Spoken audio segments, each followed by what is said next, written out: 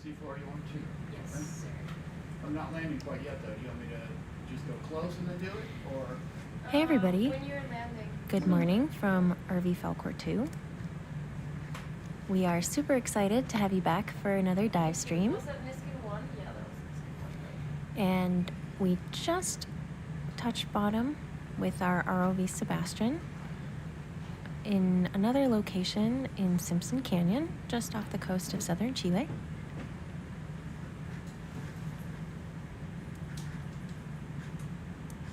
I see some more viewers coming in. Welcome aboard.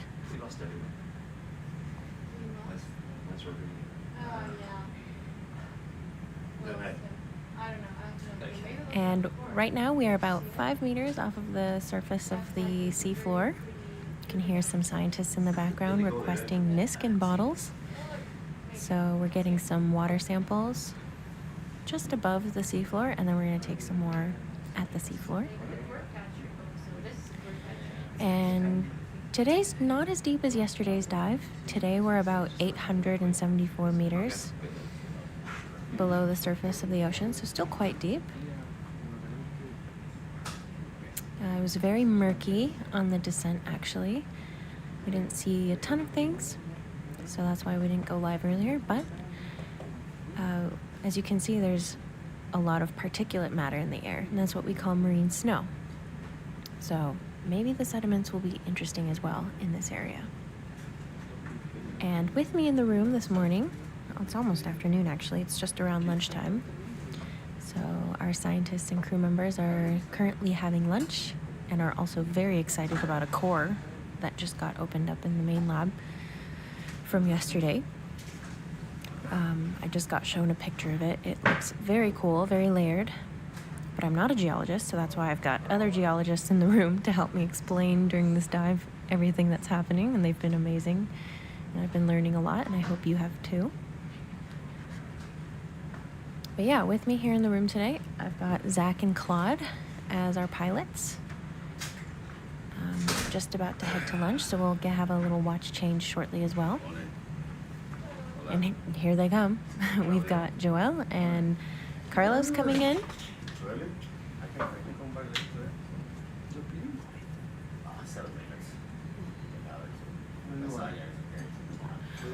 We've also got a couple scientists here. And just as I was about to say watch change, we've got coming in Joel. Hola. Hola. He's from Mexico.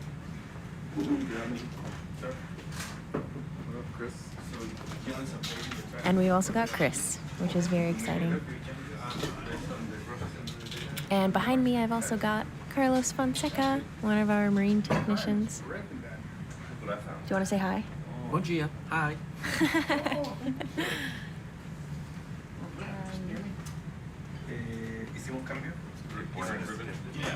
So yeah, if you're currently watching, I see we have some viewers on board with us this morning. You want to pop into the chat where you're tuning in from? We've got viewers from all over the world.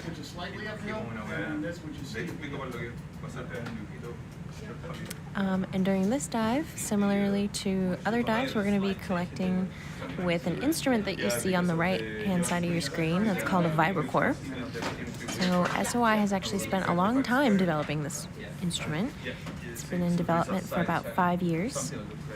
Custom made for our ROV, which is very exciting, and this is the first time, as mentioned in previous dive streams, that we've actually deployed this instrument in an expedition. So we did quite extensive testing a few months ago in between our science expeditions, but this is the first time that an expedition has been solely dedicated to sampling with the Vibracore.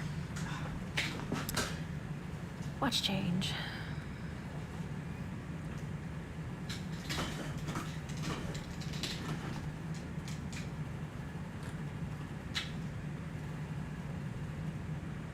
Okay, just logging in a watch change here.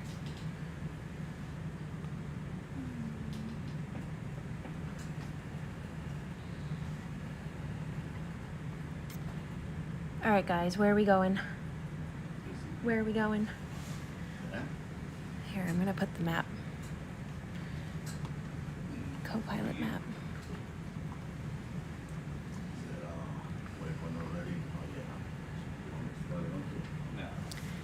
So here in the top right of your screen, you can see a little view of what the pilots see on their screens.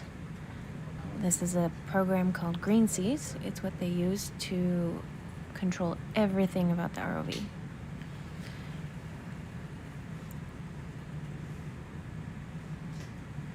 And the dark blue blip on that map is the ship itself. We've got the red circle of doom, which is the danger zone. We don't want the ROV getting anywhere close to there, otherwise we risk damage to our umbilical. And that little yellow box is in fact our ROV. And you can see a little bit of its track line. So we feed in a lot of information into this map, and we use it for planning waypoints and use it to visualize where to go next. And we also use it to communicate with the bridge. Oftentimes we need to do various vessel moves and say, hey bridge, move this way, just to coordinate, help us facilitate and coordinate that movement together.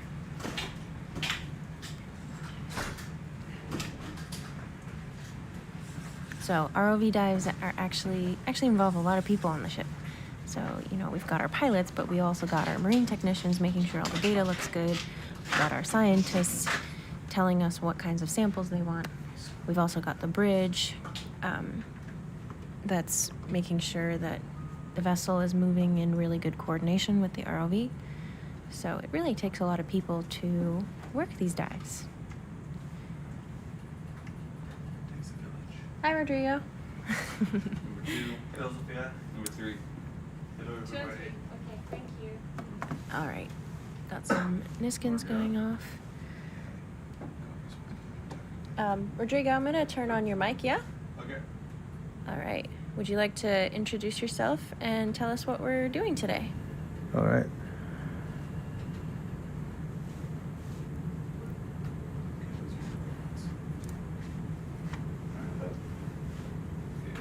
All right, you're good to go. Hello, everybody. My name is Rodrigo Fernandez. I'm a marine geologist and geophysicist from the University of Chile. And we are right now at the head of the Simpson Canyon, which is a submarine canyon located west of Chaitén area. We're in northern Patagonia. There's a canyon that connects the continental shelf south of an island called Chiloe Island with the trench. The trench being the place of contact between the Nazca Plate and the South American Plate. We'll be doing an ROV dive in a place where we want to track sediments that are accumulating here and that might be coming from the coastal areas of the inner sea near Chiloe.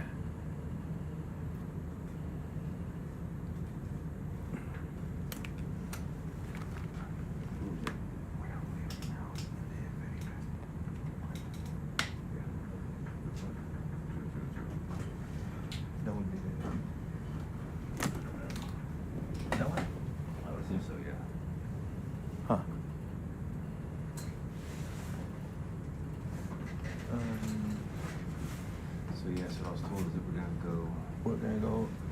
slight incline to here, and then Yes. steep incline to here. Yeah, I guess so- that, so we go that way to that Right, bend, so- and Well, the plan is to take a look. This is gonna be a sort of a short dive. We're gonna be trying to be more efficient going forward. okay. In the sense that we're taking less samples, we're not be targeting every organism that we see. So there's You say that. no. I'm here just because I want to make sure we don't. So the idea is we're gonna fly this area just to recognize the morphology, and the sampling point is somewhere there. And one of those waypoints. Wait, is that John Seafloor? said which one is the sample. Oh. Is it that one? Maybe. So, Más naturales. supongo igual. Yeah, no, I know. It's just that out of all the waypoint tags, I don't see one saying something. Those look like circulars. I don't know which one of those, because we already defined the sampling Stick up point out with of John. the So like, surface. he needs to. Yeah, just came in. They look like circular And, markings. not so these.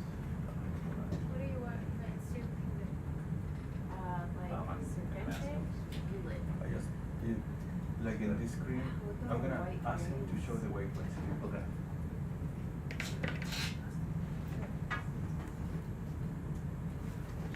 Vicky, can I ask you a favor? Small. Always something. Can you ask John to put the waypoints we define in that screen? On the multi-beam? Yes, please. Got it. And with a tag, Another thing? a special tag for the sampling location, because we did several, and one of those is the sampling location. No, those look like bivalves. Or no, right. Those happen to be, I don't know, they could be more animals. Maybe large ones. They could be broken up bits of that. That looks like a plant that needs flags. What? Plant that needs flags. Oh, Venus flytrap? Are we doing the next screen? We've already done this one. Okay. We're just waiting for it to continue on, and then we'll figure it out once we get there. I think we can continue. Okay. We can continue following the track because the sampling location. I think maybe it's this one. The turn. Yes, it's after the turn, definitely. I'm pretty sure I think it's this one. Just want to confirm with John that that's the one we defined, and that one should be located somewhere here. And we want to take a look to the morphology and if we see any seafloor features or anything.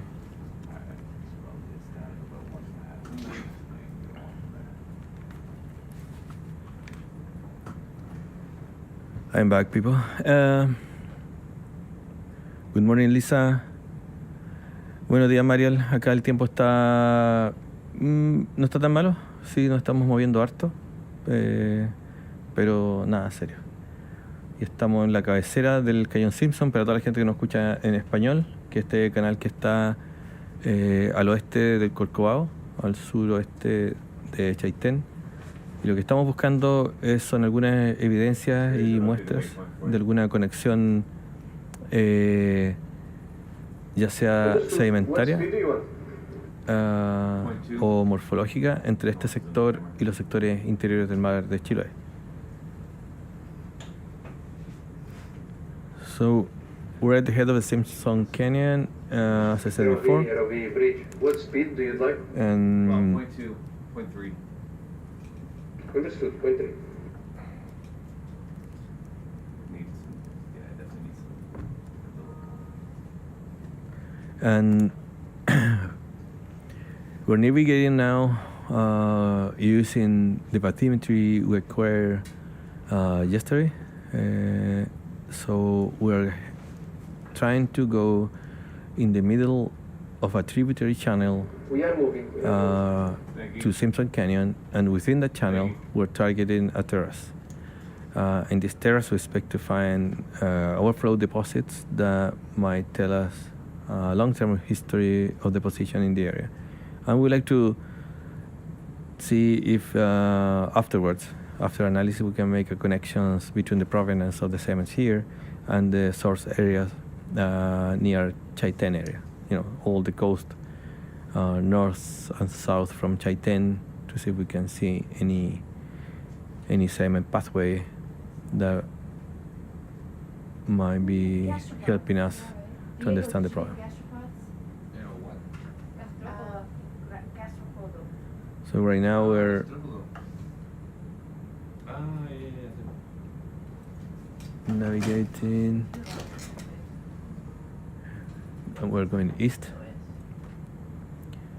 So if we could see, like, to the sides of the navigation track, we'll see that we're within a canyon with relatively steep walls. And right now, what you're seeing is the bottom of a channel inside this part of the canyon, which again is a tributary canyon to the main canyon, the Simpson Canyon.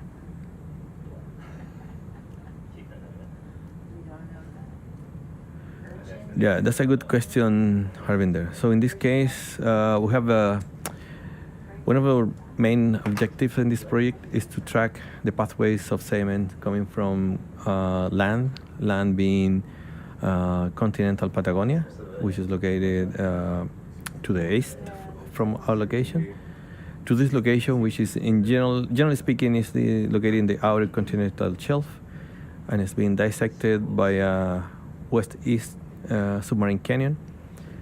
So we want to find places first that are within what we believe it is the main pathways of sediments at time scales in the order of 100,000 years, which is glacial cycles time scales.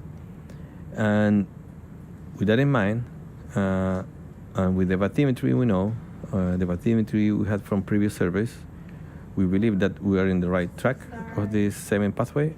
And within that area, we like to find places where there is some evidence of sediment accumulation at low rates. This is because if we take a meter sample and if the accumulation rate is 1 millimeter, so then we'll be seeing the last thousands of years. But if it's 10 millimeters, then we'll see just the last 100 years. So we'd like to be able to see longer in time with the same length of core material.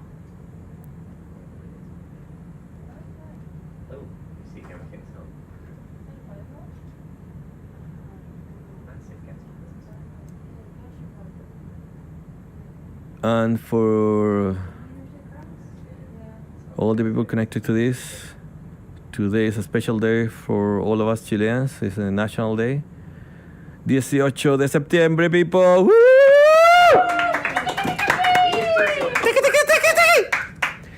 Yeah, that sounds a little bit crazy, but if you've been following the transmission, that's the way I am. So, 18 de septiembre is a special day, national day from Chile. It's the day our independence started back in 1810. Usually, Chileans celebrate the whole month. Particularly the first weekend of September is quite intense. So there's lots of food, dancing, drinking, and so on. Sadly enough, in the ship, we cannot do all we want, right? So, anyways, we're gonna have a nice dinner. Chefs are preparing for our dinner today special Chilean food, and the people from the ship very nicely. They decorated the mess hall, so we're gonna have a special atmosphere for today's dinner. And people from the science party actually preparing something special, some songs, some dancing, some photos, videos. So it should be pretty entertaining. Entonces estamos aquí, ¿verdad? 18 de septiembre, celebrando la cabecera del cañón Simpson. La gente del buque, ¿verdad? Hizo unas preparaciones especiales para nosotros para la cena de hoy día. Y en la cena vamos a tener comida chilena. Aún no sé qué comida en particular. Hubo varios intentos de varias personas de nuestro equipo de pasarles recetas a los chefs. Así que, pero no tenemos idea cuáles recetas usaron con él, no. Pero vamos a tener música. En este momento todo lo que es la parte del comedor está decorada con banderas chilenas. Y parte del grupo científico va a hacer música, unas cuecas por ahí. Así que debería estar bien bueno eso. Eso va a ser nuestra cena hoy día especial en este día 18 de septiembre.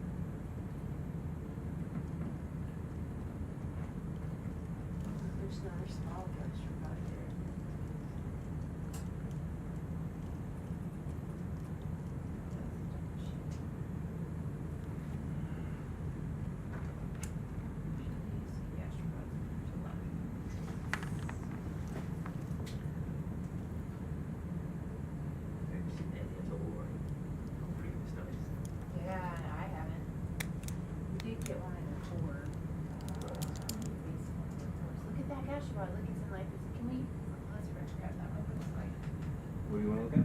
that gastropod there. Can we zoom in on it? It's right in the front foreground. It's gonna get a little dust. Yeah. Thank you, Harvin. There. Wow. Thank you. We sure want to have a good time today celebrating our Independence Day. I gotta say that the food aboard the Falcon is really, really good. Every day we have something different. That's okay. We'll see another one. All of it is very tasty, so we have no doubt that today's dinner is gonna be awesome. Seafloor observations that we have so far. But that surveys been performed to close rest for bonds close seafloor conditions. I'd say relatively flat. There's no bed forms, but there's some in fauna and higher formation. Yeah. It's a little bit unpredatory.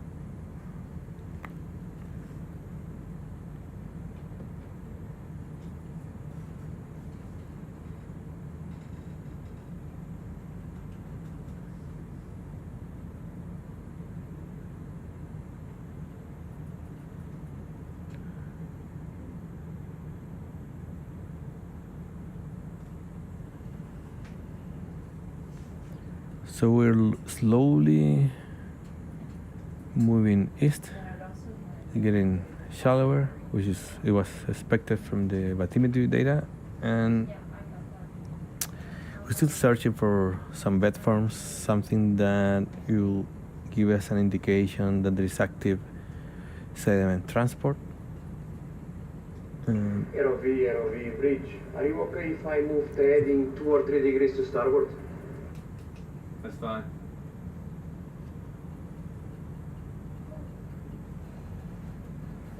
At least I'm gonna pass that message along to the chefs. I want to volunteer as well to do that. Well, actually, I've been doing it. Have you ever heard Dr. Seuss? Fish take fish, right? Fish pull fish. Like every Fish will plate I made, it has like 10 different things because I want to try everything, and everything is always good. It's incredible. What a lot of fish there are. I have the whole thing memorized. It's fun. It's my kids' favorite. Did we just crash the seafloor? That was what happened? No, Before? we didn't crash, no. We just went down and then came back up. Okay, Just hit it with the thrusters. right. Because there's a lot of clays came up in that plume. It's also a lot of biogenics.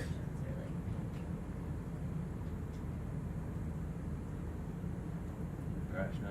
Paraiso. He's been working with Eulogio Soto there. And he's going to tell us a little bit more about all of these cool critters we're seeing on the seafloor. Fondo marino, the seafloor.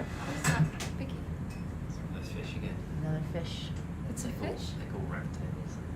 Oh, it's like biting the sea. Ragtail. Oh no, he's floating. Incredible.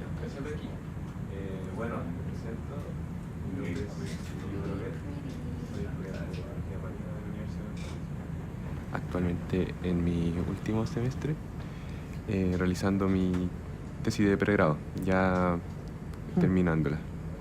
Bueno, voy a hablar un poco acerca de las imágenes que estamos viendo acá. Se pueden ver, estamos en el fondo marino, en el cañón Simpson, a 869 metros de profundidad actualmente. Aquí las imágenes bien detalladas de Sebastián. Podemos ver algunos tipos de estos peces bien curiosos y alargados. Aquí también se puede ver una especie de camarón que está mirando fijamente a la cámara. También se pueden apreciar algunos equinodermos como erizos, estrellas o fiuros. Y bueno, en comparación con el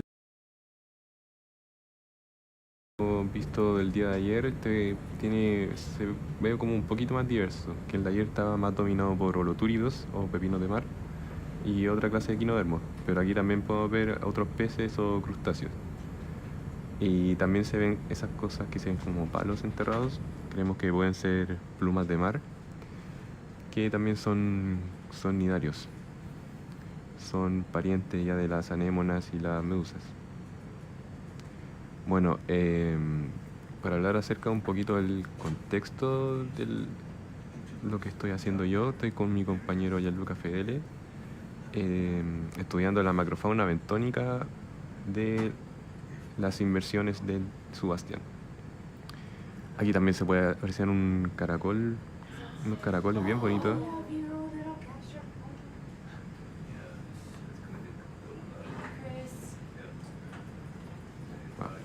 Son bien impresionantes las imágenes porque esto nos da una visión muy detallada del fondo marino. Para aquellos que no saben, esto es primera vez que se graba el fondo marino de este cañón. Entonces este ya es un hecho histórico. Bueno, como le iba diciendo, mi rol acá a bordo es estudiar la macrofauna bentónica, que son los invertebrados marinos que se encuentran en el fondo del mar, tanto inmersos en ellos, llamados infauna, adentro del sedimento, o sobre el sedimento, epifauna. Entonces los organismos que podemos apreciar ahora serían parte de la epifauna, ya que viven por sobre el sedimento. Pero también existen muchos que viven dentro de este sedimento y que podremos analizarlos ya una vez que, con la ayuda de Sebastián, usemos unos scoop bags, una especie de bolsa para sacar muestras de este sedimento y poder después allá en la superficie analizarla acá en el laboratorio. Ahí se puede ver también otra especie de estrella bien grande con un fibro al lado.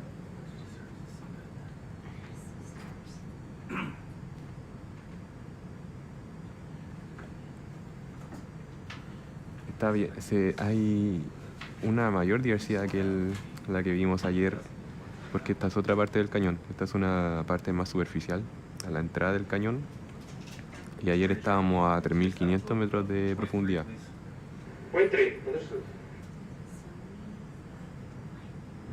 Bueno, una vez que tomemos muestras del sedimento, esperaremos tamizarlas acá a bordo y después analizarlos bajo lupa para ver los organismos invertebrados que se encuentran dentro del sedimento. Lo que más hemos visto hasta ahora son poliquetos, que son gusanos marinos de una alta variedad de formas, de colores y tamaños, que muchos nos pueden servir como bioindicadores del estado del suelo marino.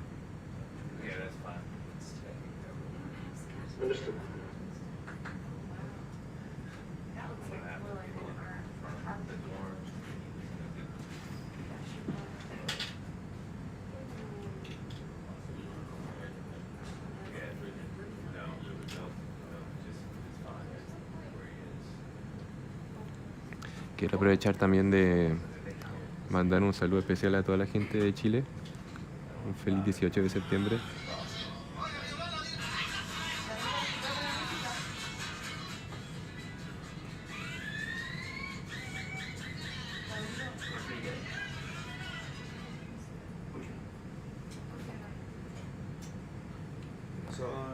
That was the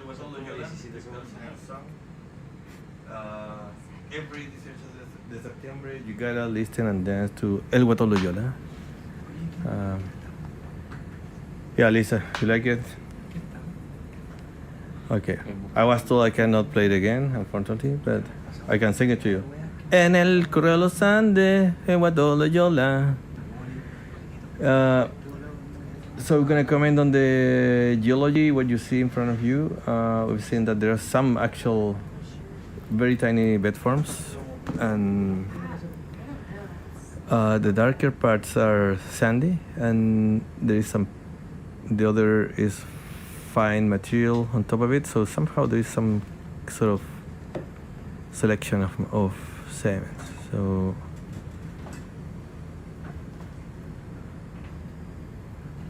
para todos los chilenos que están escuchando, alcanzaron a escuchar unos segundos de El Guatón Loyola, canción típica tradicional chilena, que debe ser tocada. Este es un debe ser cada 18 de septiembre. Y por el lado del proyecto, lo que estamos viendo en su pantalla ahora son como unos parches oscuros, arenosos. Entonces no tenemos evidencia que efectivamente hay transporte de arenas oscuras en este lugar. Y lo que ven a los lados es material mucho más fino. Y seguramente lo que está ocurriendo es que ese material fino no está todavía bien consolidado en el fondo. Y debe haber algunas corrientes que limpian ese material y dejan ver un poco alguna capa arenosa que está por debajo. Esa sería al menos mi interpretación por ahora.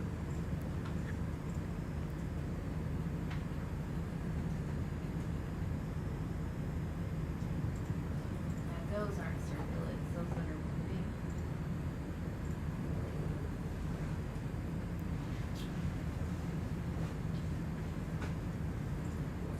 Rodrigo, can I make a couple comments on the other things we're seeing on the seabed? Sure, go ahead. Okay, so this is Becky Totten from University of Alabama. Roll Tide. Good job, Mane. Mane is our fearless PhD student. She's had 2 very challenging advisors. She's always in this room taking extra notes. We're always pointing at her and asking her to take more notes. One of the things we're taking notes on right now is that there's this abundant community on the seafloor, abundant life, and a lot of what we call infauna, things living in the sediment. And we were just noting, Seb and I were just noting, oh look, a sea star. There were some holes where it looked like animals were living. I'll see crabs can also get in the way. If they burrow at all, that kind of destroys some of the stratigraphy. So that's one of the things that we're noting when we're thinking about the stratigraphy or the layering of the sediments when we collect cores. We just need to have a good understanding of if it's been disturbed by these biological processes on the seabed and below the seabed into the sediment. Some of the things that we're noting, you can see a few brittle stars, but you can also see these smaller shells that are gastropods and larger shells. There's some large gastropods. We went over there. Holes. What's that? Sorry, I was talking to Seb that we saw huge holes and there was this organism. forming. Yeah, so Mane's just made a comment that there were these large holes, and it looked like there were some of these organisms, even some of the echinoderms, moving in and out of those large holes. So those are places we would want to avoid when we're taking cores. Another thing, oh, look at that. Yeah, that. We've got echinoderms, sea stars that are burying themselves. Do you think that was a whip coral? I don't think that's what that was, but that's very interesting. We're learning a lot just by getting a view of the seabed here. I'm fascinated by the gastropods. I love sea snails. They are so fascinating to me. But one of the things we noticed, we just flew over one, some of these organisms that are sitting on the seabed, kind of like lilies or like flowers. There's one in the upper left. Some of them are anemones, but some of them are actually corals. And so one of the things that we passed over earlier, we're paleontologists here. So I mainly study, I like dead things that leave behind hard parts. So yes, you can laugh at that. The squishy stuff, I don't care as much about because it doesn't often get preserved in the fossil record. What's that? Well, I do. Dead things I study dead things. I get paid to study dead things and play in mud.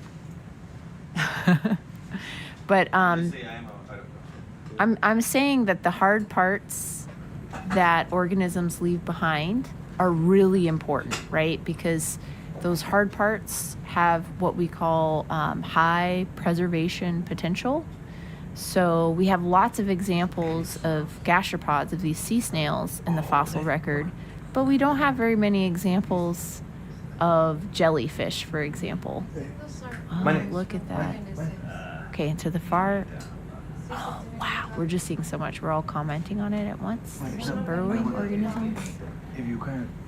There's some larger gastropods with brittle stars on them. Yeah, we're gonna frame grab this. We're all getting excited. We're learning so much just by looking.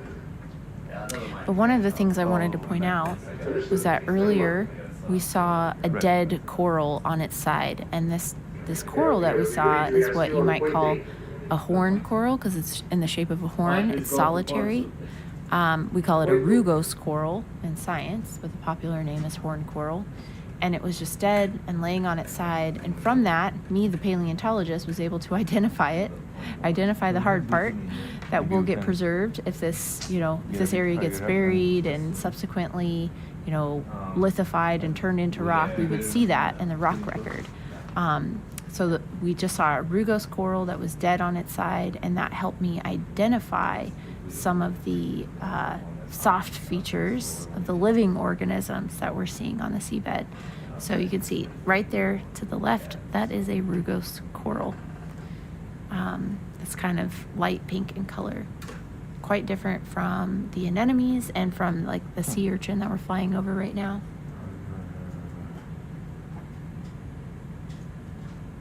Any other comments you guys want to make?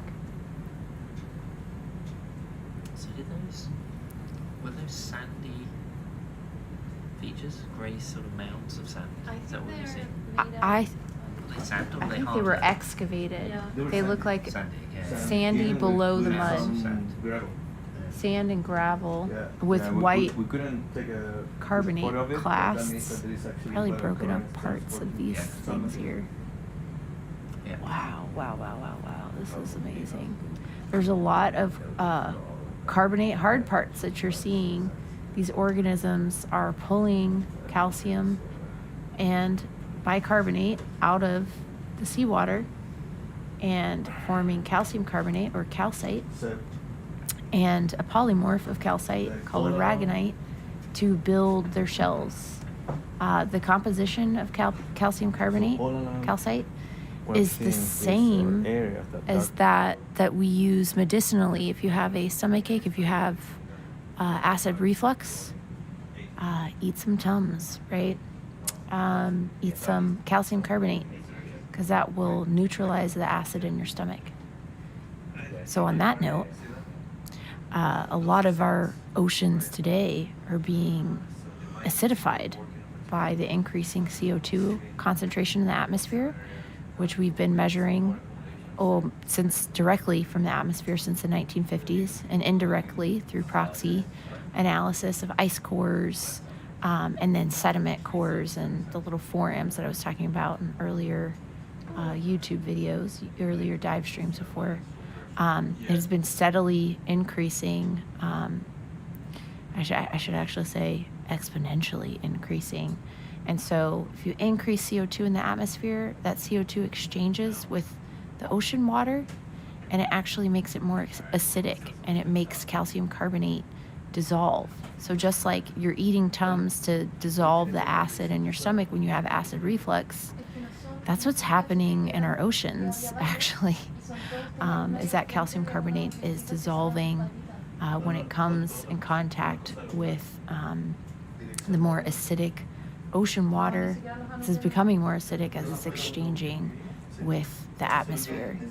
So this is why places like offshore Australia, the Great Barrier Reef, areas around the Caribbean that have reefs that have had these massive, what we call coral bleaching events, where those corals, like you can see the polyps coming out of that rugose coral there in the cam right now on the seafloor. Well, that's also how the corals that live close to the ocean's surface in the photic zone that are in symbiosis with algae, they struggle when it becomes too acidic, and we have coral bleaching events where they have massive die-offs.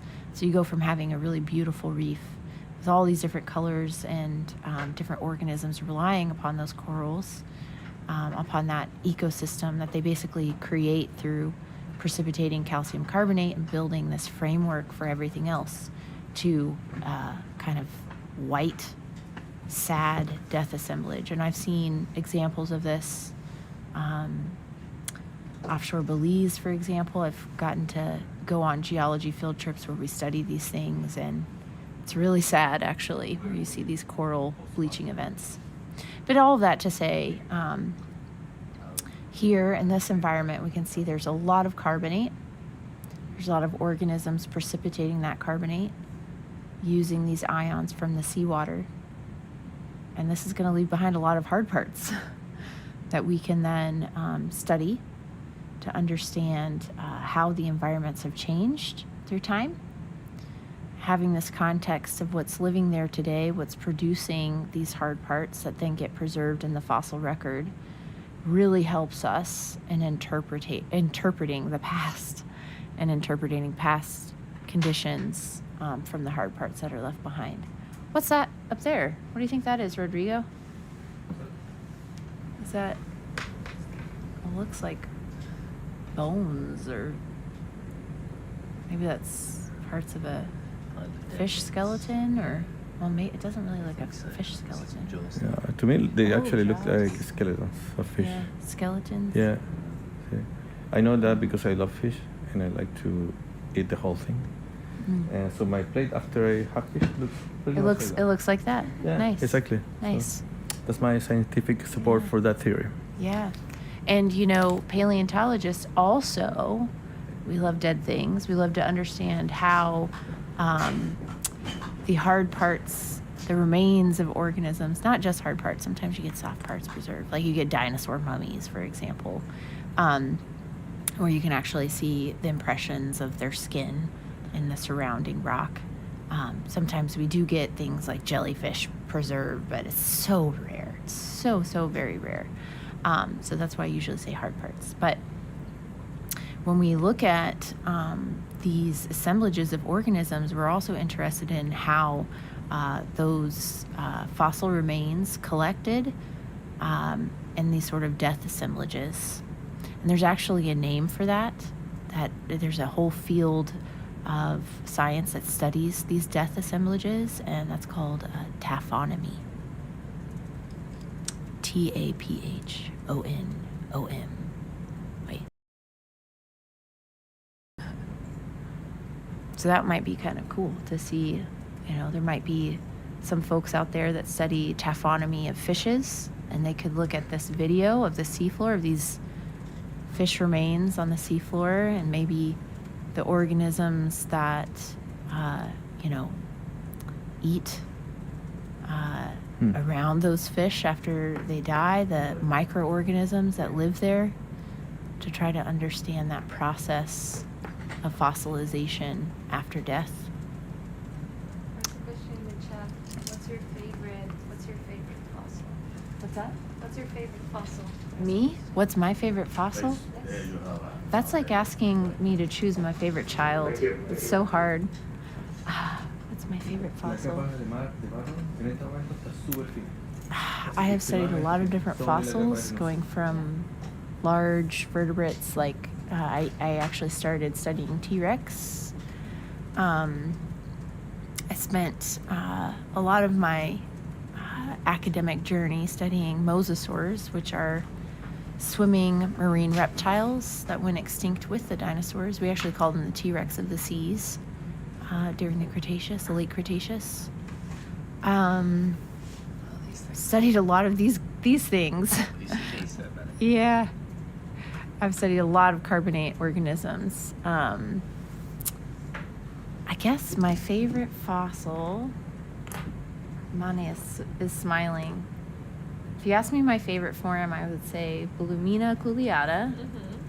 If you ask me my favorite diatom, definitely Eucampia antarctica. Yes. If you ask me my favorite dinosaur, I really like psittacosaurs. They're really cute. They look like little dogs, but they're ceratopsians, just like Triceratops. Psittacosaurs with a P. Psittacasaur. I think I did that right. But yeah, of the swimming organisms, definitely mosasaurs. Definitely platycarpus. Yeah. I love platycarpus. They have a foramen on their head. We think that they were actually deep diving. These are extinct marine reptiles, most closely related to sea snakes. and Komodo dragons, monitor lizards. And they had this light sensing organ, we think, because there's this large forum and this large opening on the top of their skull.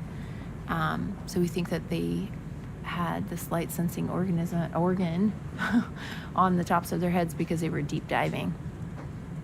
So that's probably my favorite, from the micro to the macro. Really hard to choose, though. I really like crinoids too. We were so excited about the crinoid we saw yesterday. What's your favorite organism, or your favorite fossil organism, Mane? I'm gonna make Mane answer first. She's really not liking this question because, again, it's like choosing your favorite child. Oh wow! What's that? What's that? Oh, that What's looks that? like a bat. Trash. Trash. Brain grab. Shall we that. pick it up? Anthropogenic. Let's pick it up. Trash. Can we? Where do you want to put it? It's our first evidence we've seen of that. Please come to us, please. Where would you put it? We don't really have to. Stop it, stop it. I was thinking yesterday how it's evidence we've seen anthropogenic, which is great. Entonces, Oh yeah, here's an anthropogenic. Yeah, I already did that. You already put it in? Yeah. God, you're fast, Do I have my Mane. mic on? All right, what's your favorite fossil, though? so, hola a todos, estamos acá, seguimos con la transmisión, la parte en español, estamos en la parte arriba del cañón submarino. Lo que están viendo ahora, acabamos de encontrar basura. Esto se ve como algún elemento de plástico. Ahí estamos, no solamente hacemos ciencia, también nos dedicamos a recoger la basura de los fondos marinos. Y la vamos a poner, ahí la acaban de tomar los pilotos con el brazo de Sebastián, y les vamos a poner algún contenedor para poder traer la Interesting, though, that there superficie. was abundant life around that piece of trash. So we're picking up trash. You know, we're not only doing science, we're also trying to leave this floor as clean as we in can. the So basket, picking up the scoop bags will fit there. trash Put right it at in this the one in the moment, back. doing some good for the Okay. oceans. Okay.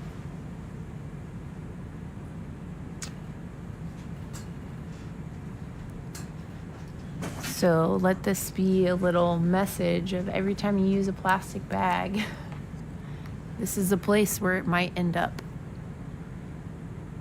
You may put it in the trash, but it may make its way to the ocean. Huh. Landfills and what's that? It's very muddy. Like we have very low visibility. Yeah. So you can Kind of imagine yellow in this. color. We are right now at 856 meters water depth, Use west from use Patagonia, fabric in a very bags when you go to isolated the grocery area. store. Density Yes. population is really low, and still we managed to find some trash in the seafloor. That kind of tell you. We're picking up trash. He loves to go and just pick up trash around like Tuscaloosa. Oh, really? Yeah. Yeah, Lisa. But on the other hand, we're here and we're gonna pick it up, see how the pilot's trying to get a good hold of it. It would Oh, be that's interesting to know if interesting. this Thank you trash for comes cleaning it from land Chat. or from ships Let's that just hope it will stay in the ROV. navigate this area. Wow. It's a piece of plastic, but it doesn't look like a. Use less plastic. Doesn't I look mean, like a that's regular- another thing actually we should talk Probably about. thick or something. Rodrigo. Uh-huh. Maybe we should talk about plastics and how they're in every ocean basin of the world, including Antarctica. Yeah. There's plastic everywhere now. Everywhere. Especially in microplastics, Mhm. not so microplastic. What's the name after micro? Like when it's just larger than micro. Macro. No. There's something in between. I know because I met this researcher, and she was doing a work in not micro, no macro, something in between. Not Mayo. 'cause that's a, I think it was that's what we something say in like biology. particles around a millimeter, half millimeter in size, something Oh like that. yeah, yeah. And you still get a lot of it everywhere by currents, waves. And then throughout the trophic levels, all the animals within the food web have plastics. I'm thinking of a word different from microplastic because Okay, hold on. it's something a bit larger from typical what is considered micro. Nanoplastics is also a thing, but that's smaller. Right. It would be something like milliplastics. Yeah. I'm inventing new terms here. Why not? Ah. Entonces aquí estamos viendo este plástico que acabamos de recoger del fondo marino. Algo interesante sería saber si esto se generó en la tierra o viene de algún buque de los tantos que navegan por aquí. Pero pensemos que estamos en un lugar bastante aislado, lejos de cualquier centro poblado. ¿Cierto? Estamos a 856 metros de profundidad en la cabecera de un cañón submarino en el oeste de Patagonia. La verdad es que si uno tuviera que apostar, este sería uno de los pocos lugares donde uno podría esperar encontrar basura, y aquí la encontramos.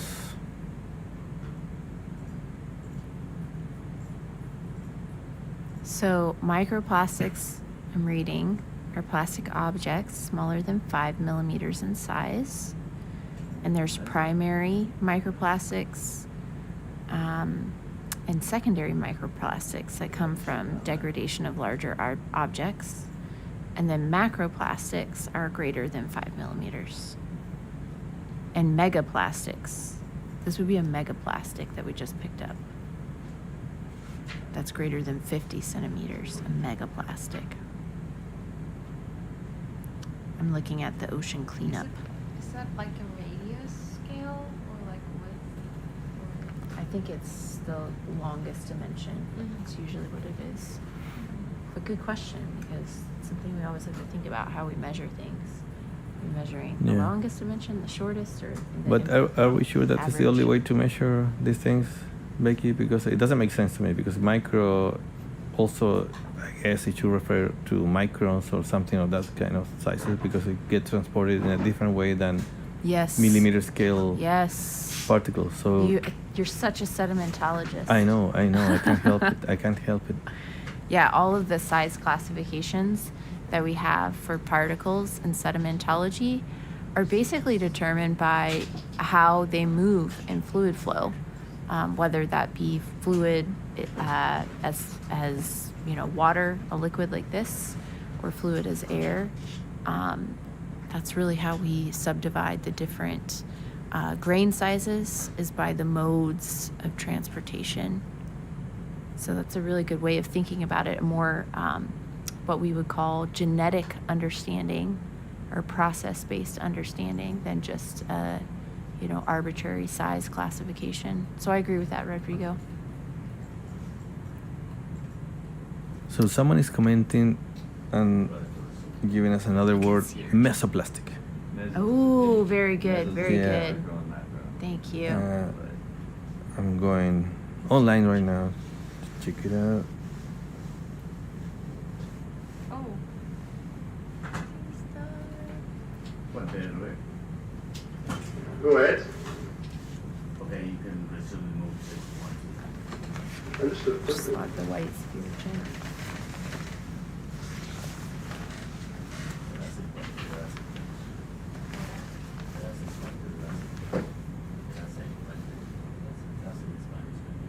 Oh wow, what's that? I have no. Okay, so the white Is that a looks like a No.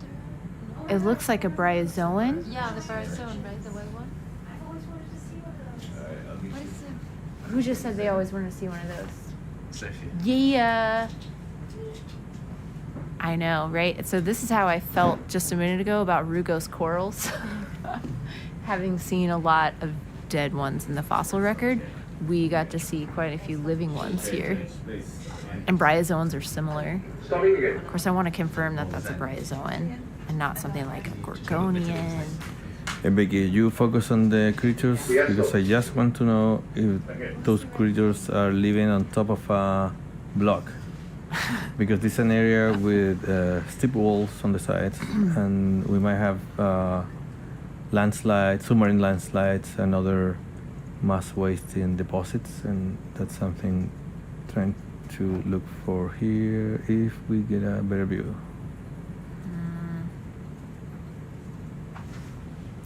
I'm not sure that was a bryozoan. It looked like one. Yeah, it looks a lot like some of the ones we Have been see. there. No, not really. There's no machine. This is something of interest for anybody who cares about the health and cleanliness of our oceans, particularly of the seafloor. So that's why we care. Assuming that you're talking about the plastic bag we just recovered from the seafloor. Mariela, hola, prima, ¿cómo estás? Sí, claro. Imagínate que estamos acá 856 metros, 54 ahora, de profundidad, al oeste de Patagonia, un lugar muy aislado, donde no hay casi nadie, muy baja densidad poblacional, y aún así encontramos basura en el fondo marino. Bien increíble, la verdad. We can go back to the frame grab, but it was more like and planar, or what's the right word? Along one plane. Unlike a coral, that would be most likely in multiple directions. Saludos por allá, prima. Saludos a todos los primos y la familia que están conectados en este momento. Bueno, en este mismo momento no se ve mucho porque se levantó unas nubes de sedimento y material biogénico, pero hace un ratito nomás, es que están recién conectándose, recogimos basura, una bolsa extraña de plástico, y comentábamos que en este lugar tan aislado, lejos de todo, con ningún centro poblacional grande cerca, sí con harto tráfico de buque, era bien increíble que escogiéramos un punto. Bajamos con el robot Sebastian y nos encontramos con basura en el fondo. Bien, entre triste e increíble esto de hasta dónde llega cierto la influencia humana en todo tipo de ambiente, en todos los lugares casi del planeta. So we were talking about it could be a bryozoan, but the morphology of the shape of these kind of arms that branch out, almost like a tree. Hopefully we'll get a good view of it here in a sec so we can look at it again. Remind me more of gorgonians, which are these soft corals. I think it's probably a gorgonian. They also like to attach themselves to hard substrates, and this rock would present this large clast that seems outsized with respect to all of the smaller particles around it, would present a nice hard substrate. Yeah, I think it looks more like a gorgonian. Yeah, that's not a bryozoan. We have to look at the very fine scale, though. Question for the marine biologist: what's the size of the thing? Can we get a sense of the scale so we can get a sense of the size of this? I would say that that's probably between 10 and 20 centimeters across. Okay. The part that goes to the right. So What maybe are the ROV pilots saying? Because you guys are working the cameras.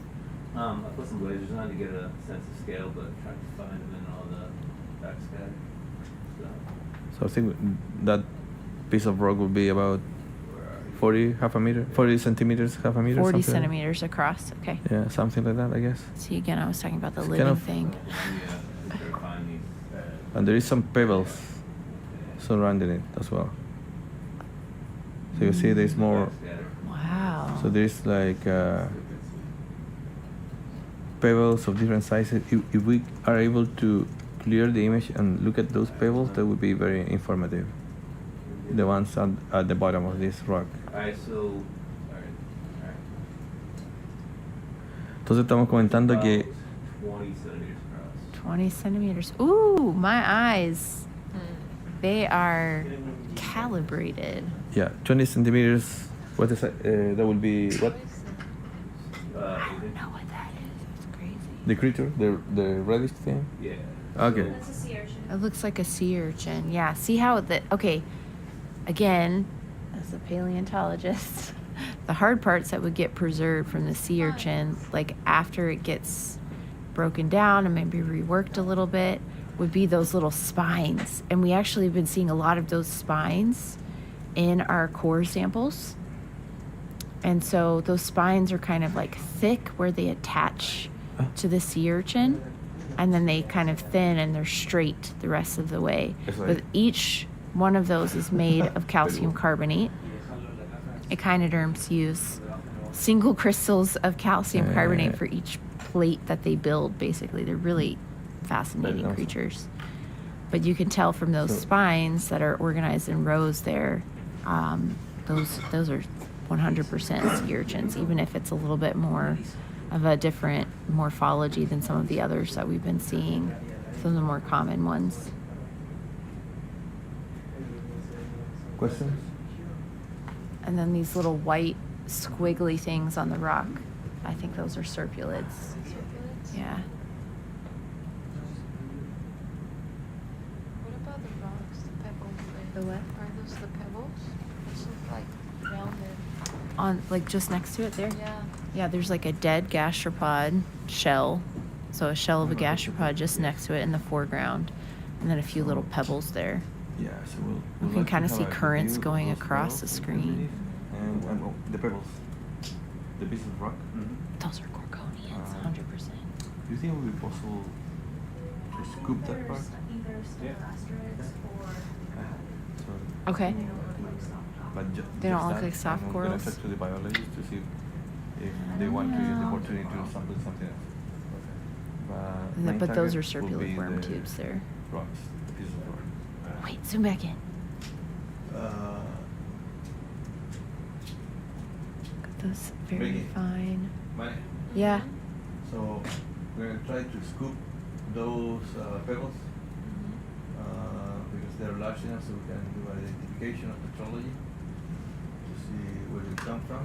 That's one gonna be the main target. And ¿has tenido preocupación de sacar el bicho ese rojo? Yeah. They look so bright, so. We need to look at them to see if we can see the like septae, or if it's more like pores. Pero esto está empezando a the suceder. white. Yeah. Entonces, ¿qué? ¿Pero qué método de sacado está empezando?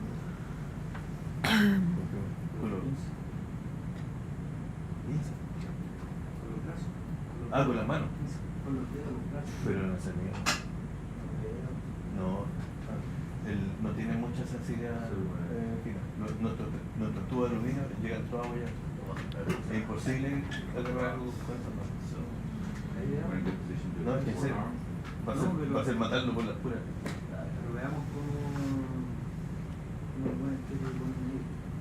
Le puedo preguntar, pero con las manos no.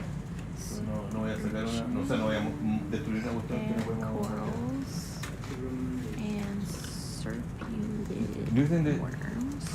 Is there any method Large that you guys can think of to sample this creature that won't destroy it? That's the main part. The sea urchin?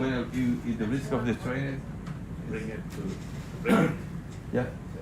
we can get it off of that rock without doing too much damage. You know what? I don't know where we put it. But with what tool? You mean with the hands? Yeah, the thing is gonna get all destroyed. If we soak it, we'll come. Things attached. It's like meat to us. It's attached, I think. Yeah. So, I think the safer way would be maybe that. Try suction. What are the white things? It's probably only about No. that big, but it's. We If can, if it goes through that tube, it's gonna get. Or we can scoop it maybe. Did you end up deciding With that that. you're picky? Why? Those Like are you would scrap definitely it like this? corals. we'll try. And I Then was we saying maybe recover. they're Gorgonians. Because And then we're we zoomed scooping in more anyway and for the Sophia pebble. said, no, they Sure. look too Like hard. I'm saying, it's- Gorgonians are soft. The ones in the I don't know what it's gonna do. The white here. We can do it. ¿Y cuál es la razón de que quieres esta? ¿Hay alguna razón súper importante? Bamboo. ¿En estos lugares o en general? This is just so cool for me because I've Okay. looked at lots and lots of fossil reefs. I don't ¿Y often luego get qué to hacen look con eso? at modern environments. But again, coming back to taphonomy, Can we, in the meantime, just try to sample the how figure out these where living to do the organisms picture. die, Because to leave me, behind honestly, preservable parts, usually the hard parts, If we don't have make their way into the very- rock record. You can see that exactly in that view that we just had, all those spines on the seafloor. Super cool. Scoot back here. Super fun for me. Substrate. I don't see how we can sample that. Problem is that I don't think we have a good method to sample it, and I just, we're gonna kill it for nothing. That's my. Yeah, I think we should leave, I mean, unless, I don't know, I think the sea urchin can stay, but we could take a scoop bag of all the spines just next to it. We're gonna scoop the whole thing, so we're gonna get back pebbles and whatever is around. Okay, Yeah, but that nice. but little but picture leave it be. kind of- We'll get all of the, again, the death assemblage. Yes. That's what we'll get. We do that? Decide. Okay. You can use that one to not, So we're look just- at it, put it back on. This is so cool that they can use lasers to tell the distance. Super high tech. Estábamos tratando de decidir qué es lo que vamos a mostrar y con qué método lo hacemos. Y acabamos de decidir entre los investigadores, tres de cuatro de los investigadores principales del proyecto, de que vamos a dejar esa criatura bonita ahí en la roca y nos vamos a concentrar solamente usando un método que se llama una bolsita que se la vamos a marchar por el fondo y vamos a sacar las rocas pequeñitas que están en la parte de abajo de esa roca mayor con todo el material que básicamente está material biológico. Esta decisión la tomamos porque no tenemos un buen método para poder resolver eso de otra manera y sería en el fondo destruir o matarla por nada. Así que vamos a tratar de ser bien conscientes de que es interesante la ciencia y todo, pero también queremos proteger lo máximo What scoop la vida. number is this one? That would Five? be number 7. 7. Harvinder, yeah, good question. So we're just having a discussion about sampling strategy for this place. We have a permit that we negotiated with the Chilean authorities about sampling. So basically, if we have a good reason, scientific reason, we can sample anything that we decide to do.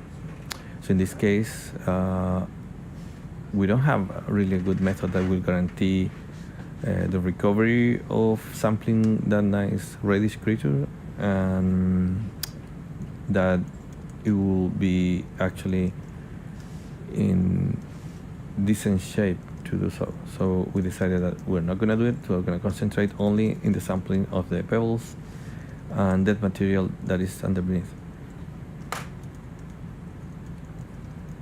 That cloud of 7 is something that was within the bag, right? Before.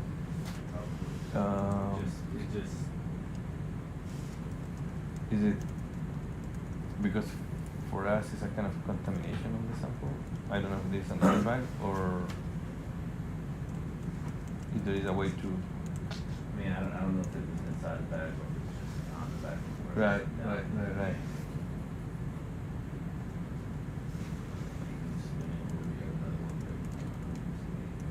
Or maybe if we check it and see where the cloud of sediment is coming from. I had the impression that it came from inside, but maybe I'm wrong. And none of mine. We're gonna spin that and get all that dirt out of there. Or maybe it's from the outside. It has kind of hurt us. Yeah.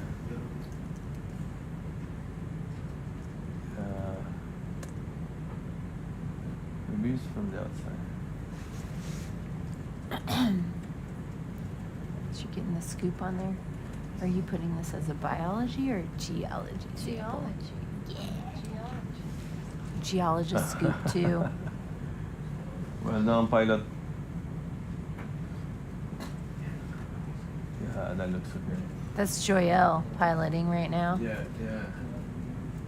He's very smooth. Mm-hmm.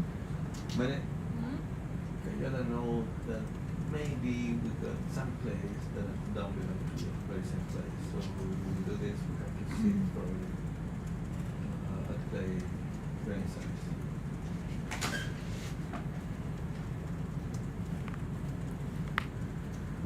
Entonces lo que estaban viendo recién, teníamos algunas dudas si la bolsa no había atrapado algún material muy fino, arcilla de otro lugar. Así que el piloto, ¿cierto?, con mucha habilidad está haciendo esos movimientos para limpiar un poco en caso que hubiera algo que se nos hubiera quedado dentro. Y ahora vamos a utilizar, ¿cierto?, el brazo y vamos a sacar las muestras del material. Nosotros le llamamos siliciclástico, que son trozos de roca, y material muerto que está en el fondo. Entonces vamos a hacer esto, una maniobra que tiene que ser de alta precisión para poder sacar eso. Entonces en este caso lo que nos vamos a llevar es solamente el material muerto que está abajo y las rocas, que es lo que es el principal objetivo de esta inmersión en particular. Wow.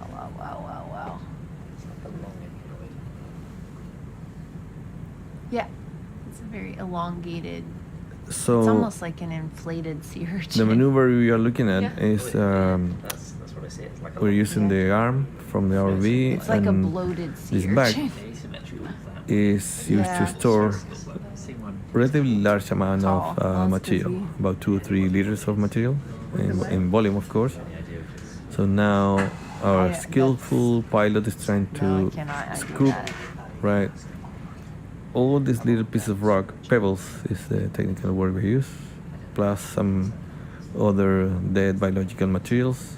It's attached to the And so with this, we will attempt to do a petrological study of the pieces of rock, and that will help us to identify where these pieces of rock come from.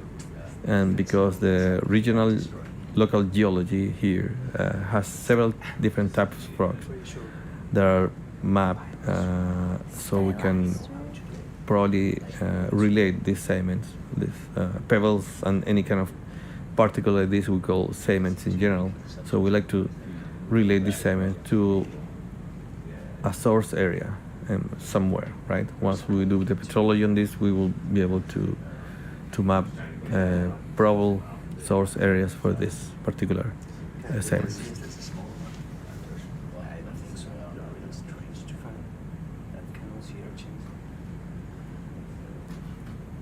There is a biology question in the chat from Anari Duplessis.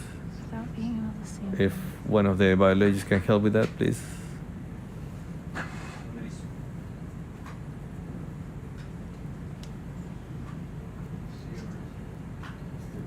Yeah, so we know what we have and what else we need, so. Focus on that.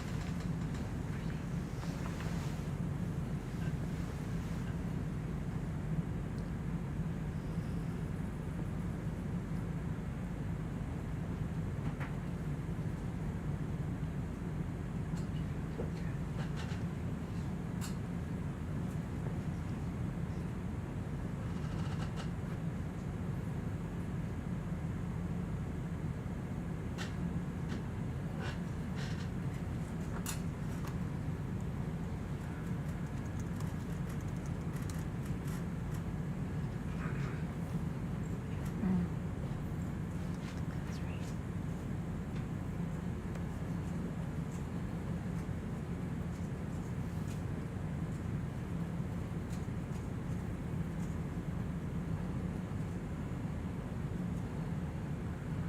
Nicely done.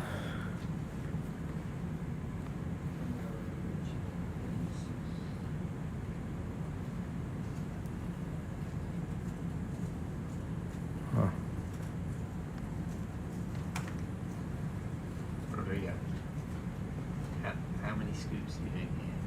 Oh, there's just one spot there with several different types of rocks. Okay. And after that, we You're not doing any calls or anything? here. Bush calls or anything? No. It's 2 calls. No. Right after this, we continue to the sampling location. Yeah, because just discussing with you like here at the moment. What do I? He's discussing with you like here. Thanks, Sophia. Yeah, yeah.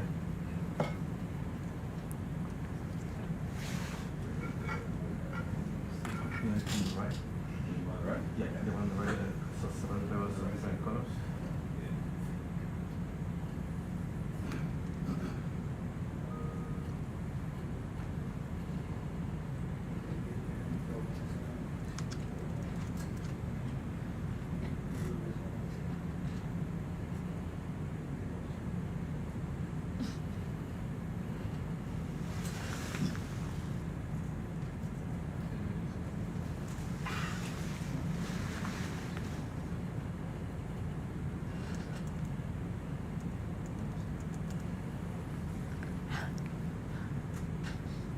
Dyslexia strikes again. Dermachinus. Horridus. Horridus? Horridus. Horrible. No.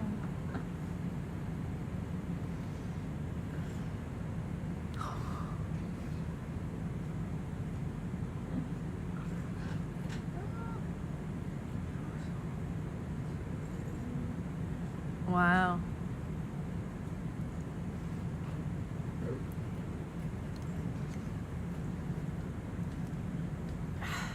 Can't spell. Is it okay if I ask Jacob to take over for a few minutes? Yes. So you can eat lunch. I just want to breathe air. It's really beautiful outside. There's all these albatrosses flying around. Did you see the albatrosses? I'm gonna. Actually, several different species. We counted at least 5. Alex was taking many pictures of them. So I can't take pictures of that quality. So he said he would share. It's been shared. Yeah. Well, he's been sharing his best. He's very picky.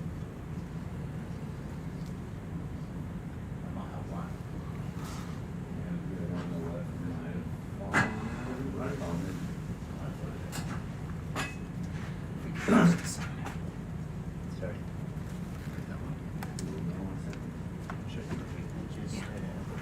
Messaging Jacob. Yeah. Yeah. Maybe we take a break. I do this, we eat lunch, and come back. I think. Okay. Did we get most of it? I think right on the right. You mean?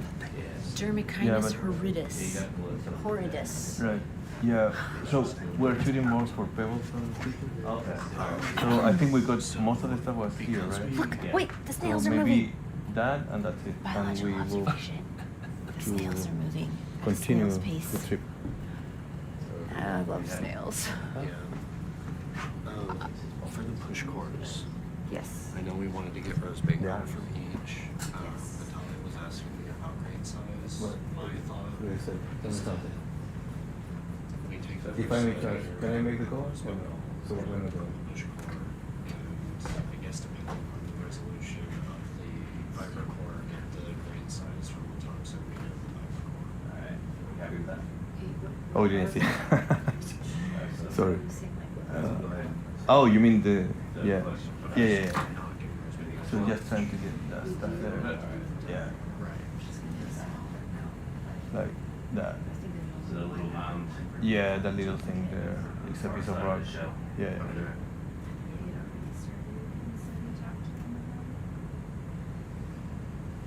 Not when I was there.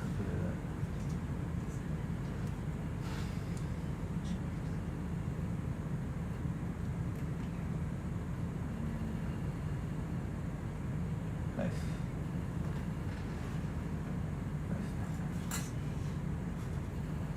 Oh, get in, get in.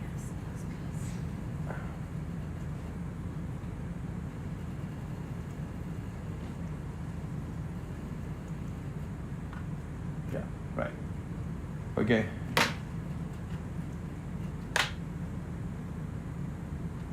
Thank you guys. So after this we shall just continue with the track line.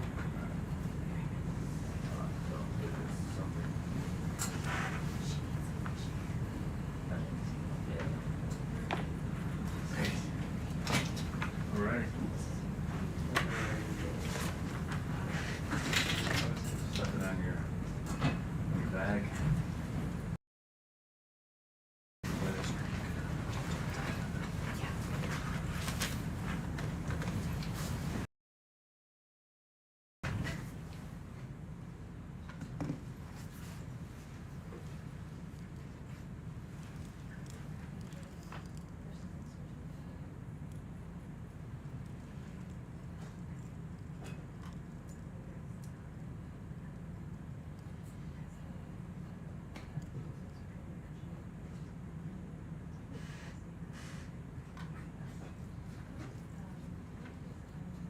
You're on the left side.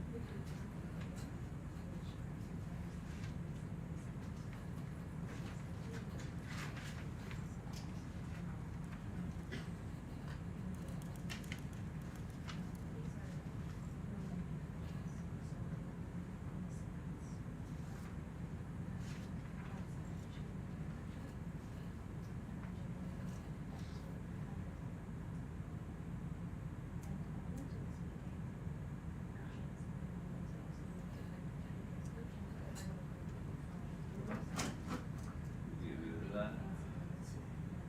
So I would just arm up, put your elbow up, and just bring it straight down. Yeah, there you go. Perfect.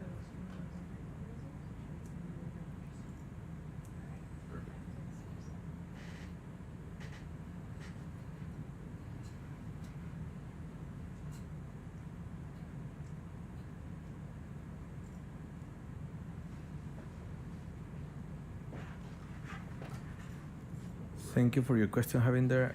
Yes, that's true. We have various freezers of different temperatures. Usually for sediment samples, we like to keep them at 4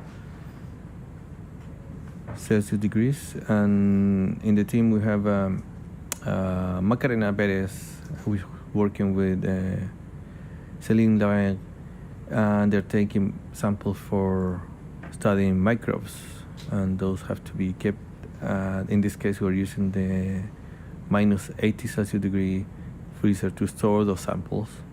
And then after we get off the ship, we need to try to keep the same temperature all the way until samples get to the university.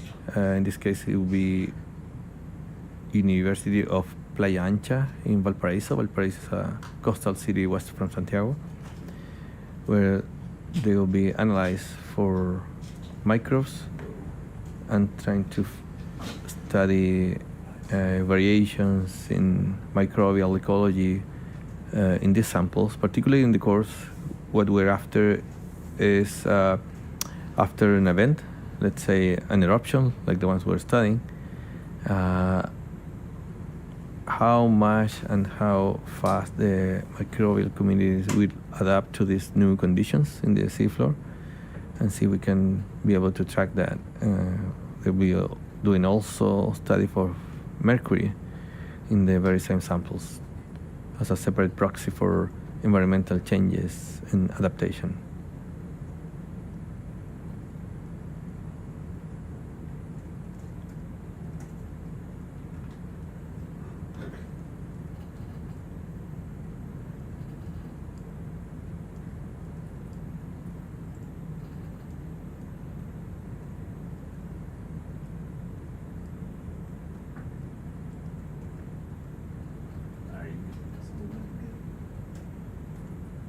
Wait, so you restart resume, please. Right. Jacob, can you log Adesso all these starting to move. large 0.2. bodies we're seeing in the seafloor? I can. Sorry. Can you log the fact that we're seeing these large pieces of rock? Yeah. And like write down a sense of the size? So those two lasers are 10 centimeters to give you a reference. Okay, that's nice. So they will be up to about half a meter in diameter. They look rounded, not spherical, but somehow rounded.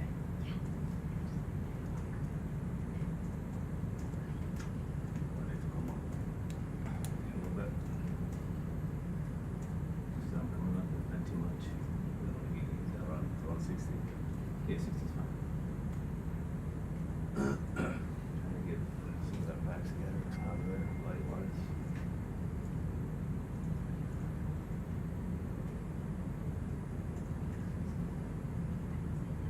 Oh, there's some large ones.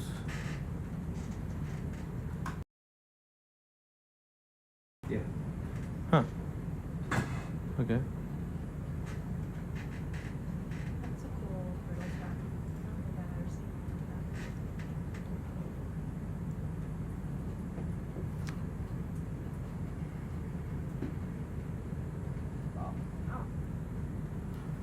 So Jacob,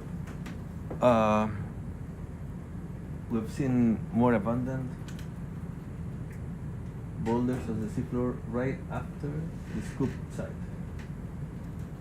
Okay.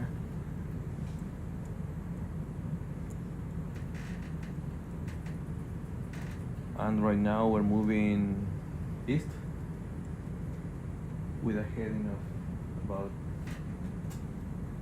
100. Whoa.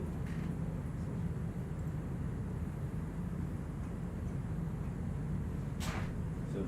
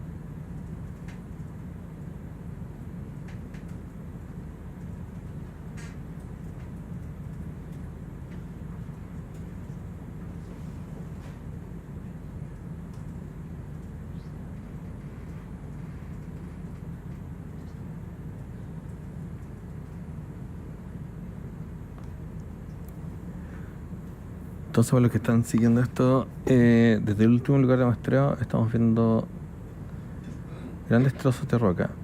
Oh, este es bien grande. This is a large one, right? yeah. Oh, wow. This is very nice.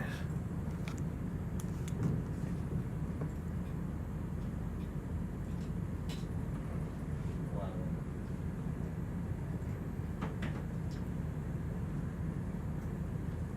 Jacob, can you estimate the size of this boulder? We got measurement on it right now, so you can come back and do it if you need to. I'm gonna be over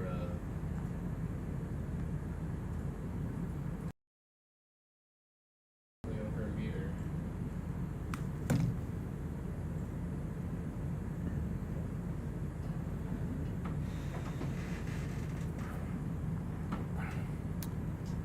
Yeah, I would say about a meter Yeah.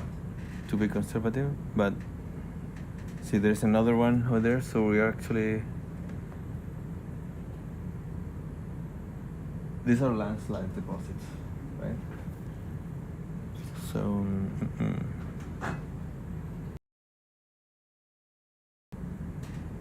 They were a pretty decent gradient. Right.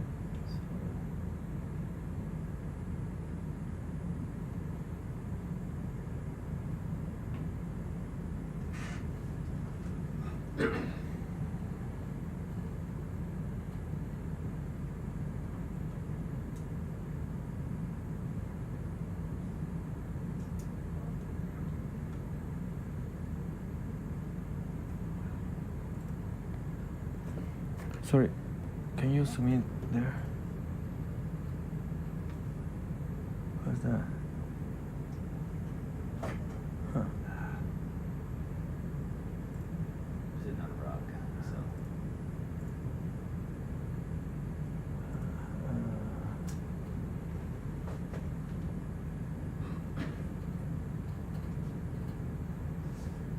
Huh. Interesting.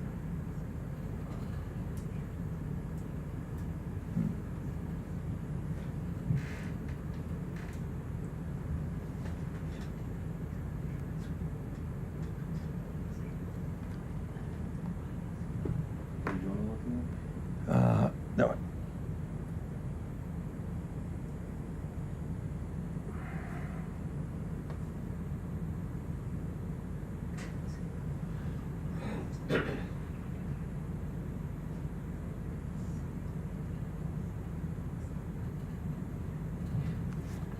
Yeah, that would be that place. It's difficult.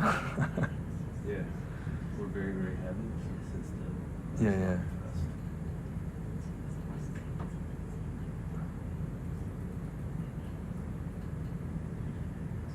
As long as we get like a nice image, we can review it later.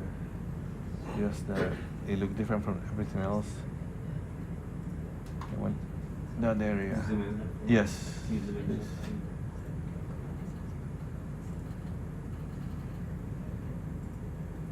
Right. Okay. That's nothing. Yeah. Jacob, you see that? Can you look at that? See the grain size we're looking at and the different colors of particles? So we got sand, right? We got maybe some gravel. Different colors means polymictic, probably. Can you zoom out now? Zoom out. And Jacob, if you look at this area, there, see that there's also different colors of rocks. Yeah. Also meaning that it's probably a polymictic source. You know polymictics? Polymictic? No? It means different type of petrology. No, different type of rocks. Okay. So if you do petrology, you'll see different dots if you make this a plot, right? Different from monomictic, which means that it's just one type of rock, Oh, okay. one type, right? Yeah. So you plot it, it's gonna be like everything will plot around the same spot, right? In this case, you plot it and you got like several different Yeah. clouds of plots. Yeah. So that's something, right? So this is also reinforcing the idea that we're looking at submarine landslide deposit, and not something that came transported from the continental shelf to this area, right? Okay. So, which is actually not good for us, by the way. Okay. Happy? Yep. Alright.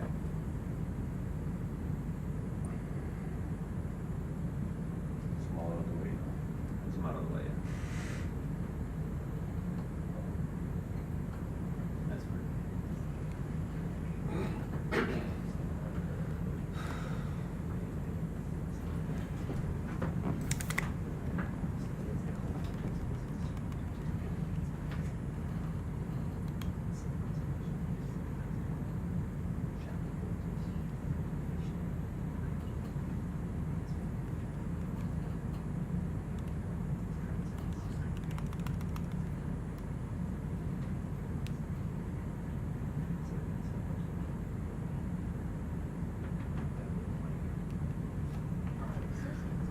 Entonces, para la gente que escucha en español, estábamos mirando, yo estaba comentando con Jacob. Jacob es estudiante de doctorado de la Universidad de Alabama, que tiene profesora guía a mi amiga Rebecca Totten. Y estábamos conversando de que en las imágenes estamos viendo rocas, nosotros le llamamos unos boulders o bloques, que son bastante grandes, hasta 1 metro más o menos en tamaño, en el eje largo. Y también otras rocas más pequeñas, ¿cierto? Pebbles, que serían como guijarros, que muestran distintos colores, ¿verdad? Lo que nosotros interpretamos como distintos tipos de roca. el hecho que en este fondo marino de sedimentos muy finos tengamos estos grandes bloques de roca, otros más pequeños, ¿cierto? Pero tamaño guijarro, que son aún así muchísimo más grandes que todo lo que se ve como barroso, y distintos tipos, indica que esto es un depósito de algún tipo de derrumbe submarino que llegó hasta este lugar donde decidimos navegar. Por lo tanto nos da una complicación, ¿verdad? Porque estos derrumbes, ¿verdad? En el fondo van a mezclar material cementario que venga de más lejos. Entonces, probablemente si seguimos viendo esto, no va a ser el mejor lugar para efectos de nuestro estudio. Así que ahí vamos a tener que tomar algunas decisiones. So I was just explaining in Spanish that we will be looking at the type of rocks we have here. So there are different sizes, up to 1 meter in diameter, more or less. There are pebbles, a few centimeters in size, and they seem to be from different lithologies. So they represent different type of rocks. Because this size of rocks are much larger than the mud that we expect to see in an environment like this, it's an indication that this is a deposit that was produced probably by a submarine landslide. That deposit, there is several areas around here that are high slopes, so maybe material to this particular spot. And I was commenting that for our purposes, it's not the best site. So we have to decide what to do if we keep seeing more or less the same morphologies and rock types and boulders and pebbles on top of the seafloor, right? Because this is an indication.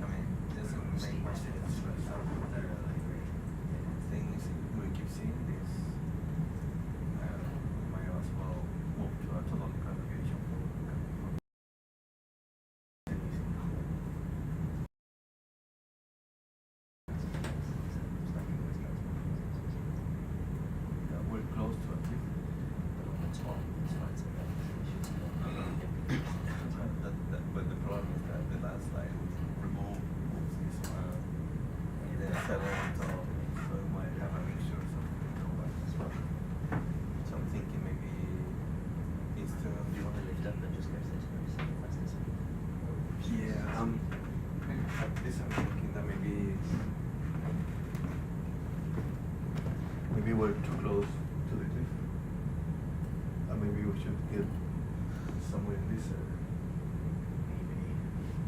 There's another channel coming from there. But this channel is also good, right? Because it's coming from the east-northeast. Yeah. So it's not so bad. But the problem is that maybe all of this that we thought was a terrace is just a landslide. I mean, we can sample Yeah, that, but how can we interpret all the channels have a similar morphology. Yeah, but maybe if you right in the middle, we're far enough to might have the chance to. You think it's stuff from the sides, not stuff coming down. Yeah, I think From the sides. yeah, because the drainage here is Simpson Canyon going like this. I think it's way more likely, and in the bathymetry, there are several places where you have the cliff, you have something on the side. I interpreted it before as terraces, maybe just there on the side. I think you need to get it, above the steep part anyway. Yes, To you get on to top, it. and if you don't see anything good, I will recommend you to just move to a different location. You should just take it.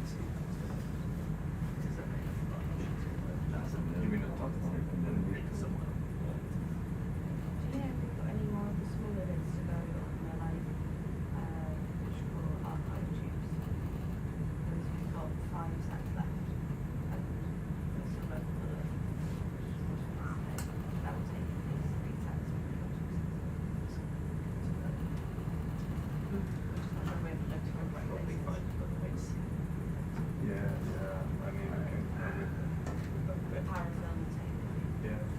ROV bridge. Do you mind if I go 5 degrees more to starboard? That's fine. No problem.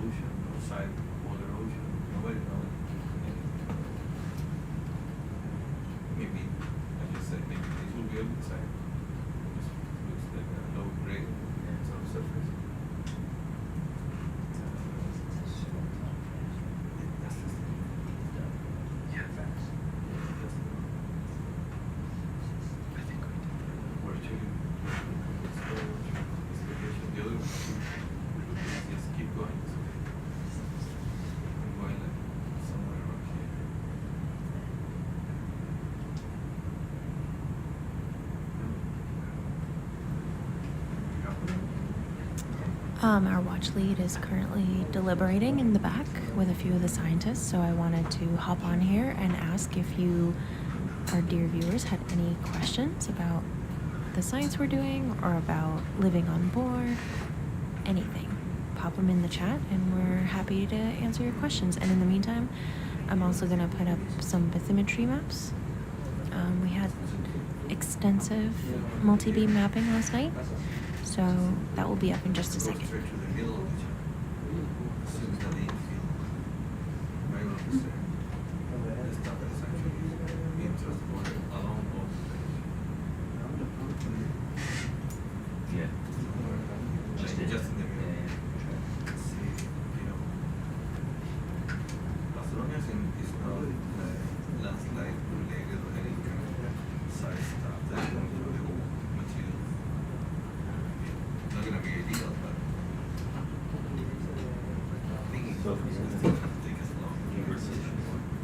What was that? What? I've been having issues with everts this week. Why?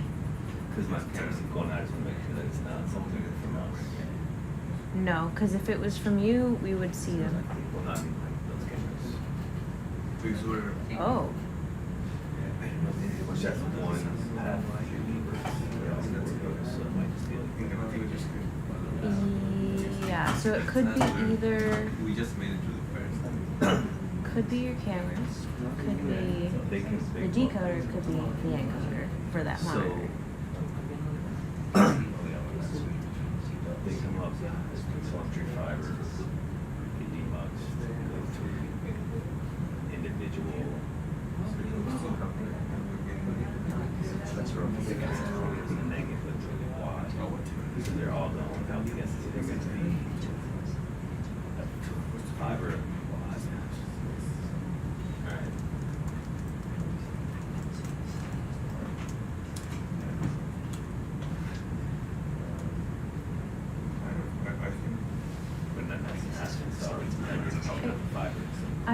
I was gonna say, I could probably restart. I mean, that was. It's not a big deal, I just want to make sure that it's. I'm gonna keep an eye on that screen. See if it goes out at the same time, which could be telling.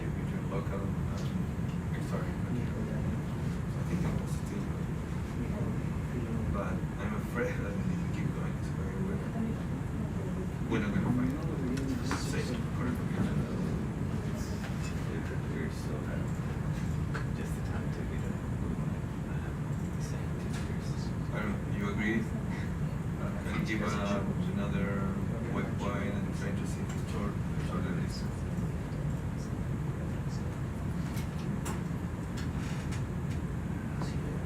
I mean, I'm trying to get those waypoints. It's not this. That's the main. Oh, it's be the octopus. most effective way to. Okay. Octopus. Yeah. ¿Querían sentar en la silla de Marco un ratito? Bueno, sí, hay algo muy interesante, sí, pero no estoy obligado. Lo que pasa es que necesito conseguir unos datos, meterlo acá, porque vamos a hacer un cambio de ruta. Entonces, yo tengo que parar acá. Oh, that's a beautiful one. So cute. Oh, that's nice. Eso yo creo que Rome is last night, it's my last night. Entonces no lo sé. Entonces yo creo que estamos responsables de Rome y encima de un poco de mi pelaje. Entonces por eso nos queremos ir, porque ya un buen rato ya el gobierno nos está bueno. No podemos así que voy a conseguir una ubicación y escoger un nuevo sitio que no lo coja, como muy directo. No. Entonces eso bueno, la gente.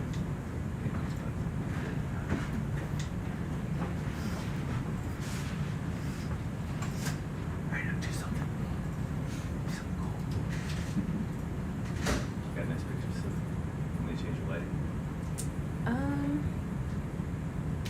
The lighting is okay. If it could be like a touch brighter, it'd be helpful, but it's not the end of the world. Thanks for asking, Chris. Your view, how's that? That's wonderful.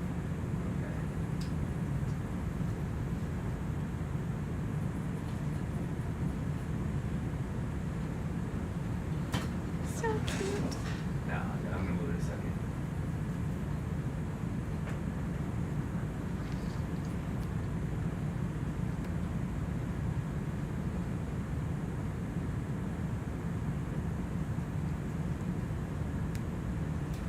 Alright. That's the go.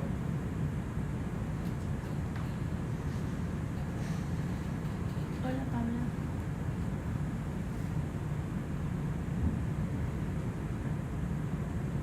I owed to Alex for the day.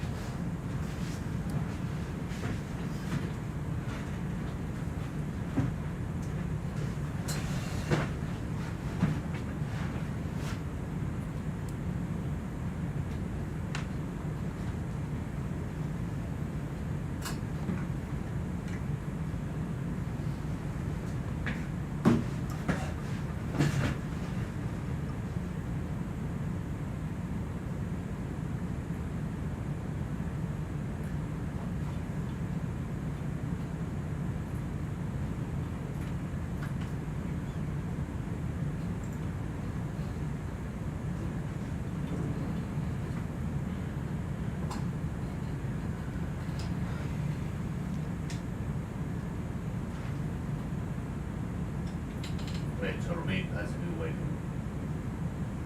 Understood. Starting to move there. And once we get to that waypoint, we're gonna, because we have turn, it's gonna go up pretty fast when the trees hit behind us. So we're gonna keep within that general area, maybe a bit closer.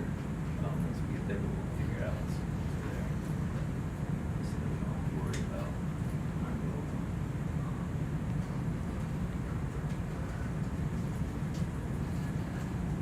Chris. Yes, sir. That's my, sorry. It's okay. Alex loves the octo footage. He's very appreciative of it. My pleasure. Anything for Alex. But don't tell Monica I said that.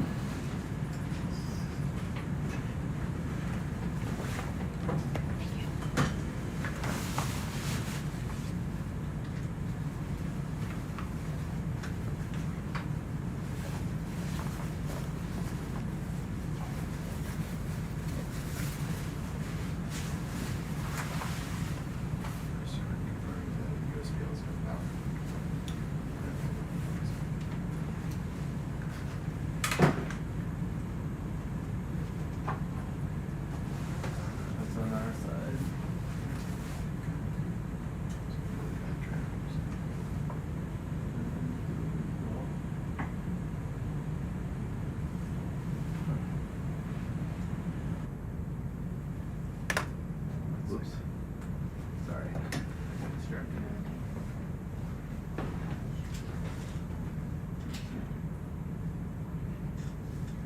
Question. Yes. Oh, yeah. Is there a way we can move faster? We can move as fast as you want. What day is that? Yeah. How fast you want to go? How fast can we go? Probably like 4 meters or something. We're at like 1.2 right now. In knots? Yeah, which way to go? I think 0.2 now. 2 knots.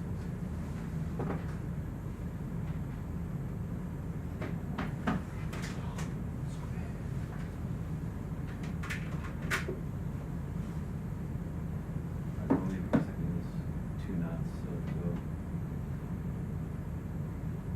4. That's not gonna be that fast. That's fine.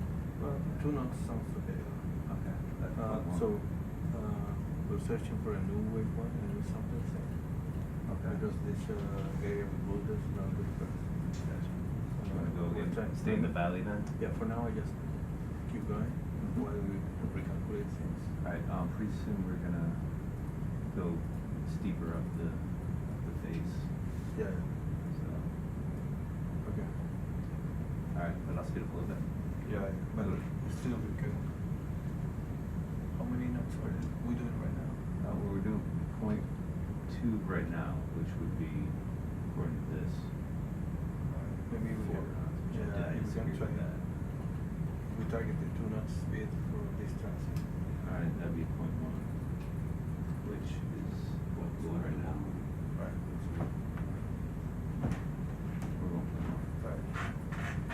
So you think they can do 2 knots? Yeah. So As long as you're following on that drive. I can get get to the top of it. What's up? There when we want to get the I think it's good. and then we go to the something. But we're not very recording. Unless you want. Unless there's something we need to turn in the screen that I am afraid is going to be all part of the same class. That's why it's searching for a new place. We do not probably the same. The original. This is something that came from the site and all mixed up with other stuff.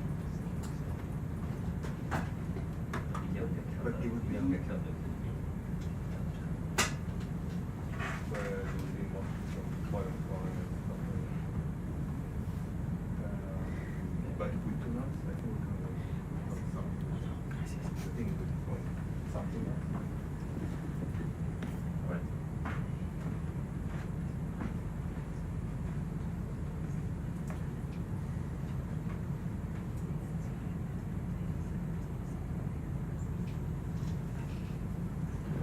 You want to see that? Okay, I'm sorry.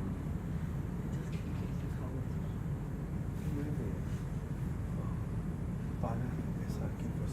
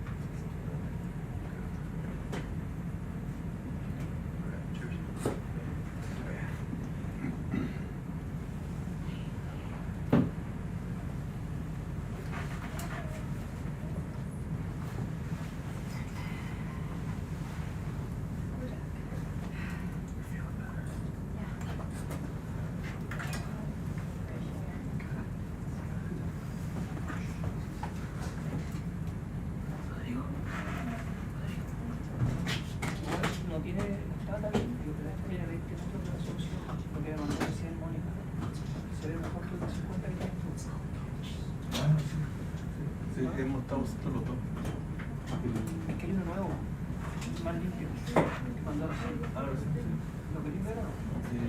Me sirve más que lo suba a algún lugar donde yo lo pueda incorporar. ¿En el sandbox? Ya. ¿Está en el sandbox? Ahí está. How are you?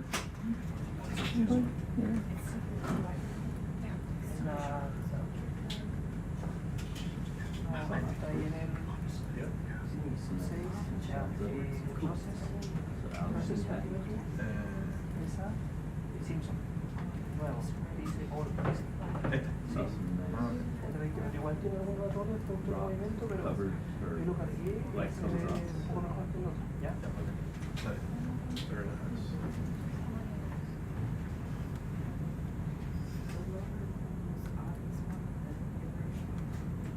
We're going up pretty steep hill right now.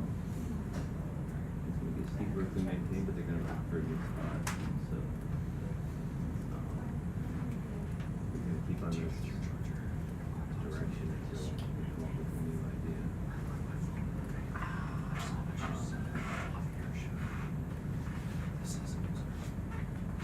Once we turn south, it's gonna get a lot steeper. So just need to make sure that the shit behind it. But having to turn north, turn starboard to maintain control. That's been a little while since I've done that, so hopefully it's alright.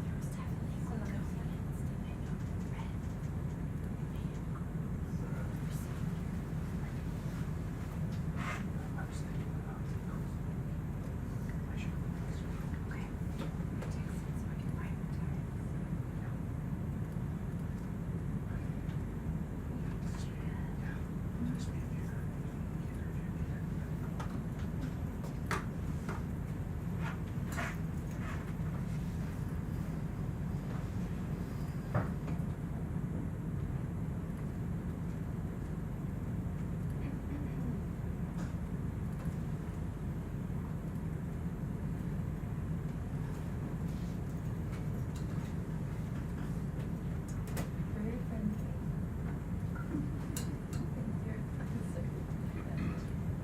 I don't look at the house in a while, so I'm gonna try.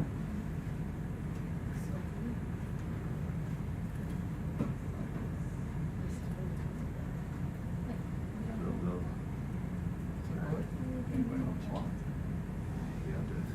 Yeah, so we're looking for a better place to do some sampling and coring because we're a lot of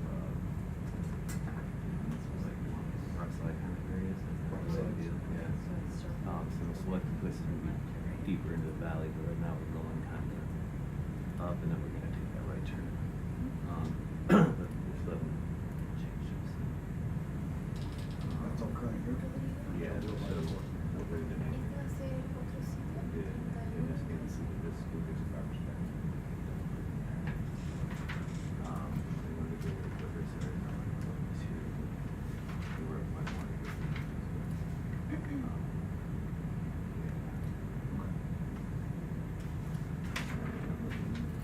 I have cruise on right now because I was missing lights. So The current's a lot. different, yeah.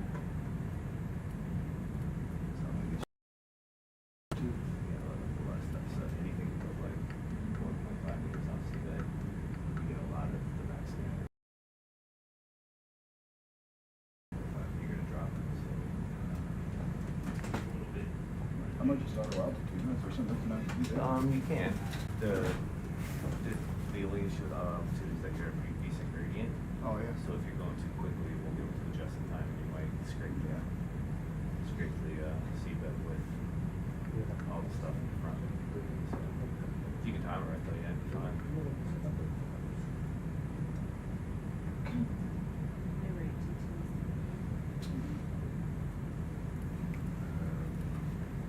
Joe? All right, have fun. Cheers.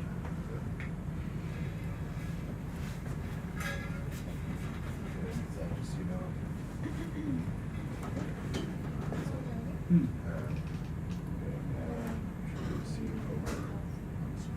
Maybe what? there's a trigger issue on the sprint. It's also affecting the USB. What does that mean? You broke it? You broke it somehow?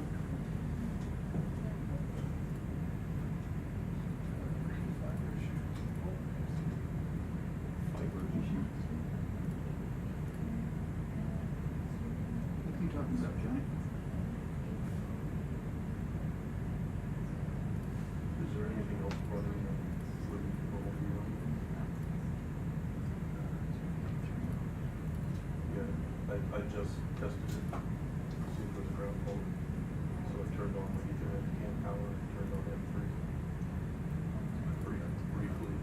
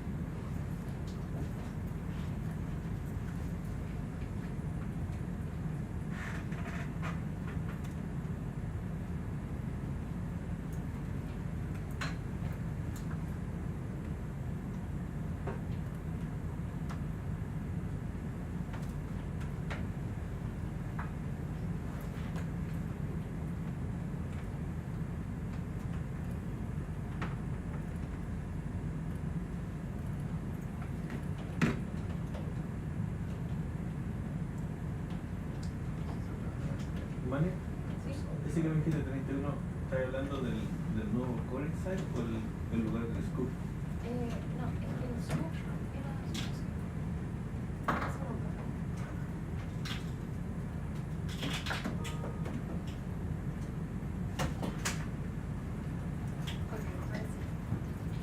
el scoop era 30 y Que el punto donde la trayectoria justo hacia la esquina. que es el punto donde está el hidrógeno. Ah, el que se mueve. Eso era todo, eso era 30, pero ahora se movieron a otro lado. Ah, ya. El que viene ahora va a ser un sitio de scoop, no va a ser coring. Ya, pero sería otro site, ¿o Sí, no? ese sería 31. ¿No? 31, van a ser los scoops. Y el 32 va a ser el sitio del baile. Perfecto, y va a ser más lejos todavía. Lo estoy buscando. Ya, ok. Le voy a decir igual a ese. ¿Sí? So, talking to Rodrigo, this will be site 31. Yes. And then, yeah, and then when we move toward the coring, we will do 32. Yeah. You okay with that? Yeah, okay. Perfect.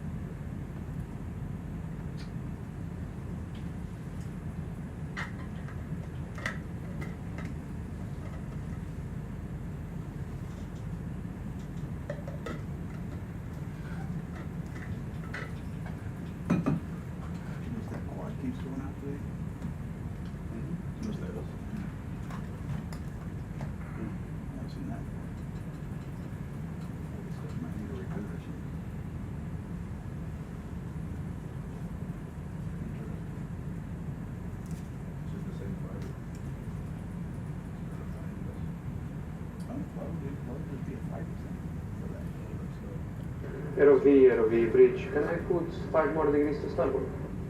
Yes, no problem, thank you. Now, what would make you think that this spring is a fiber issue? That's what John was saying. It's the external receiver trigger mode. It's that same TTS converter that the trigger mode that the USB is respond mode. So swap that to transponder mode because you go right here. No, it's back. Okay. Oh, my wife. that wouldn't have anything to do with the fiber though, right? That was just something we're trying. Gotcha.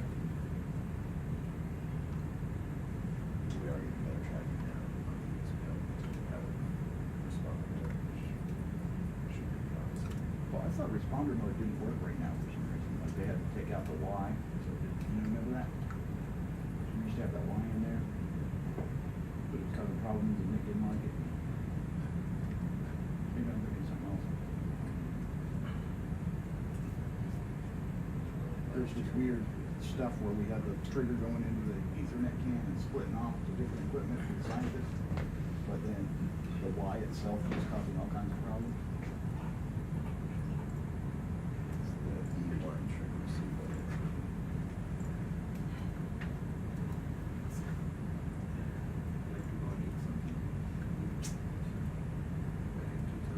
You promised you wouldn't have been today. You promised. You swore.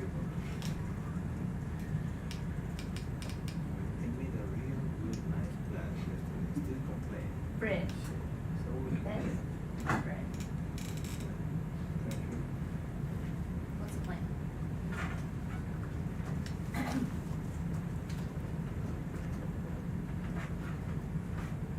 So we're gonna go the way to waypoint 3. That's a scooping site. Just scooping, nothing else. Just scoops. Yeah, a scoop for the ambience. Okay.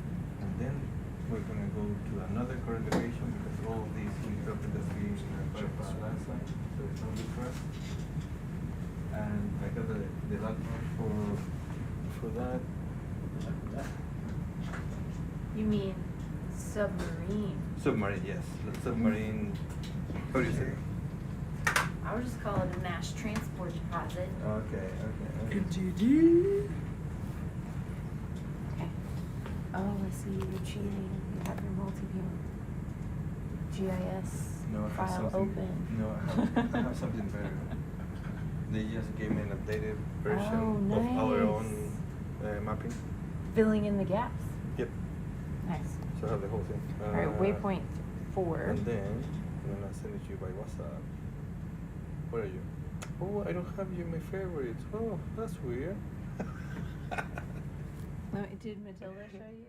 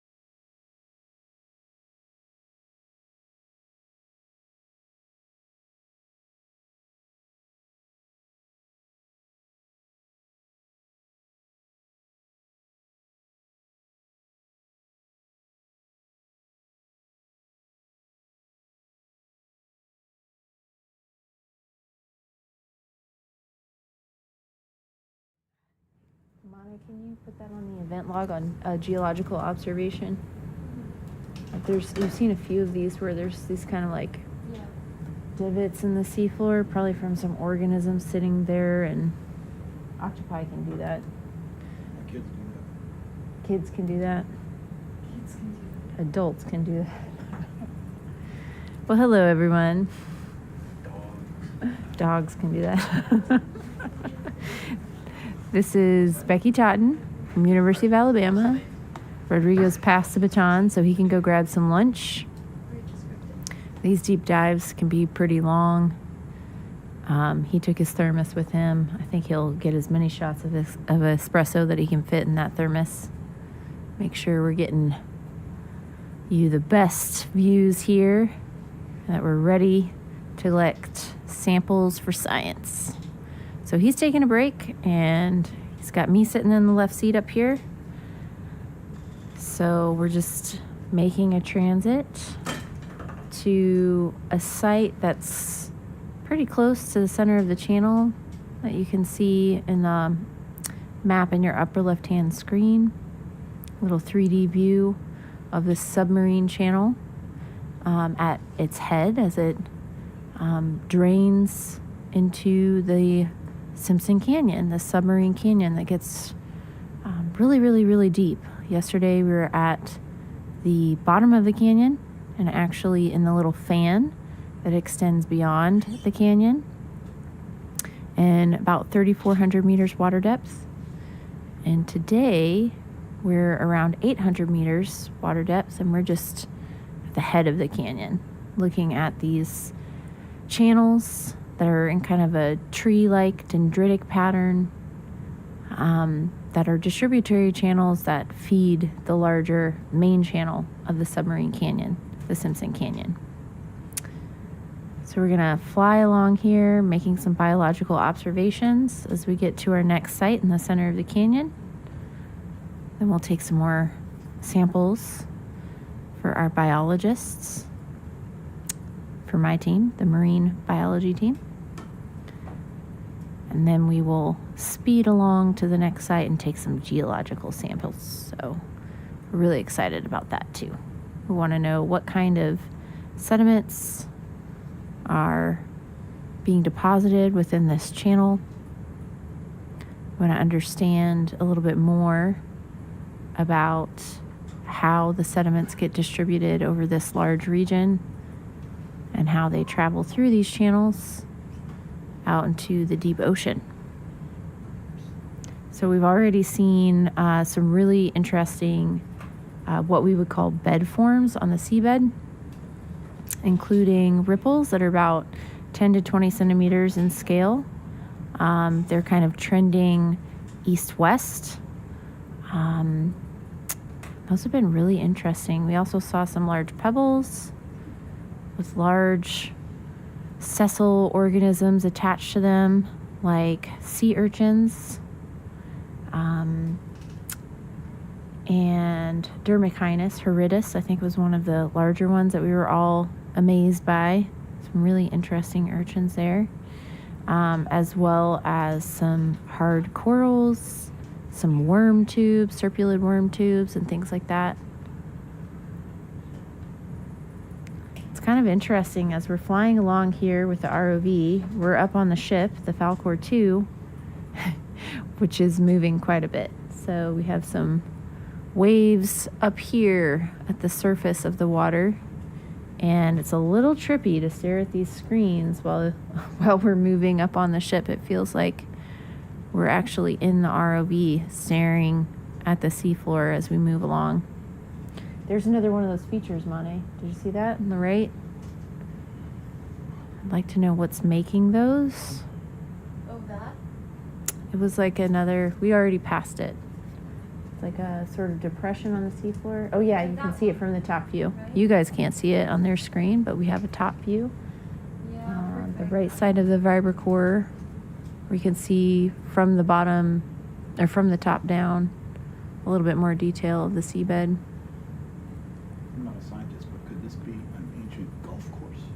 Ooh, an ancient golf course. Yeah, right? There's little holes, right?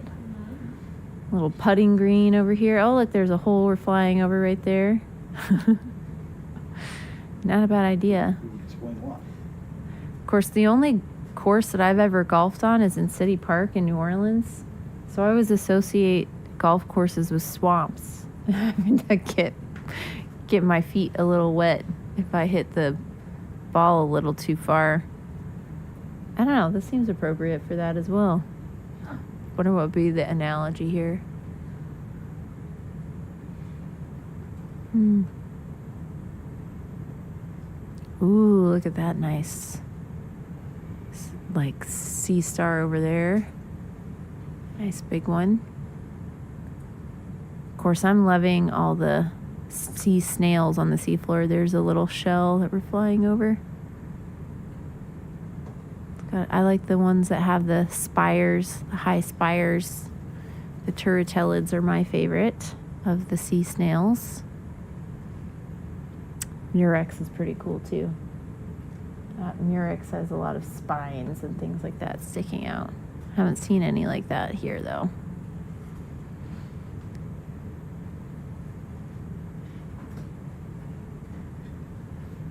Diego, did we get an ID on any of the fish that we've seen thus far? Some really interesting fish. Well, there's a big star. Yeah. Ooh. No, we don't have an ID on the fish. I don't think that's a sea star. That looks like a crinoid. It looks like a filter feeder. Look how it's got these little cirri, these little filter feeding things on their arms. Oh, and there's an octopus on the right. Little baby pulpito. Pulpo is octopus in Spanish. Pulpito is a cute little baby octopus. I've been sending videos to all my friends with kids. We love octopi. And we got some urchins and some solitary corals. We were talking earlier about rugose corals. Ooh, what's that just went in front of our camera? Maybe a shrimp or something. It's too close to be in focus.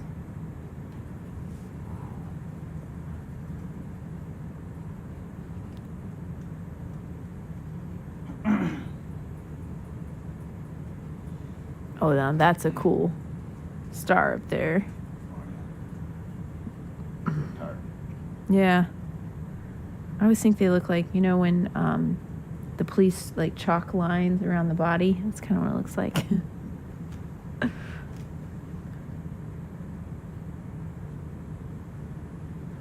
Ooh.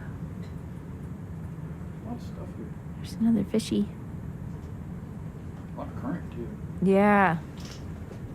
So that current is likely what's forming these ripples on the seabed that we were seeing earlier, these waveforms.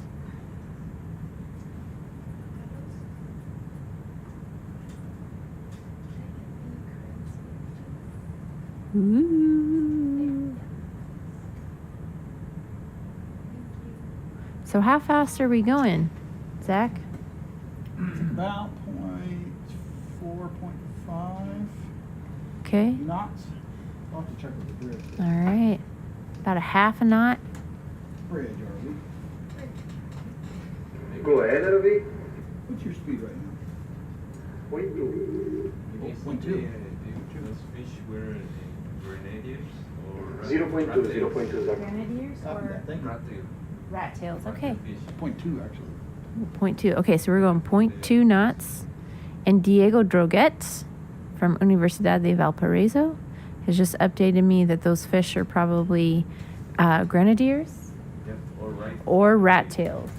Yeah. Have these really pretty ribbon-like tails. So we could probably speed it up if you wanted, but the view might not be quite as good because I'll probably have to come up a little bit. Okay. We were going twice as fast yesterday. Okay, I think we could go a little faster. What do you think? Maybe speed it up a little bit, and then if it's too much, we can slow back down gradually.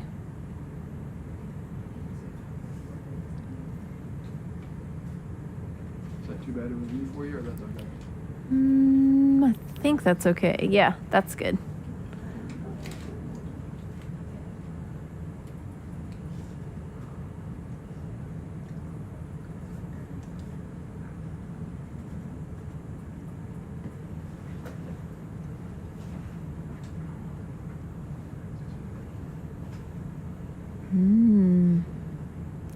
Oh, I love these gastropods.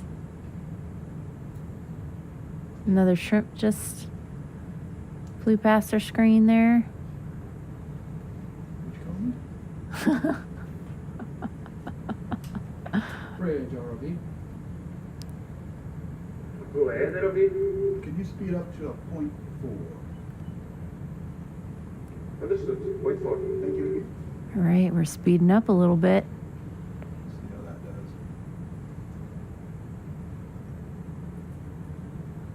Ooh, look at the sea stars, brittle stars. Very nice. This is good.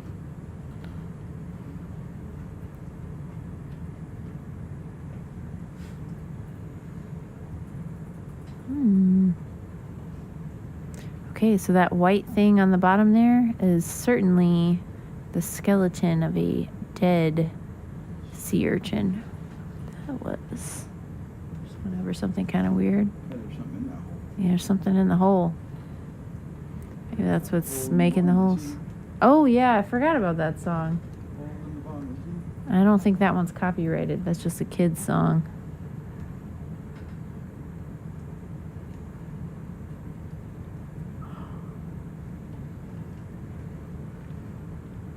Look, there's another hole over there.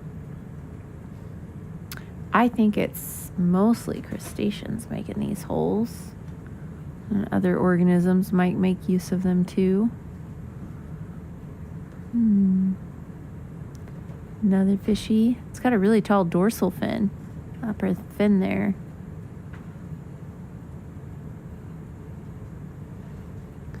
Mane, have we... Wonder what's... Yeah, in this dive. Those are Xenophyophorums? I don't think they are. I don't think they are either. It might be something when we take our samples later, we could get a sample of it just to see. Talking about those. Yeah, these little things? plant-like things. That's the xenofireflies. That's what you think they are? More xenophyphorians? Xenofireflies?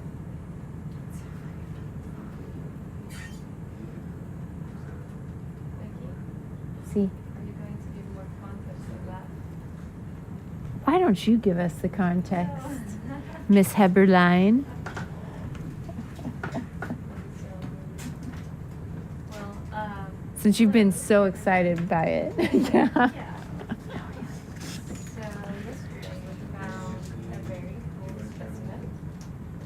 It is called, it's very difficult for me to say it, but Xenophyophora. Forian. Xenophyophora. Nice. Just call it Xeno, because it's easier. Yeah, it's part of the, it's kind of like a cousin for us, right? Yeah. Scott, It's what's pretty that big. rainbow It's looking about screen? like 5 centimeters wide or 5 centimeters. Yeah, high. it was pretty big. Kind of hard, but you would expect it to be fragile. It was like this little, There's one over there. kind of like a mini tree on top of it. And yeah, we collected it with a push cart, sampled it yesterday Where night. did that come from? And now. And was it soft or hard, No, Money? it's actually kind of hard. We were Yeah. expecting it to be very brittle and fragile, but it was kind of hard. We were able to spoon it out. Mm-hmm. What I think it looked like when we collected those push cores yesterday, it looked like icing on a cupcake. Yes. Yeah. Exactly. And ribbon icing. So yeah, A little we're really flower. excited about it to see what else we can learn from them. Maybe get some insights on other friends. What are you guys laughing about? I don't know what they're laughing about, but Stuff's it's got like clown car pockets full of candy. how many chocolate bars did he have in his You got a pockets? loaf of bread and some peanut butter and jelly in there, I can make a sandwich. I will take half of your Twix. I can take that off your hands if you need. Oh, he actually has. You're actually sharing with me? Thank you. I'm glad you said Hi, that way to Becky. make him sound like a perfect. Hello. Hello. Hey, Sophia.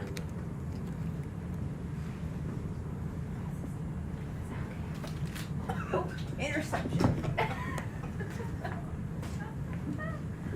Thank you. You never ride safely on the side of the road. We should ask some of our buddies who are upstairs to bring us some chocolate. Yeah. Thank you, Scott. Some prestigious. Thank you, Scott. You're welcome. And we'll get more. Thanks for your such chocolate, Scott. She just said so chocolate. We will repay you with rocks later. I have a pretty good rock collection, actually. What do you have in your rock collection? Tons of stuff. My favorite is the Gabbro. Oh, Gabbro's your favorite. Well, Dense, yeah. Mathic. I like this. Where is it from? It's from the Pito Deep Ditto deep. that I was telling you about. Wow. Which expedition was that? I forgot the year. 2009 maybe. Mm-hmm.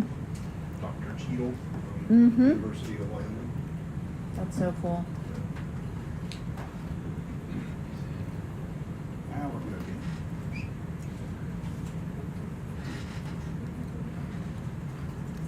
Whoa. That lobster thought he could take on Sebastian. We had pet man shrunk a couple of trips back. He followed us around for a whole dive. Wow. He thought we were a big predator that's gonna drop food for him or something. We had to separate the mantis shrimp that we brought up with the grab sampler a couple of nights ago. They kept fighting. Yeah, tons of them. Mantis shrimp and gunner shrimp. Pronounced Diego and Gianluca, but we kept having to separate them. About, let's see, 3 inches, so 10 some centimeters. Such cool animals. In your hole there. Yep. I missed that hole. How far away is the point, Becky? Hmm? How far is this waypoint? The next one we're getting to? Mm-hmm. Well, Waypoint yeah, 3. Where do you want to stop, Becky, for the... Waypoint 3. We just sped it up a little bit since we're not seeing more diversity on the seafloor. There's that crinoid looking thing again. Why are you lurking in the back there, Seth? Just, Creepy. you know, it is me, I know, sorry. Just looking at things.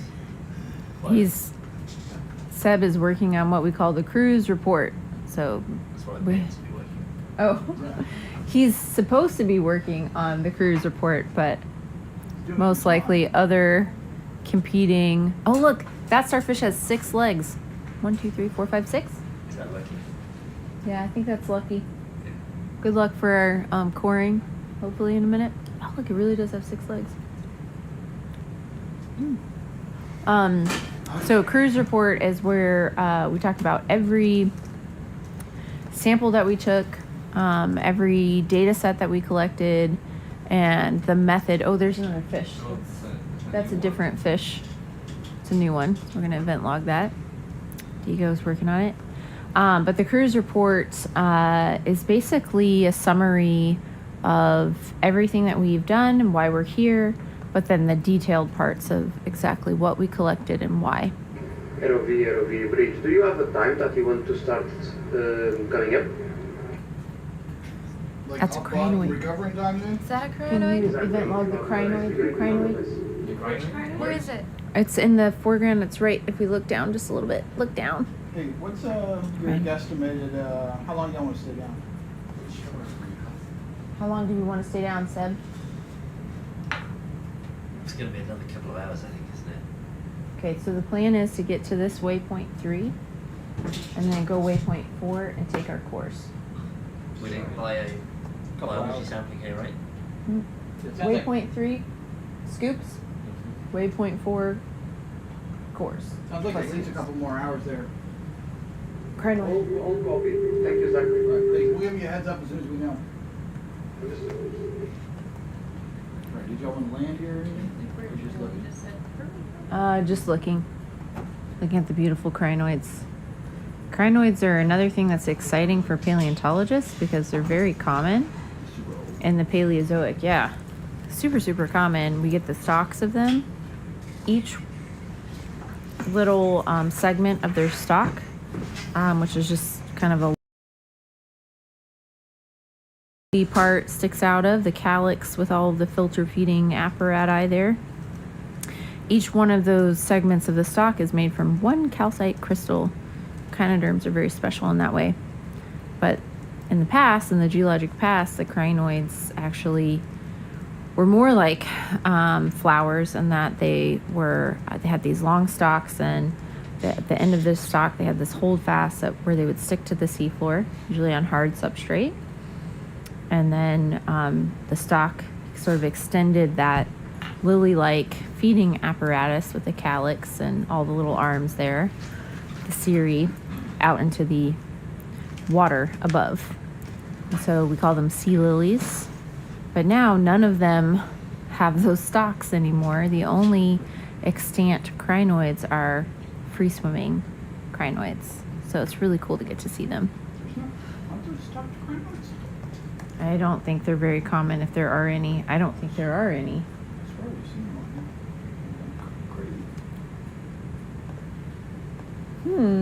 here. So, Do you remember which expeditions?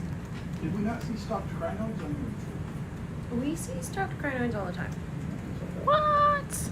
Yeah. They're very uncommon. Yeah, we saw one last time. someone just before you came in I don't believe you. here? When you went to the bathroom? Well, they used to be very, very, very, very common in the geologic past. Yeah, okay, so there are some around today, but the more common ones are free swimming. In the geologic past, it used to be there were sea lilies all along the seafloor, especially like Mississippian. You would see a lot of them. We have several deposits, shallow marine basins where you'd have just tons and tons and tons of these broken up little segments of their stalks. And there's some really cool fossils of, there's Patrick. Sorry, this is kind of cracking me up. SpongeBob references. Yeah, so there's some really cool examples of large stalked crinoids in the geologic past. Yeah. Octopus. Octopi. Language, Scott. Was it? It's not octopus. It is. That's actually really correct. It's octopi.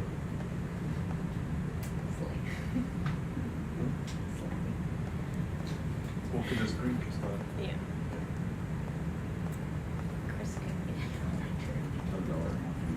Ooh. Well, if we can park here, do we have to be right on that waypoint? Since I could park there, good, we have What do you think, Seb? Do we need to be right on the waypoint? I think the waypoint was just to get onto the flatter region. So there was Do you want to just do the biological sample here? Yeah, if these guys are you happy yet? Do you want to point to what? Anything Do you want to specific you'd be interested in? keep going all the way to there, Diego, or do you want to stop here to collect our samples and then move to the next? Yes? Okay, we can Is there stop here. anything- Okay. Is there anything specific you want to get? At this point, we should do probably this section.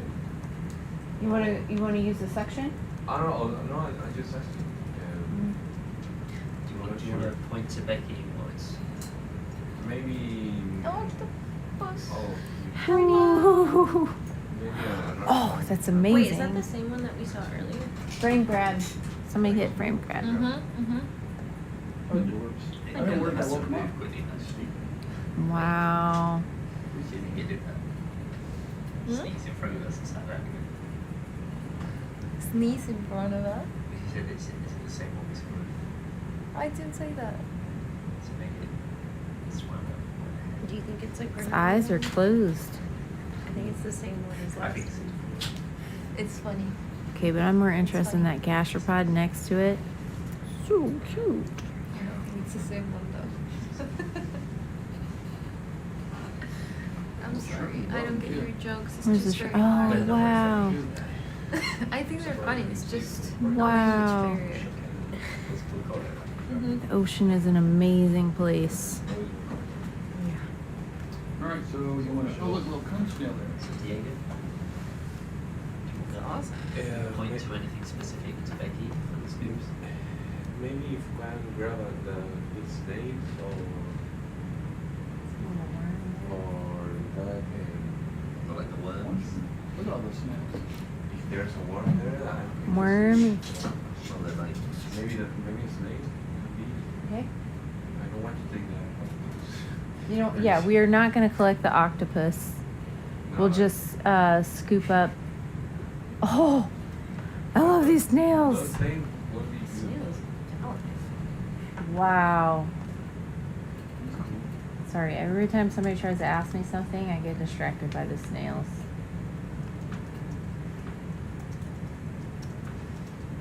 Wow.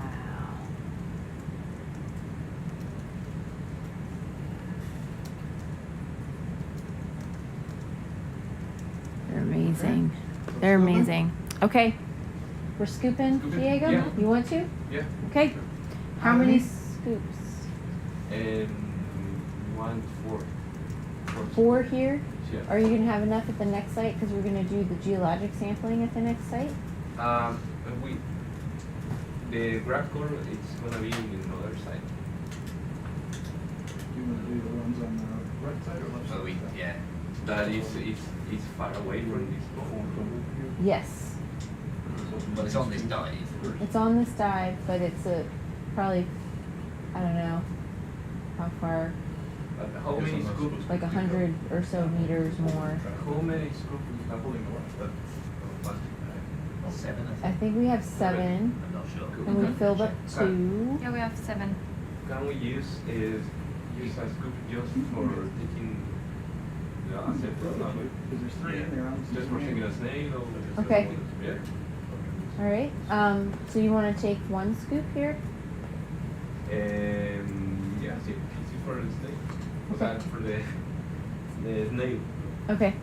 For the snail? You might as well get the 7. Yeah, let's get the sediment, and then you could get the worms too. Yeah. Because when you zoom way Because- in, you can because see these the- worms are alive The here. sediment samples I want close to the push cutter. To the area. push cores. Yeah. Okay. But you could get a push core here as well if you wanted. Do you want a push core here? I want if we can take all the samples.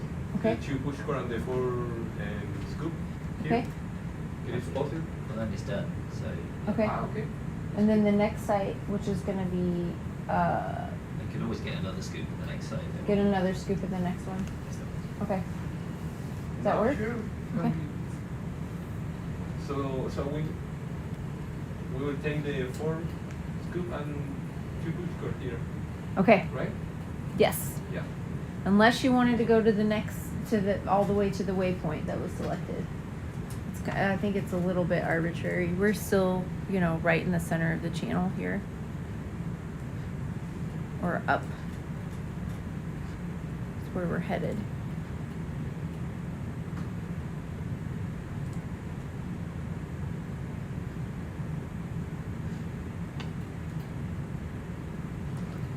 So this will be station 31. number 31. Yes. Scoop back A. Got that. Which number? And let's make some observations of the seafloor here. Mm-hmm. So here I am noticing a lot of mud, abundant worm tubes, organic worm tubes. I'm not seeing as many, although there are some calcareous worm tubes still. Snails. Saw some sea urchins. Let me know when. No? Mm-hmm. Yeah, we saw the octopus. Someone was asking, would we sample the octopus? I think we don't want to sample the octopus. We're gonna leave it alone. let it continue its slumber there on the seafloor. It's great though that we got to get a picture of it, make some observations of it in its environment. But we're only going to sample the seafloor sediment here and the organisms within that seafloor sediment. So we're going to leave the octopus alone.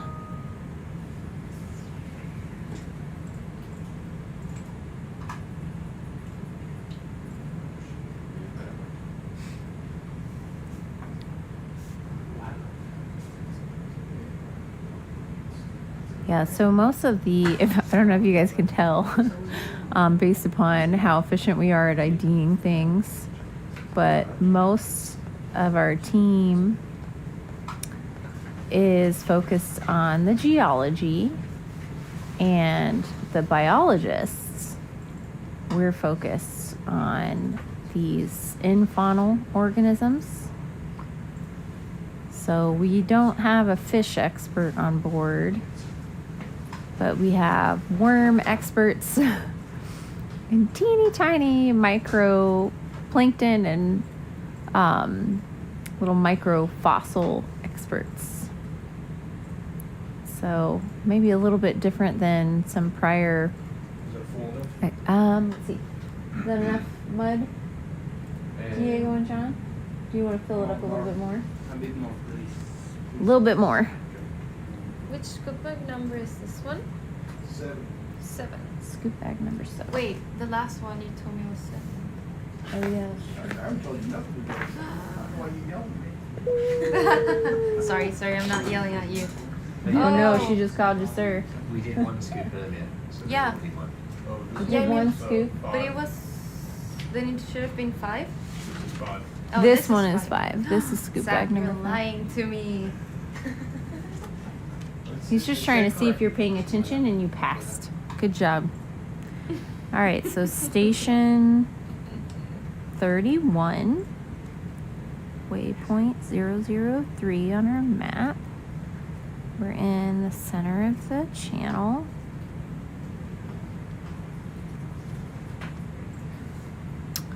And we're taking scoop bag. So it's going to be SB031. Hey. A. And I'm just going to put on here, that's scoop bag number 5. Gotta try not to sing songs here. Scoop bag number 5. Okay. Oh, thank you so much for all y'all's input.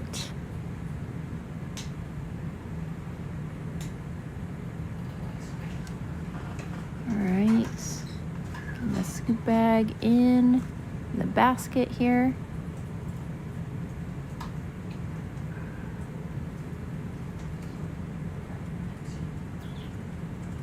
I'm gonna twist it to close it up.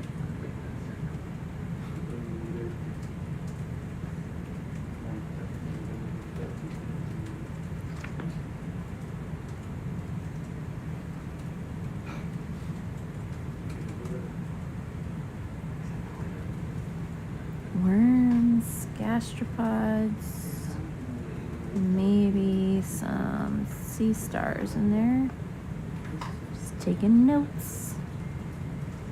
When we were doing outreach earlier, I was emphasizing to the school kids how important it is to take good notes. It's such an important part of what we do here on board, is taking good notes on everything that we're seeing, writing down the reasons behind why we, maybe changed a plan to collect something, all that stuff. It's very important, because when we get back to shore and get back to our different institutions and begin studying the samples, it's really important context to have.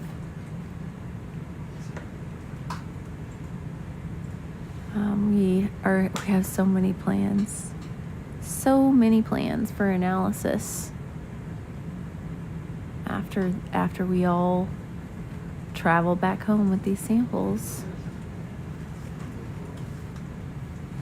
And there's a lot of students on board and postdocs who will be relying upon these samples for their different projects. So even more important, take careful notes. Make sure, this is why you hear a lot in the background. The ROV pilot will ask a question, and then logging the event, and the scientist who's leading the directives on where we would like to take samples, making sure everybody's on the same page and everybody is documenting carefully all of these different observations and sample details and sample labels. It's a little tedious, but very, very, very important.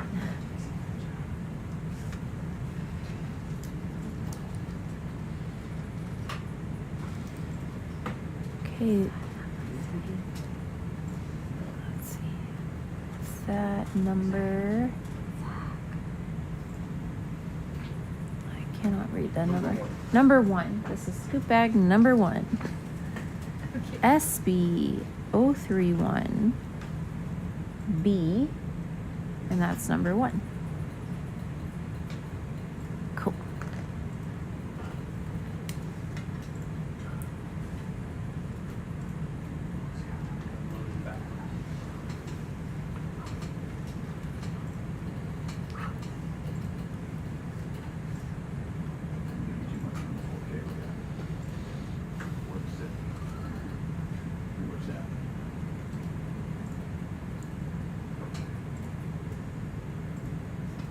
I hope after the expedition you guys keep following, because we've been finding a lot of cool stuff on board. Last night, Mane, Jacob, and I, we were really, really excited for what we were looking at in the microscope. Yeah. Yeah, I sent some pictures to friends as well. Lots of forams. And in the core we collected yesterday, we didn't just find forams at the top of the core. We found them in these gravity flow deposits that have a scour base, and then they kind of grade upward from larger particles to smaller particles, because they are basically a dense flow of sediment-laden water that travels downslope due to gravity.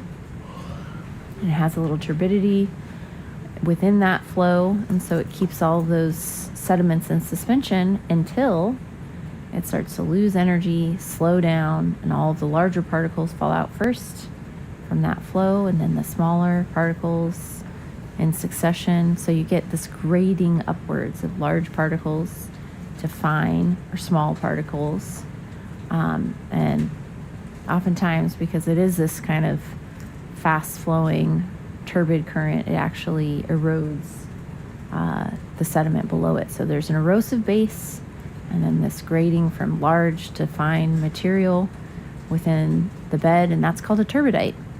So in the base of these turbidites, we're super excited. There are forams. There are some benthic forams in there. So most likely those forams are part of the sediment that's being reworked from upslope and traveling down the slope in these turbidity currents. So we're really excited about that. And in the upper part, the very upper part of the core, the surface of these cores that we collected yesterday, and the very distal part of the canyon, the farthest from land, the deepest sites that we've accessed on this expedition, 3,400 meters water depth. We actually found quite a few planktic forams, meaning benthic means they live on the seafloor, like a lot of these organisms that we're looking at as we've been flying across here from one site to another. Those are all benthic organisms living there on the seafloor. Planktic organisms, like the forams we found in the tippy top of the cores yesterday, they live in the water column. usually in the upper part of the water column, either relying on light to produce energy for everybody else, like the algae do, like the diatoms that we study, or how many scoop bags do you guys want? Are we going for 3 here? 3, 4? I need 4. You want 4 here? Yeah, 4 here. Keep going. All here. Just confirming. Okay, and the planktic organisms are either algae that rely upon light, so in the upper part of the water column, or they can be the organisms that are eating those algae, like zooplankton, that graze upon them. So we found a lot of those zooplankton foraminifera in the top of the sediment core last night, and we were very excited.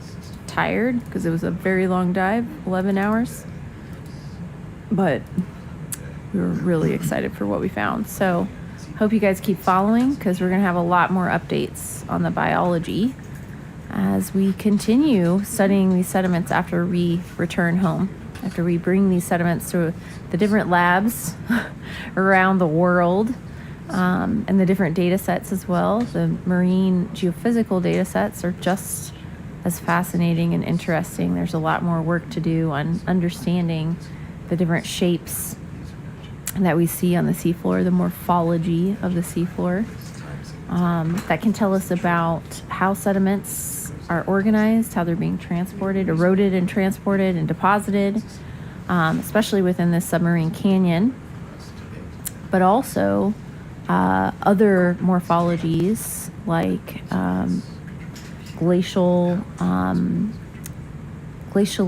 derived morphologies. If we know that there were glaciers covering this area and a huge ice sheet, the Patagonian ice sheet covering this area up to 17,000 years ago when it began its retreat from the outer parts of the continental shelf to its current position up in the Cordillera as an ice cap.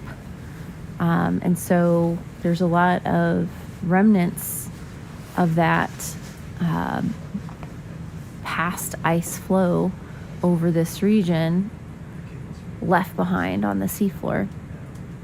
In fact, there's a really cool paper that was written in, I think, the late 90s by Rodrigo, my advisor, and a few of his students, his other students that came before us, called The Death Mask of the Antarctic Ice Sheet. Yeah, it's a good paper. I think they debated the title a lot, but the reason they called it the death mask is because it's like the impression that the ice made before it, retreated and was no longer there. So it's like an imprint. Is it 2005? I think early 2000s, yep. I was thinking late 90s, but yeah, early 2000s. Julia Wellner would have been early 2000s, yeah. 2006. So, 2006, very good. Wow, this is awesome. I have someone fact-checking me in real time. Thank you, Mane. I know that she's just recently read that paper because we've been talking a lot about morphology on the seabed left behind by glaciers and ice sheets for her Antarctic project, but it also applies here in Patagonia. So we have a really cool history of glacial to post-glacial conditions here in Patagonia, as well as, and this is what we're here for, fire and ice, the fire side of things, volcanic activity in this region, which has been quite dramatic, especially in recent decades.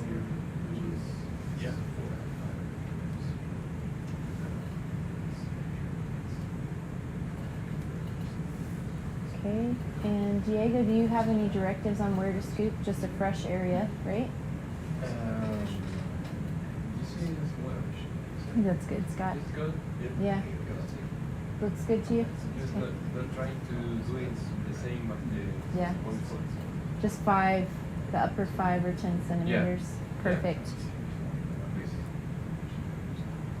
So you guys can't see as well what's happening behind the Vibracore device there, but we have additional camera views where we're looking from above.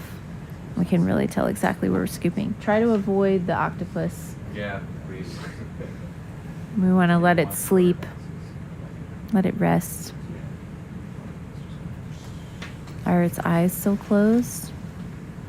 We still haven't. Wow. There's even sediment now on top of it. It hasn't moved, but you can see it's breathing and I think he's peeking out through his eyelid there. it's peeking through his eyelid.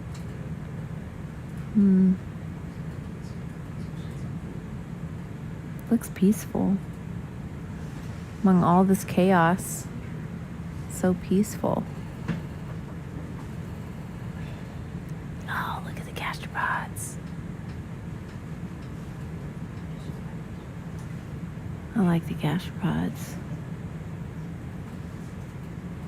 I've said that probably 10 times already. To me, they're so beautiful. Okay, yes, in the chat. This is a interesting, fascinating robot. This is the ROV Sebastian being deployed from the Falcor 2 research vessel in southern Chile. Right now, we are in the upper part of the submarine canyon called Simpson Canyon, which connects the outer continental shelf of the southern part of South America out to the deep Pacific Ocean, to the trench. So we are very excited and feel very grateful to be here. We're very grateful to the Schmidt Ocean Institute for supporting this research, for facilitating this research, and to all of our home institutions who have... Yes, good job, guys. Woo! All right, now we need a push core. 2 push cores or 1? 2 push cores. Just checking. Just making sure you give me the same answer twice. 2 push cores. But yeah, we are very, very, very grateful to be here. This is such a unique opportunity. And you can see using a robot on the seafloor like this is pretty unique, right? And it's certainly unique for us geologists. Usually when we're taking samples, we're flying blind. So we may have a map. That's typically the first thing we do is we map the seafloor. But we never get a view of the seafloor like it is here. This is totally new to me. I'm just, every time I step in here, I'm really amazed that I'm getting to do something this cool. Yeah. I'm being paid to do cool science, to keep playing with mud like I did, basically throughout my childhood. So really, really grateful for this opportunity to keep exploring these unexplored areas of our ocean. And to have such certainty in our coring recovery. It's like I said, geologists, we usually are sending devices out into the ocean, to the seabed, over, an A-frame on the back deck of a ship, but we don't have an actual view of the seafloor. We don't get to choose where we're going to collect a core like we are right now. Right now we're being very choosy. Ooh, we got a little gastropod in there. I've never been able to do this before now. Usually we'll just send a device down and we get what we get. We've pulled up before, sea anemones and cores like this, or little sea pigs. We were talking about sea pigs yesterday. All kinds of critters, but it's just by chance. Right now, we're able to actually see exactly what we're doing, be very exacting in how we choose what to sample. And, have this wonderfully recovered part of the seafloor. We actually know, just from being able to watch the whole process, that seafloor surface, that sediment water interface, is really well preserved. Like, we've got a great sample of it right here. So this is pretty amazing. Wouldn't y'all agree? I just can't get over it. I'm really excited about it.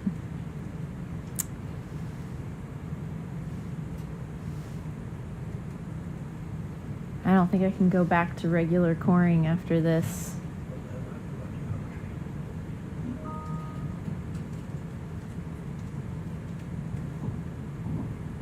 So right now, Scott is at the helm, operating the robot arm. We got to get it turned just right to reach into the perfect position here to put it back into a little rack for our push cores.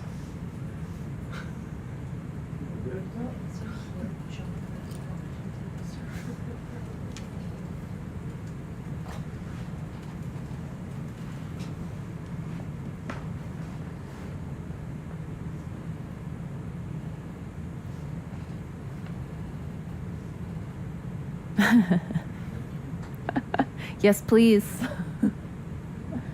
I would love to come back again. But I will say one of the best things about this cruise, especially, you know, I've been on several cruises before, so I say this with, you know, very, very, very, very high confidence here. The crew is just wonderful to work with. Everybody's very friendly. Everybody seems to enjoy their jobs and work really well together. So it's like just awesome combination. Getting to do cool science, getting to explore these new technologies, and getting to work with really wonderful people. I hope we stay friends after. No.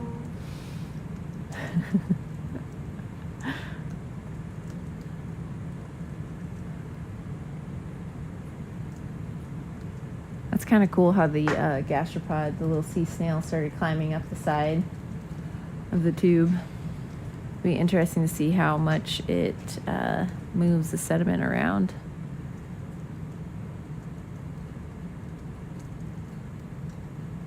Okay, so that was UC 031A, push core number 1. And I would say good recovery of the sediment water interface. We're taking notes again. Yes. I And think we were able to see 2 units. 2 units. Yeah. Good job. What do you think the 2 units were? Muddy at the top, and then the top was more brownish, and the bottom one grayish, and I think those were like mud, probably a lot of place, because it didn't stick out of the push cord.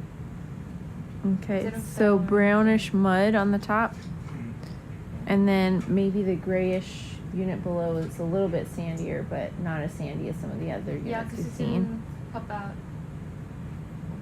So maybe call it sandy mud instead of muddy sand. Mm-hmm.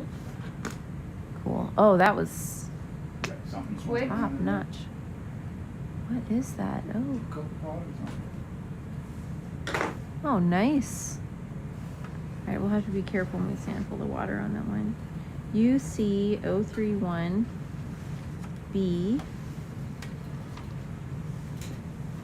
And that was push cord number 2. Mm-hmm. Also good recovery of the sediment water interface. Okay, and now we're done with the sampling at this site. So we're not going to take any Niskins here. We're going to fly to the next site, waypoint number 4, and you guys have the It's been changed, I coordinates? was told, that now we're going this way instead, not going up that cliff anymore. Yep. So waypoint 5. What does it say 5, not 4? Because I guess there's only one waypoint left instead of the other 2 that were down here. Long story short, I don't know, but it's that one, Good. just to be scientific. Yeah. Okay. Because John said they will delete the other ones, so the next one will be 4. Well, I can't see the other ones now, so looks So like the you square did in the middle just mark the halfway, right? halfway. So you want to go here? Yeah. Assuming that is Okay. Yeah, it's that far. Yep. On the view next to you, I think it's that far dot. About 200 meters Yep. away? So it's a little over a kilometer. Oh, kilometer. But now we can fly at 1,000. Okay. Do you guys wanna see- 1,191 meters away. Do you guys want to see the bottom really close we're flying, or do you want to just zoom on it? Zoom on it. Zoom. We want to zoom. Yeah. Warp speed 2 Boop, knots. boop. And that octopus is still Engage. just. I want to look at the octopus again, though. Wow, it's just sitting there. I guess it's not bothered by any of this. Chilling. That's Chilling. interesting.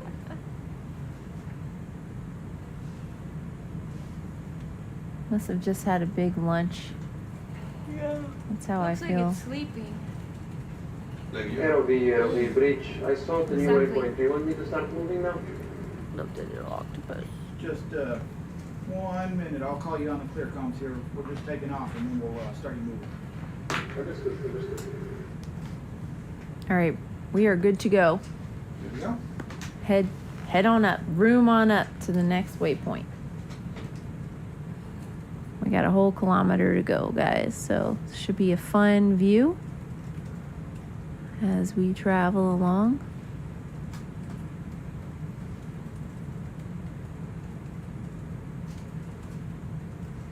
Okie And there are jokes in the chat. Well, and actually, this is pretty serious talk about not eating yellow snow. There's no yellow snow down here, so we're safe. The chat went a little bit sideways there. All right, here we go. Taking off. Becky, Yes. if you ever want to show pictures of the forums you guys have been seeing, if you drop them into participant, we can do a little show and tell during transit time. Yes, let's do that. Yeah. I don't know if you want to do it now. I just thought. I have them on my phone. Okay, let me see if I can get to the participant folder on my phone. What? Are you ready? Bridge, It RV. actually smells like coffee. Go ahead, RV. All right, we can start heading on up there. We'll start at a point 4. Understood, waypoint. Thank you. No. Coco has to do that. No, this is just regular coffee, but without tea, which is good. Just for You mean few- without milk? No, tea. Just because we were confused. One day they recommended. Remember when you guys were bugging me about not drinking coffee? So I put the tea back. And then I forgot. And then I started coffee over the tea. Oh, super bitter.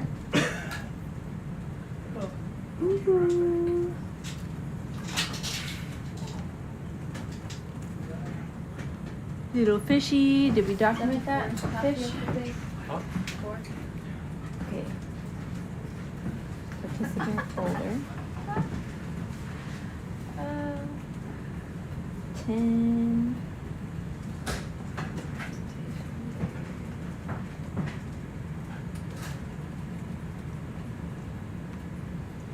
I'll do it later.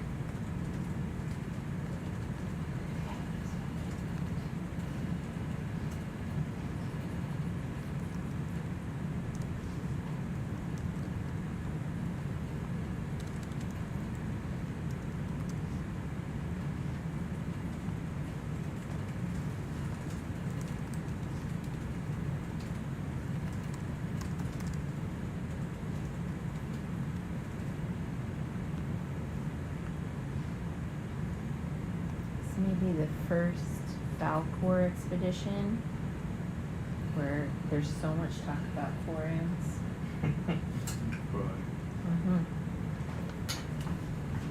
Do sweat the small stuff. 'Cause it's cool. Let me find the pictures that I sent out to the group last night.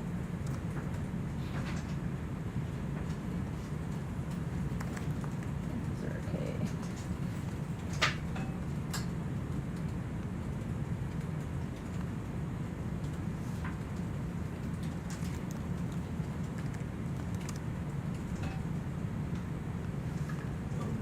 Not the best. There are two people in the chat asking what we have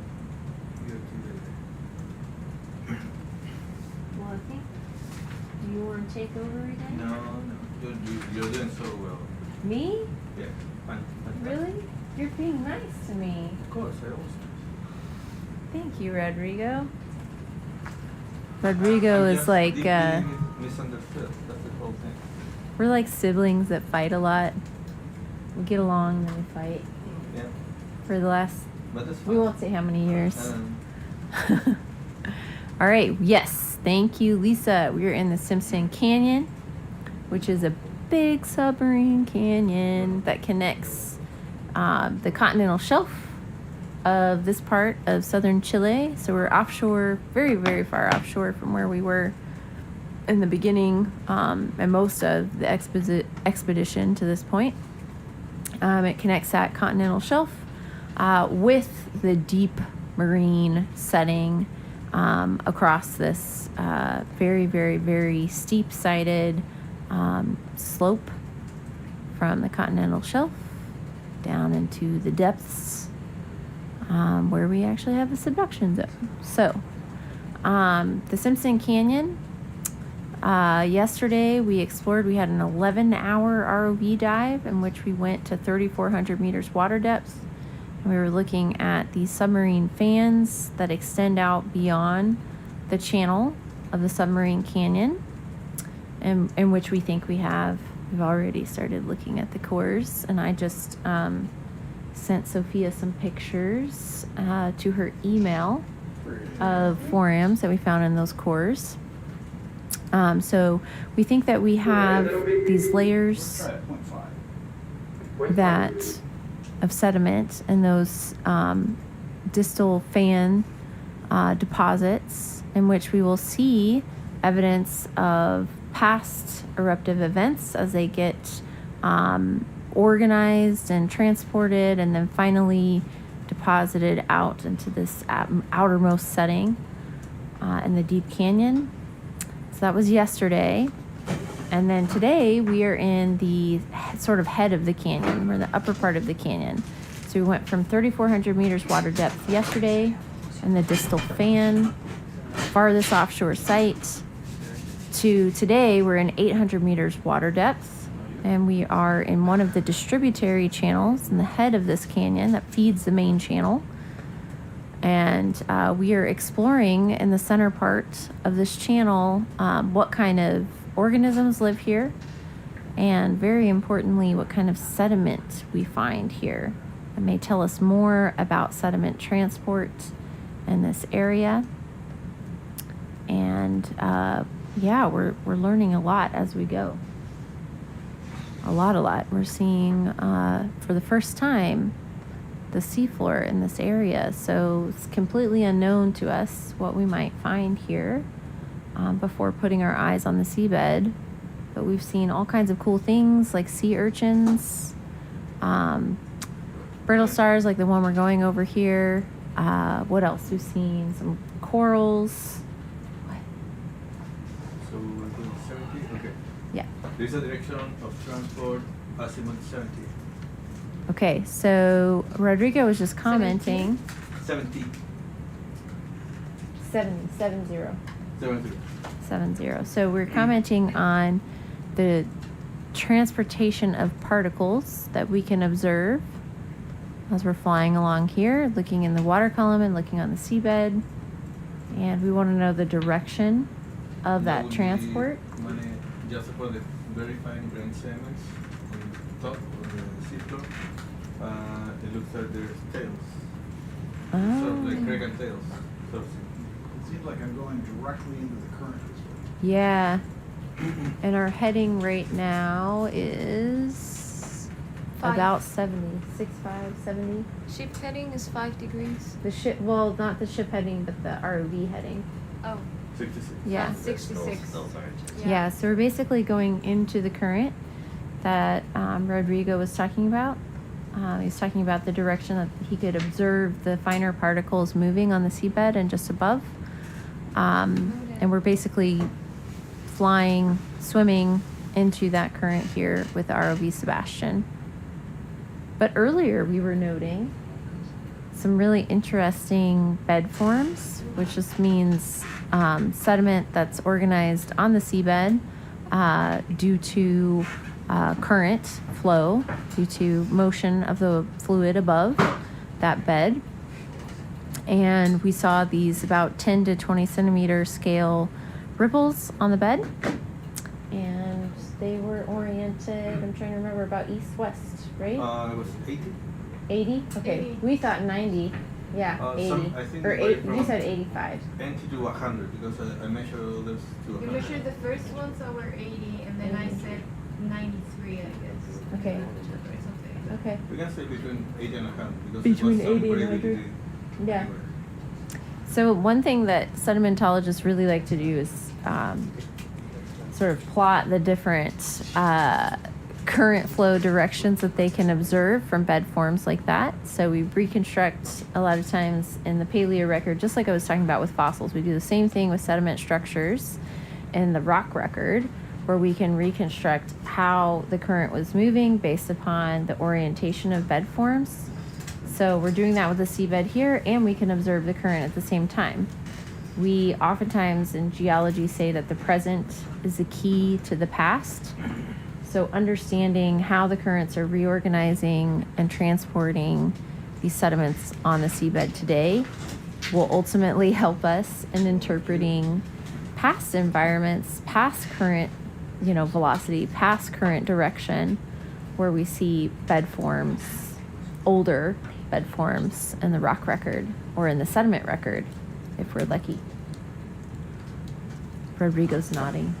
This is the first thing we teach in geology is the present is the key to the past. Uniformitarianism.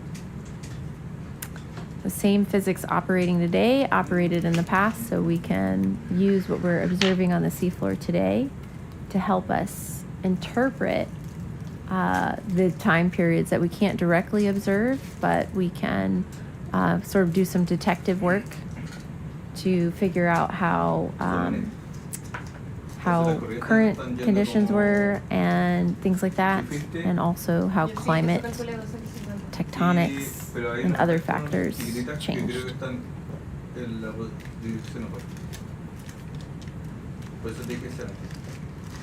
Sorry, at the same time I'm trying to understand what they're saying in Spanish. Features, los tengo 70 grados. Pero direccional. Correcto. Sí. Corrientes para acá. Y los features serían unas cosas como 190, como así. Arriba. La corriente la fecha. Okay, so they're just confirming, they're comparing observations and making sure it's all written down in our event log. Super important. Make sure we have kind of a universal and accepted QC'd log of everything we've seen, of everything we've observed. Becky, I'd like to perhaps tell the story in Spanish now. Do you want to take over? Do you want to come sit in this seat? You're doing so well. I'm just gonna You translate said. everything because I believe during the 18th there are probably 2 Chileans in the whole country watching this. The rest are at this very moment partying. Yes, mom's they're watching. partying, they're barbecuing. So, Mane's mom is watching. And I don't know who else Hola. is in the country. Saludos Moira, ¿cómo estás? Saludos. Salud, Moira. Desde el barco.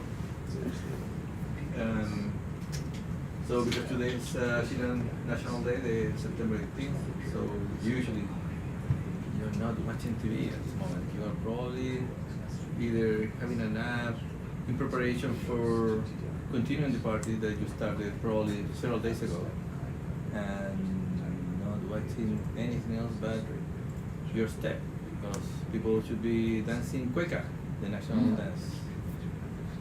Entonces estamos en el cañón submarino Simpson, subimos avanzando el día de ayer desde la máxima profundidad en la salida del cañón, aproximadamente a 3.400 metros de profundidad. Luego subimos con el buque hasta una zona de profundidad alrededor de los 800 y ahí decidimos tomar algunas muestras con el robot Subaste. Y el lugar escogido fue un tributario, Yeah, I was looking the other day, man. un gran valle tributario del Gran Cañón de Simpson. Y dentro de ese valle estuvimos cogiendo algún lugar donde viéramos evidencias de que había acumulación de sedimentos, ¿verdad? Para poder sacar muestras y que esta nos contara una historia. Tuvimos que cambiar plan un par de veces, dado que cuando llegamos nos encontramos con la sorpresa de que en vez de ser una superficie plana y suave de sedimentos finos, habían grandes bloques de varios de cerca de 1 metro de diámetro y de distintos tipos litológicos, lo cual nosotros interpretamos como producto de algún tipo de remoción en masa submarina, dado que las paredes de estos cañones y de los tributarios mismos son bastante empinadas, entonces hay inestabilidad de talud, al igual que de lo que se habla en tierra, pero en este caso de forma submarina.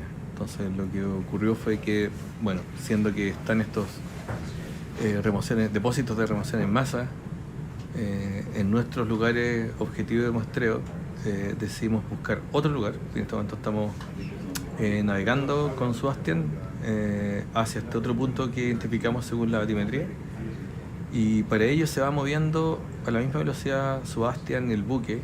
El buque tiene un sistema de posicionamiento, se llama posicionamiento dinámico, que es ayudado por GPS y una serie de turbinas que lo que hacen es tratar de dejar el buque o detenido en un punto o siguiendo trayectorias predeterminadas. Entonces en este caso va Sebastián y el buque moviéndose en pareja y en paralelo hacia este lugar que queremos investigar para sacar muestras de testigos de sedimento. Alright, Becky, I just made a not too short summary of what we've been doing for the last 24 hours. Telling more or less what you said before, right? That we started studying the canyon at the fan in the most distant part. Let's try 0.6 as well. Trying to look across 0.6, understood. what look like big waves of sediment moving outboard from the fan. We didn't see a lot of difference though between the trough and the crest though, did we, Rodrigo? No, not really. Not in the sediment cores. Yeah.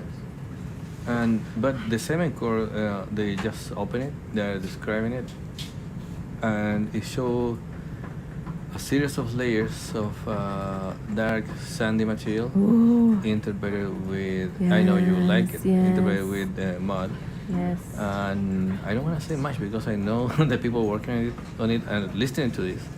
In Macarena, I gave her homework, so she needs to study the core, plan a sampling strategy, and she will show it to me in a bit, and I'm gonna grade here. Yeah, I think that's actually a really good point here, Rodrigo, is that we've got a lot of students on this expedition, and we don't just tell them what to do. They get frustrated with us, but we make them think. We make them collaborators. We want to hear, what they want to do. We discuss as a group before we sample anything. Right. It's the best way to learn, right? It's good. Actively involved. Yeah, nobody gets away with just not thinking. A Condorito plop for all those Chileans. She did a Condorito plop. She doesn't believe in it. She's laughing. I believe in you guys. No, she doesn't. You've been doing plops all the way. I don't understand it. I don't know what he's talking about. I'm missing the reference. Condorito plop is a... Flops. I explained this in a previous dive. Condorito is a beloved character. It's a... Oh, the plop. The plop. Remember, Condorito is like a character. Looks like a condor with legs. Yeah, that was the first time. See, John remember. John remember. So every time there is a bad joke or something that doesn't sound too good, Condorito in the cartoon will go plop. So he will kind of dismay at it.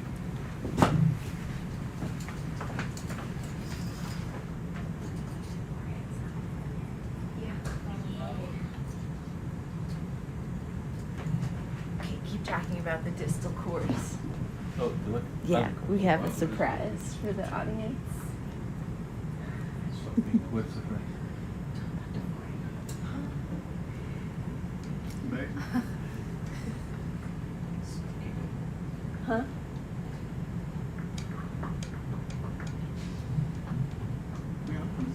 See what's up on that cliff.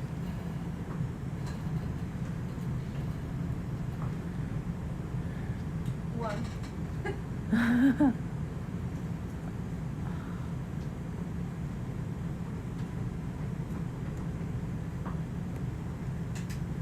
We need to talk less about plops. Who's that? Me. No, I know. But you said today's Chilean day. That is correct. Today is Chilean Day, Chilean Independence Day. I don't know if others caught up on that yet, but it's a very big day here. 18. They don't even say de septiembre. ¿Qué cruzaste? No, sometimes we say the 18 de September, but in reality, we start celebrating the very first day All of of September, all the way September. till the last day. Yes. Being the first weekend of September, it's kind of a big deal for celebrations. Big, So big it's kind of a deal. preparation for the real thing on the 18th, right? So we prepare a lot. So we do 17 days of preparation, partying every day, something like that. So the 18th we're well prepared for what's coming. Yes. You need a lot of preparation to eat all that kind of foods, different kinds yeah. of. Yeah. Then you Yeah. have to dance and sing and all that. So And we're going to do some of that today, right? exactly, This is the plan. exactly. It's my Our kind dinner of is going to be a celebration. special dinner today. We're going to have specially prepared by the Falcor chef food. And then the mess hall is all decorated with Chilean flags and Chilean imagery. There's going to be a presentation, music, dancing, etc. Chilean flags that are cut into hearts as well. as well. Yeah. That, by the way, it looks very similar to the Texan flag. It looks so similar to the Texas flag. I had to explain that one. When we were at Rice, we had kind of like a joke about it because we had a picture of you sitting on a mountaintop with the Chilean flag, and then we had like another picture of you with the Texas flag. I can't remember. Yeah, it could be. Yeah, it was a thing in our lab group. Yeah, I know. And one time I saw a Texan wearing the Chilean flag, thinking it was the Texan flag. So anybody can get confused. Red, white, and blue. And the Lone Star. There's a star just for your flag right there. Yep. That one. Okay, but now coming back to forams. Hey Becky, coming back to geology. This is not about forums, okay? This whole It's not. this no, whole it's not, expedition. No, it's called Fire and Ice. Our project. The name of the project is Fire and Ice. Foram There's no, and ice. No, there's no Foram Forum and and Ice. ice. Well, how There's no far forum is in the your name. the ice?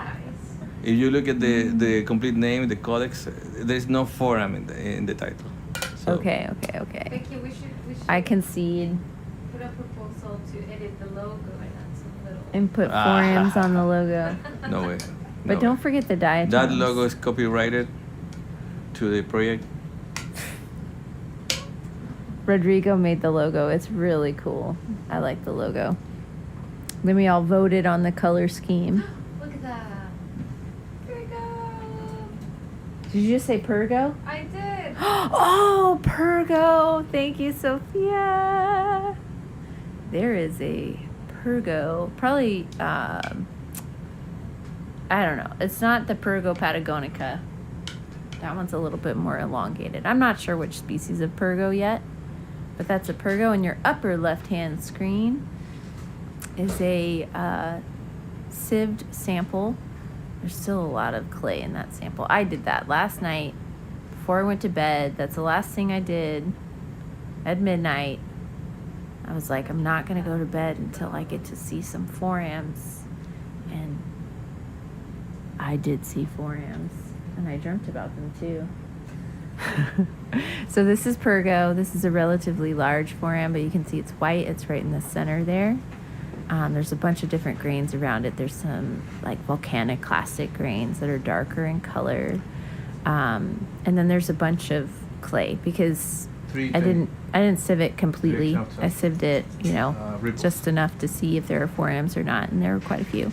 So this is from the very sea surface sediment, in the deepest site that we've accessed thus far, and the submarine fan associated with the submarine canyon, the Simpson Canyon, and 3,400 meters of water depth. This is what we found. It was really, really exciting. Sophia, I think there's another picture through the microscope. So that that pergo that you were just looking at is probably about 100 microns across, maybe a little less, more like 80 or 90. Let's go back to 0.5. So it's sand sized. It's fine, very fine sand sized. And actually, when we brought up the cores, you could even see these white specks. It's about the size of like the tip of your pen, just for reference. So you could see those white specks in the core, and that's why I was so eager to go ahead and sieve it right away.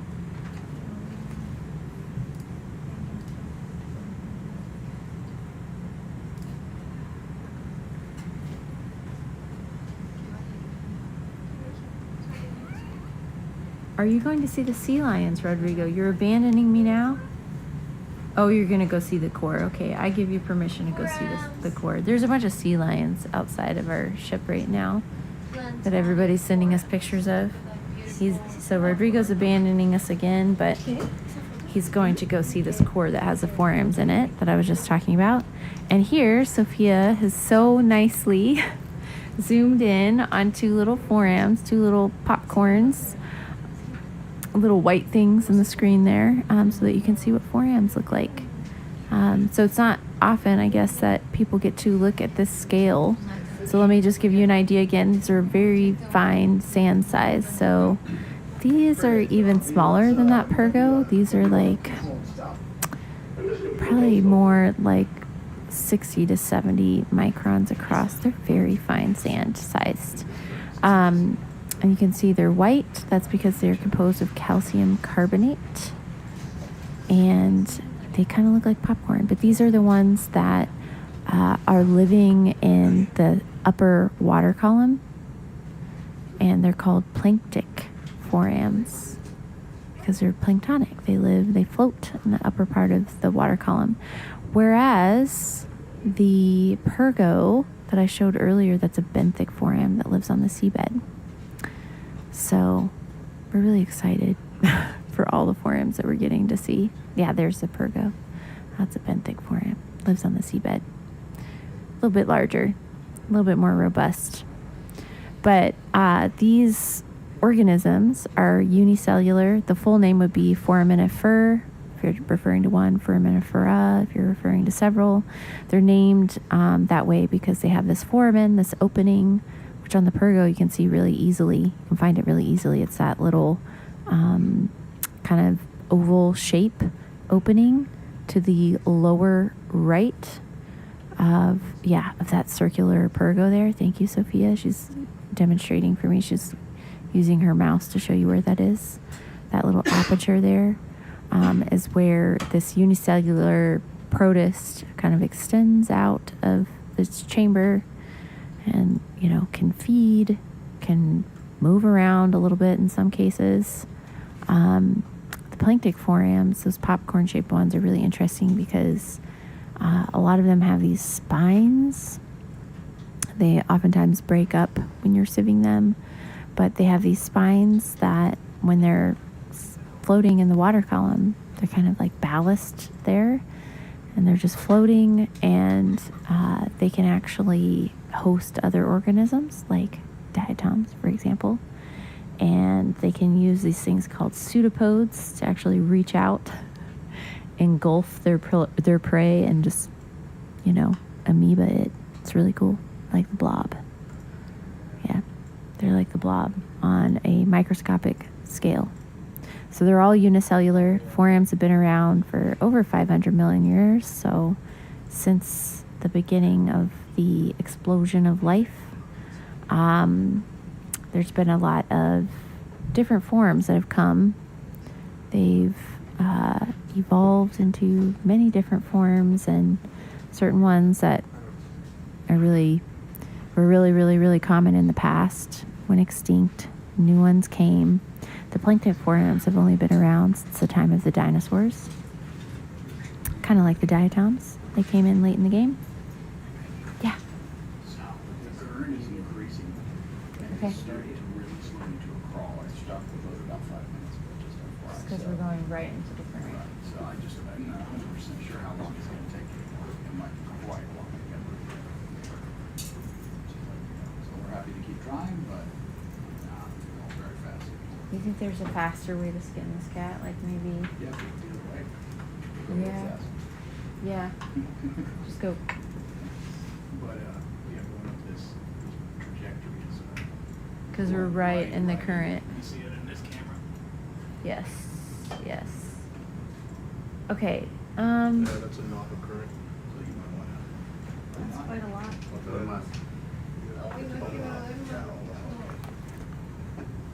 might wanna rethink strategy. Becky, do you want the third picture? on this, sure. On this map, Somebody. just making sure I have us oriented right. We are here. Yep, you in? We're aiming for that, That's correct? what it is. That's right. So it's up So it makes total sense that we're right in the current. Okay, straight down that, chute, I guess. Yes, is that a dead fish that we're going with? That's what I'm looking at. Oh, sorry, that's right. Yeah, keep going. I mean, I kind of want to keep going along this path so that we can 800 to go. observe. Bridge ROV.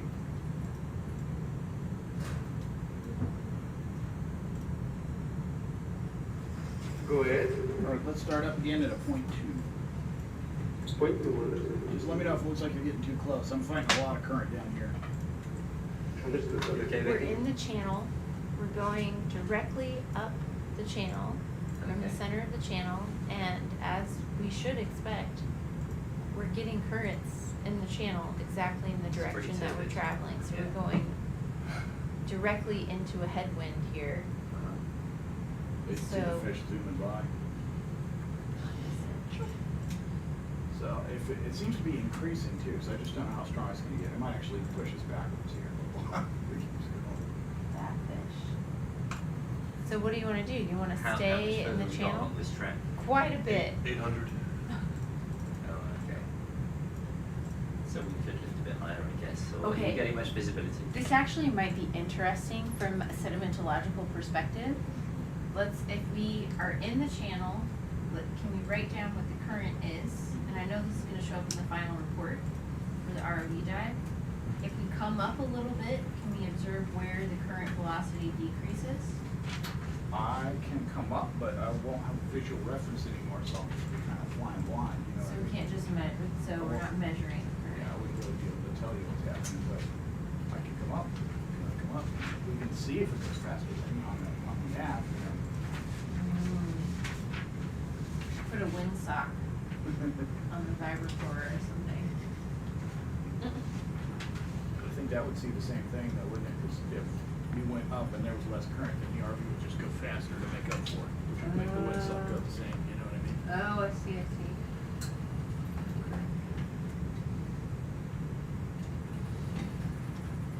It'd just be so cool if there was like a turbidity current that came through while we were here. What's the turbidity? I just explained it earlier. Did you? Oh, Were you not listening, Zach? No, I was totally listening. So it's a sediment-laden water that flows down slope through gravity. So it's also called sediment gravity flow. Wouldn't that be this? Because you see all that stuff.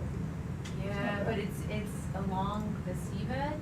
Usually in these canyons, it's where they're most common. But they'll actually be like a cloud, it almost looks like a plume, but it's not a plume because it's hugging the seabed and traveling along the slope because that sediment-laden water is denser than the overlying water. I don't think we want to be hit by one, I think. Given the history of cave. Well, okay, but there's that Mbari video. It's I always show my students. It's super cool. They come up out of it, and then they go back in it, and they go back out again. Unplanned, but very cool. But now being like on the other side of the screen, I can totally picture them freaking out about Yeah. the turbidic current. Yeah.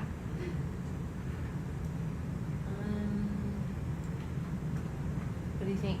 Should we come up and see what the current does? See if we can go a This little is slow faster and progress, then come yeah. back down? And I didn't realise we were going up right in the middle like this. Right in the channel. Is Are there you a getting reason many- why we chose that waypoint? It's Are you because getting we don't many want by the. observations in this? Not really, it's Not really. mostly the same. But I would say that there's fewer organisms, more loose sediment in the center part of the channel. Yeah. We don't have all those same worm tubes and things. More active. I would say exactly that. It's more active.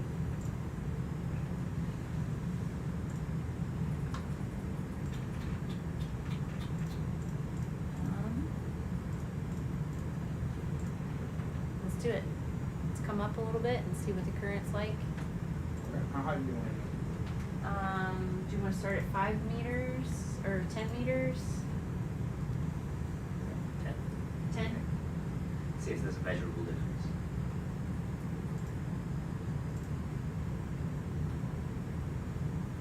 If that's alright with you, Zach, in terms of visibility. I mean, I won't be able to see the seabed, but I don't need to see the seabed.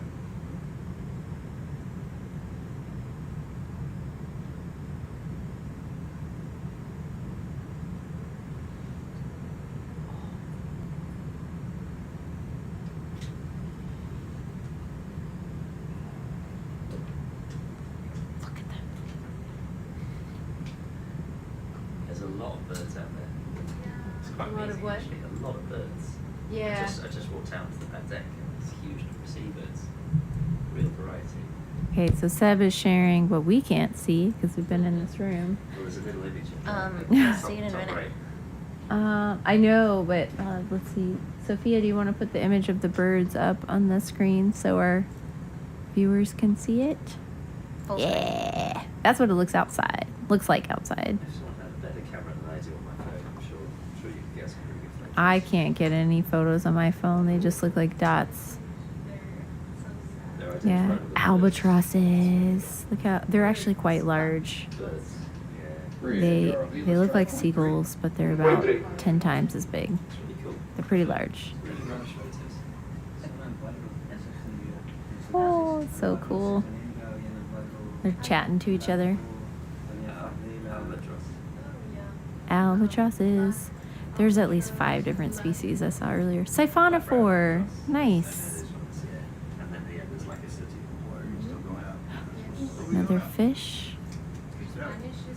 Alright. We're now at about 709 meters water depth. We're aiming for 10 meters off the seafloor. We're probably about 15 right now. We're just clearing the decks. That's what we're doing. Oh, really? Does he cite, like, go? Oh, that's good. Okay, so we came up a little. I don't know if you guys heard our discussion. We were concerned because it was taking forever to progress because we were right in the bottom of the channel going up the channel. That's very cool. And we're almost at a standstill. Almost at a standstill because we're trying to go right into a headwind, essentially, right into the current. They also have, like, this big, How are we feeling now? Is it moving along a little better, or From what I can tell, it's about the same. it's about the same? Interesting. Can we come up another? I know you just did this. Well, let's hold it at 10 for just a minute and make sure it's about the same. And we're going right in the direction of the channel. Is that right? Our heading hasn't changed. Well, we're moving in the direction of the channel, but I have to be kind of like this way to go against the current, if that makes Okay, sense. crosswind correction. Yep. Okay. Kind of like crabby, you know? Sorry, I'm a pilot, so I'm always saying we're flying here. We're making a crosswind correction. Cross current correction, is that correct? So any reduction in current there, maybe? Or Not really. Not noticeable.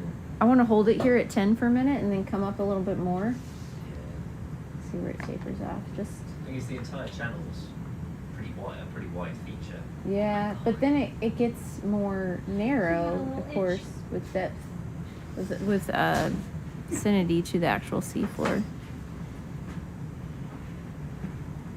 Yeah, the albatrosses are cool. Yeah, I counted about 5 different species earlier. There's some all dark black ones as well. There's albatrosses outside. Our photographer, Alex Engel, was having a field day with his gigantic lens. So, we're expecting photos soon on the social media. All right, so it's about the same now. We're still fighting the current. Can we come up? Can we come up 5 more meters?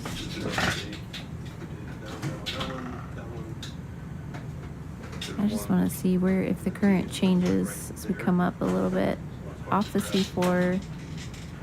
So that bag that's hard to grab is We're still in the channel.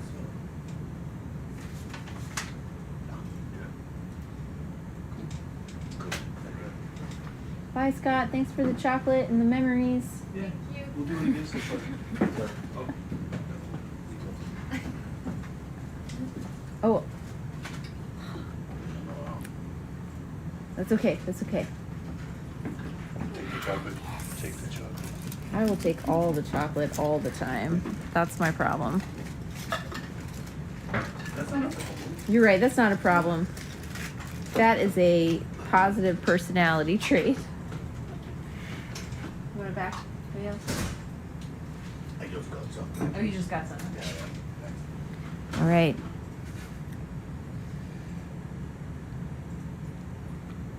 Can we show a view of the channel, the multi-beam in 3D? Sure thing.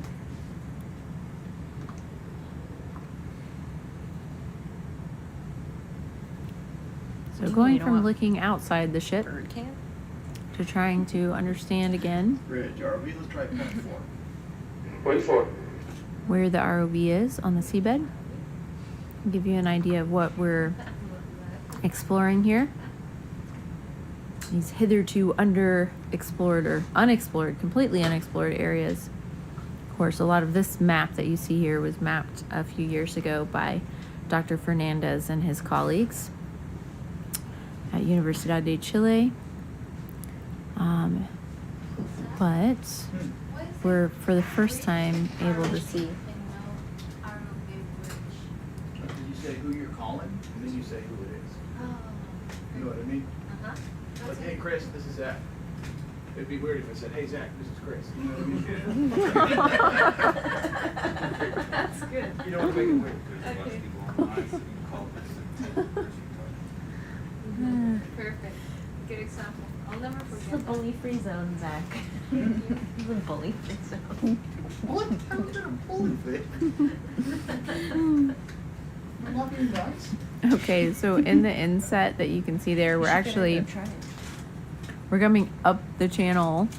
So I don't know if you can see the tiny little black dots in the center of that inset there. Those are the different waypoints.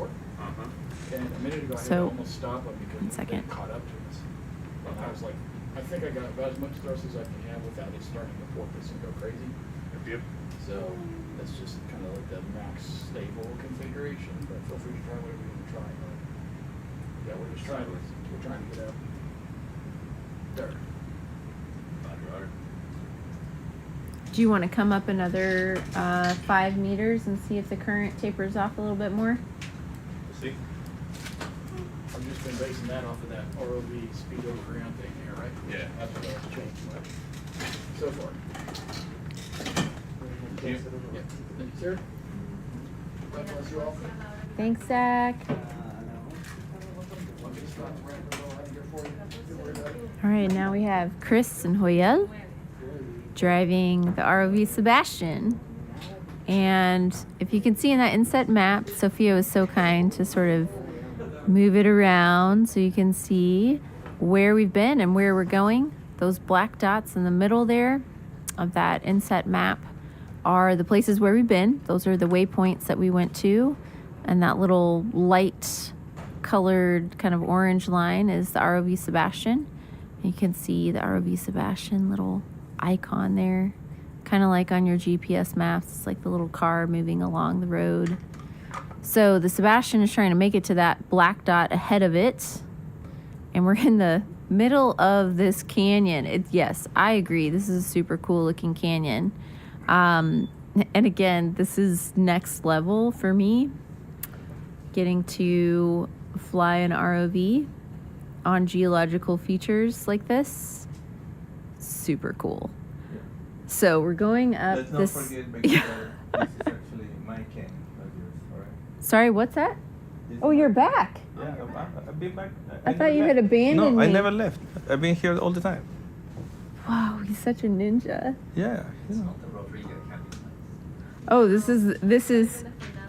I did say that you had mapped this before. That's a big mistake in the toponymia of the area. That they named it with the wrong last name. It should be named the Fernandez Canyon. Yeah, how come we have so many like Anglo names? Well, the Can reason you is explain because that? the early explorers Mhm. were mostly from Europe. Several of Brady, them, or actually most of them, Darwin, were from England. Magellan. ROV bridge. Please, can you speed up by 0.1? What's Chilean? Speeding up I think it's to Admiral Simpson. 0.5. The Chilean Navy has a lot of ties with the British Navy, so they invited. Chilean naval commander. Yeah, but originally from England, maybe? No? Oh. Yes, we're gonna research this. We should have researched this in advance. Just saying. Yeah, here we The have Simpson a lot of people Canyon, researching what I just said. who it's just to named give us after. something to do because they Huh? just looking Oh, at us and it's named laughing. after Bart. Oh, speaking of which, can we put up that picture of the Foram, the last picture of the Foram that you had there, Sophia? Sure. I'm guessing it's that There are more than one. There are several areas in Patagonia, and there's a river named after. Yeah, but some of them were imported from England. No barrel rolls of the Yeah, Sebastian. We not got to keep these traditional imports samples from England at that time were on British. They the wanted to Sebastian. conquer Somebody our land. suggested to do a barrel roll. Maybe if you were like Bob Hoover, he famously did a barrel roll like with To me, beverages, open beverages, and didn't spill them. I think that's on YouTube somewhere. But no, we're not going to do that with the Sebastian. Okay, so what's the story on Simpson? Complicated. Too many Simpsons. they're still working on that because there are several Simpsons in the area. Okay. That's why if you guys don't want to get confused, you can freely call it the Fernandez Canyon. I don't mind. Well, someone just suggested that it's the Bart Simpson Canyon. In which case, hold on. Sophia has helped me here. There is a Foram that looks a little bit like Bart Simpson's hair. No. In the upper right-hand corner there. That's right. That's right. It was This is like, I really had to plan this joke, this very nerdy joke.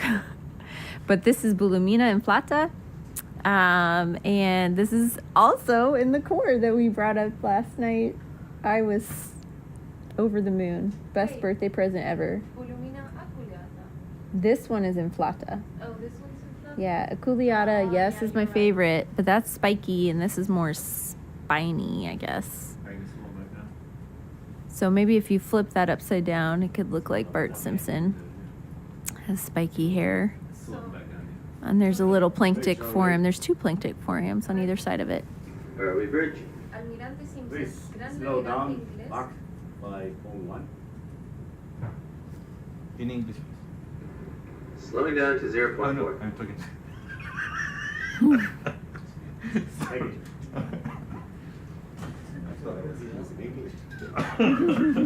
No, I made proper. Oh.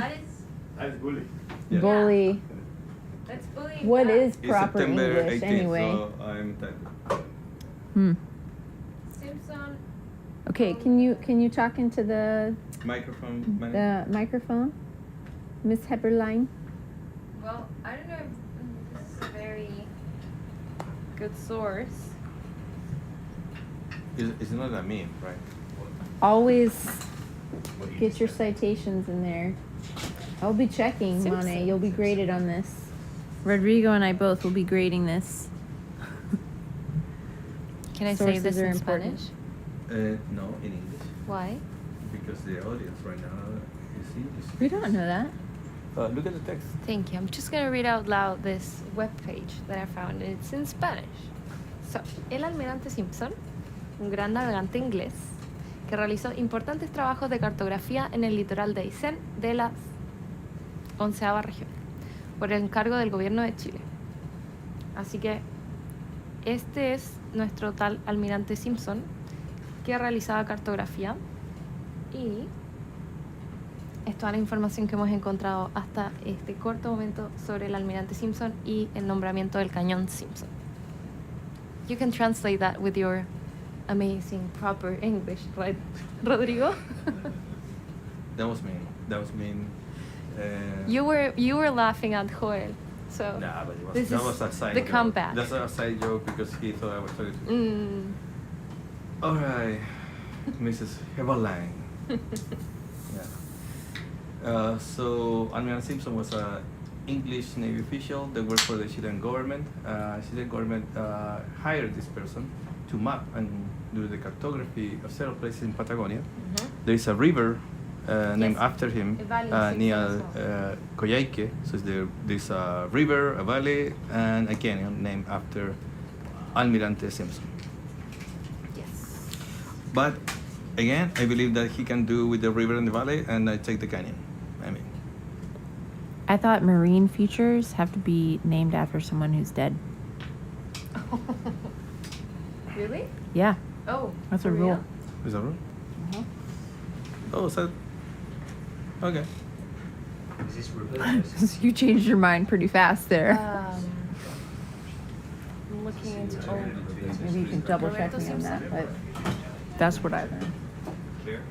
No, just to mention that Did you lose your flashlight? Are you looking for your flashlight? I think it jumped out my pocket. Oh well. in this occasion, working the Simpson Canyon, we are using information that was produced by the Chilean oceanographic program aboard the AGS Cabo de Hornos, the Chilean science vessel built in 2010 that's been in operation for 13 years, because for 1 year after the earthquake in 2010, the tsunami took the ship from the yard and put it several meters above sea level on top of the middle of the city, actually. So they had to recuperate the ship, put it back on the yard, make some repairments, and then after that it was commissioned to the National Oceanographic Committee to be in service of science research, mostly oceanography, marine biology, and over the last about 6 years we started using it with some more focus on marine geosciences. So the first actual mapping of the whole canyon was done in 2018 as part of the program called CIMAR 24, which is funded by the National Oceanographic Committee. I was lucky enough to be part of that expedition and be part of the mapping of the canyon. That's why I'm joking that this is my canyon. Pushing for someone to try to come south and like, wow. And right now what we're doing with Falcor is actually complement the previous mapping. So we're planning track lines according to previous information, and the actual site of the dives were chosen based on the previous. After this dive, we're going to be designing new track line to complement the actual mapping and trying to see if we see a connection in terms of sediment pathways from the continent to the canyon. So we'll be at the head of the canyon, mapping the eastern part to trying to find this kind of connection. And if you are interested, this area was covered by ice during the last glacial maximum, so we expect to find some sort of glacial It was Chilean. termini feature nearby. Was English. It is English. Yeah, But English. died in numbers. Exactly. Maybe they're related.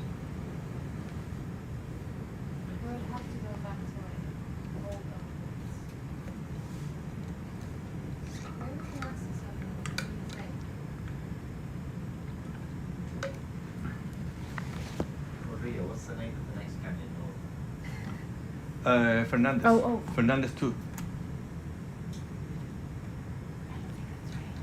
I think it says The big one is Chucao. Chucao. Está en la parte del medio de la isla de Chiloé, va este-oeste. Es un canal bien especial porque va así, súper derecho. También lo mapeamos en el 2018. Y entre ese y este encontramos varios cañones. Oh, sorry. So we mapped also, aside from Simpson Canyon, that canyon, and several others that were not described before. So they have no name. Yeah, that's my chance. You wanna have a canyon? Like what canyon? Maybe we should. Exactly, that's what I'm saying. So what canyon you want? Said what? I'm happy with Chilean fruit juice. Okay. That's What? I sing that in shops in Chile. Right. Chilean fruit juice? Yeah. That's a popular brand of fruit juice in Chile. So it's interesting because we have a lot of influence from the British Empire here in Chile, because a lot of the early explorers were from Sebastian Watt's lands, and they came and help. I'm saying they came to help. They came to help to map the area. At that time, the Chilean government didn't have enough resources, nor people, not the knowledge to do actual mapping and cartography of the area. We have even Charles Darwin came to Patagonia, crossing the Magallanes Strait. Cordillera Darwin. Yes, exactly. And he actually was the first to discover glacial deposits in the northern part of the Magallanes Strait, and he actually recognized erratic boulders that he related to older glaciations. Then we have like Scandinavian geologists coming to Tierra del Fuego, and they were assuming that the chronology of this glaciation was similar to the northern hemisphere. And then more recently, with geochronological techniques, we actually redate all of those moraine systems, and now we know that the oldest evidence in that part of the world is a glaciation that happened maybe 1 million years ago about. And then Charles Darwin expedition came north, following the western coast of Patagonia, and he actually described something that people believe it was an eruption of some of the volcanoes in the area. So there are several interesting observations of this early That was explorers. on the HMS Beagle. Yeah. Yeah. In that ship. And actually, 1835. a lot of the work here in Patagonia that trying to track glacial changes, glacial retreat, rely on the description, chronicles, and drawings of these early explorers, which were really nice because they have so much detail that you can actually picture exactly the front position of these glaciers. So actually, I've used that kind of material to track glacial changes in the area. Another big influence in Chile from the British, for me personally, is the person I follow the most, is Mr. Bean. I think Mr. Bean, yeah, I think that he has a lot of influence in my life. Mr. Bean translates to every nationality. Yeah. So he's really, for me, a role model, an inspiration figure in my life. So I will be happy to name something after Mr. Bean. Yeah. They all related. So you were right, it's either Volcanic or some, there's the same lineage, the same sound.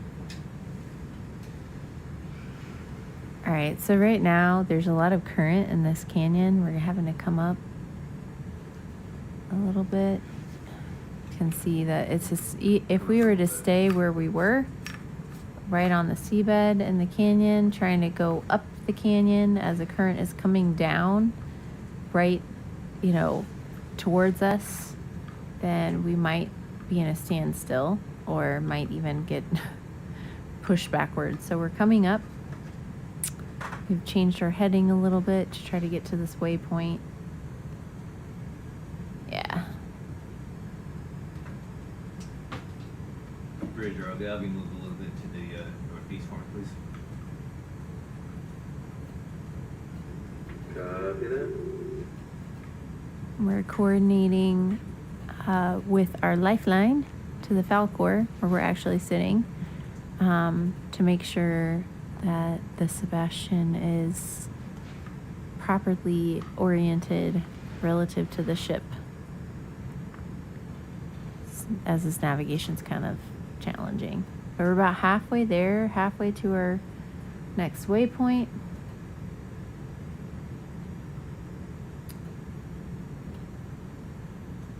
So I would guess that we have maybe about 400 or 500 more meters to go.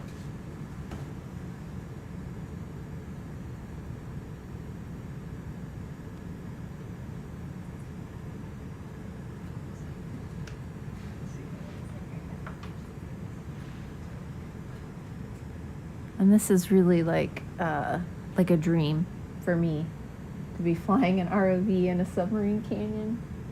Yeah, it's cool. Rodrigo's nodding. This is really just amazing technology that we're getting to use to do geology. So study the geology and biology of this area. Hey Vicky, do you think you are going to be able to go back to traditional techniques only? Like a regular ship? I was just saying that. I don't know how I'm going to go back. Yeah. Like only doing Vibracores from standing in water, or sending gravity cores off the side of the ship with no eyes on it. Like, it's going to be really tough for me. Yeah, we gotta have eyes on our equipment.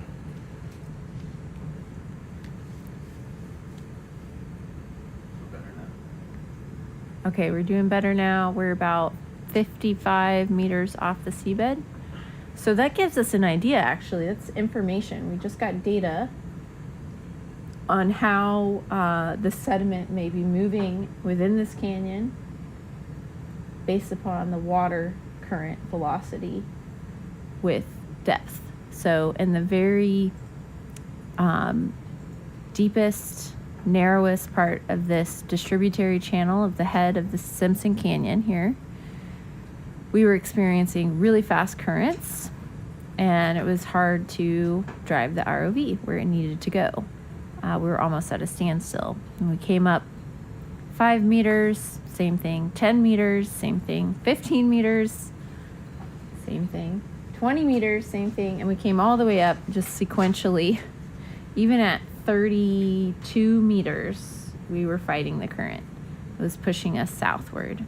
And so the ROV pilots, we talked about it, and I just said, do what you need to do.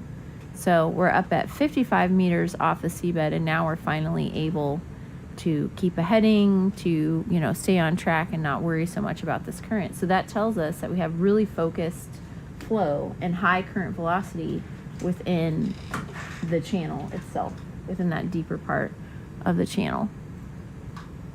So probably the lower, 30, 40 meters of water, you're transporting sediment through there regularly, even when you don't have a turbidity flow. Right. So that probably explains the seafloor morphology we've been seeing with these ripple marks and this selection of sands in some places and fine materials in other places.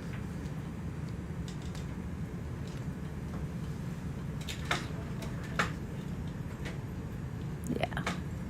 So in order to make those bed forms, like the ripples that we saw, you have to have water or any type of fluid. It could also be, air is also a fluid. It's moving fast enough. You move the particles at that interface of the fluid and the bed, and you have to be moving at least a few centimeters per second to move those sand-sized particles to make those ripple forms that we saw. Right, and in this case that will relate to bottom currents, right? Mm-hmm. So usually this water depth, the water column has different directions of flowing, so there might be something to consider depending on our interest, right? If we think of sediment that's being transported by plumes of sediment in between the seafloor and the sea surface, So we might find that depending on water depth, currents could go in different directions compared to the surface or the bottom current.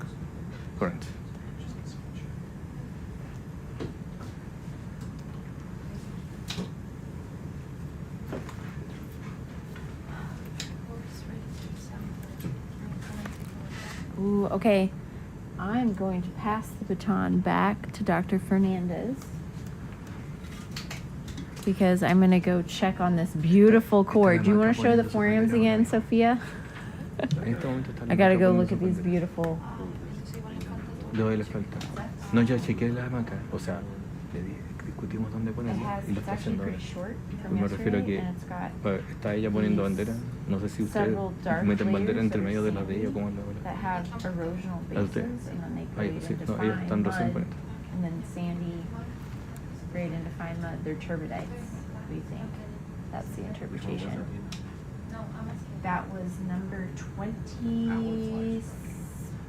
27A that we opened. We don't open our best one, we archive it.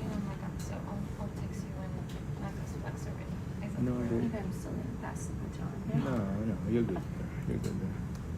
And who goes after Maca in terms of putting flags? Or she's the last one? Yeah, we all put the flags No, is there an order who put the for flag? sampling. But not for putting No, flags. it's usually Teffer do flags first. Well, first it's any radiocarbon, Yeah, any first fun is stuff. any Those are the green flags. Then the Tefra, And then they get the Maca priority, and then Maca. Okay, so Maca is the last one then. Yeah. Okay. Yeah. Yeah, But she's the last one to put the flags, but the first one to sample. Yeah. Yep. For the microbiome. Yep. Yeah. So as soon as she finished, I'll text you. you text me to go and check quickly, and then it's done. Okay, so I'm gonna pass the narration to Dr. Rodrigo Fernandez. I'm gonna go check on this beautiful core with those forms that you can see in your screen. I'm really excited to go see them again. So, hate to abandon you guys, but there are forums to go admire. But I'll be back. Come back down to the waypoint.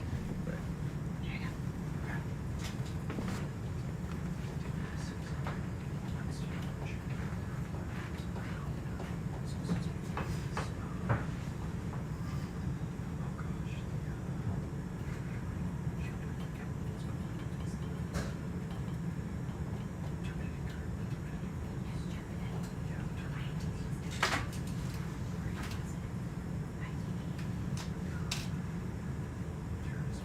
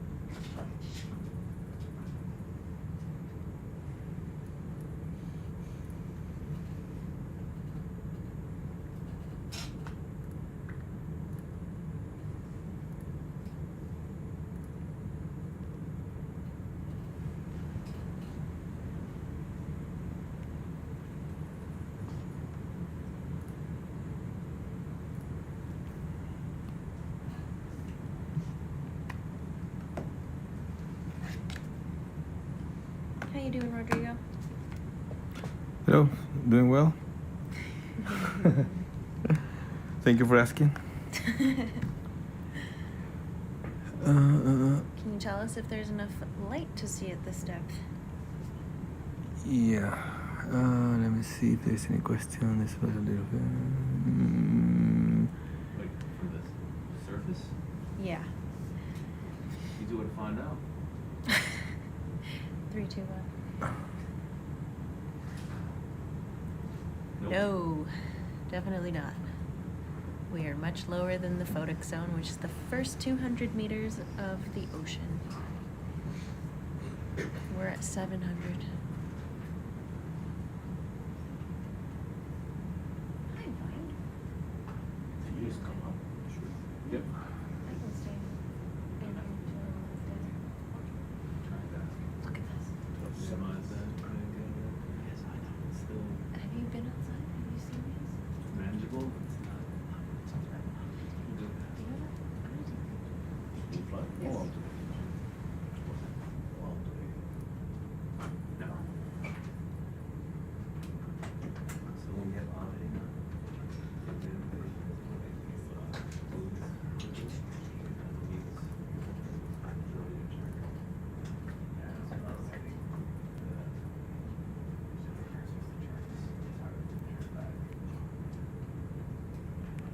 So we're flying about 80 something meters above seafloor, which is located at water depth of 720 something meters. Approaching the sampling location that we defined before. If you just joined the transmission, first we decided to, based on previous data and our own data, to sample a location that is within one of the tributary channels of the head of the Simpson Canyon.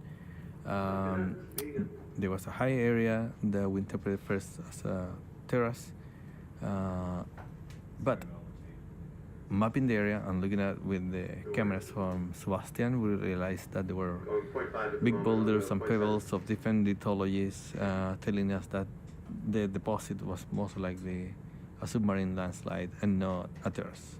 So terrace will be a place interesting for us for sampling because you will get overbank deposits of the overflow of sediment plume that go along the axis of a channel. So you get this overflow on the sides, usually on these terraces, so you get a thin layer of sediment every time there's an event. If you think of these events occurring every once in a while, so that means that we'll have potentially a good record of several events in short distance. So we will be able to sample all of that with the Vibracore, which is now in your screen, right in the center, kind of lower left part of the screen.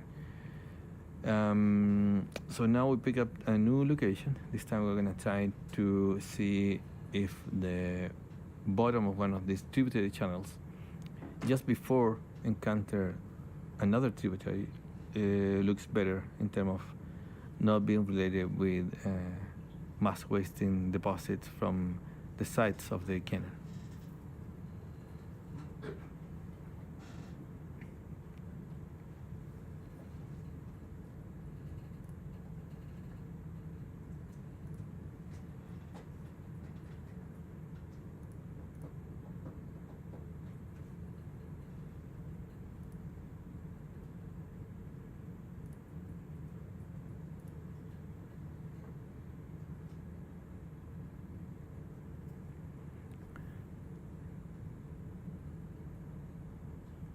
Entonces, en español, si es que hay alguien de habla hispana en la audiencia, estamos mostrando la parte superior del cañón submarino Simpson, un cañón que conecta la plataforma continental de la parte noroeste de Patagonia con la fosa, que es el punto de intersección de las placas tectónicas.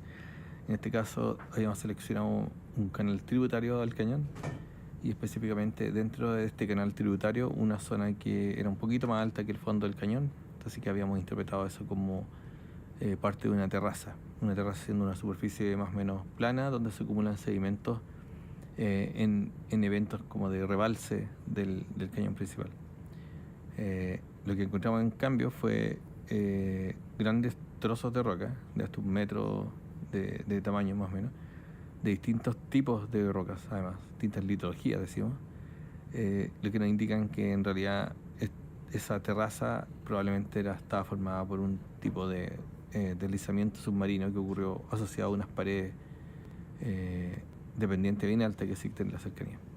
Entonces, basado en eso, escogimos un nuevo sitio. Entonces ahora estamos navegando aproximadamente cerca de 100 metros sobre el suelo marino. El suelo marino está como a 712, 15 por ahí. Así que estamos volando a 612, 15. Y nos vamos acercando ya a la zona de muestreo y ahí vamos a comenzar con la operación de sacar testigos por vibración y testigos por empuje.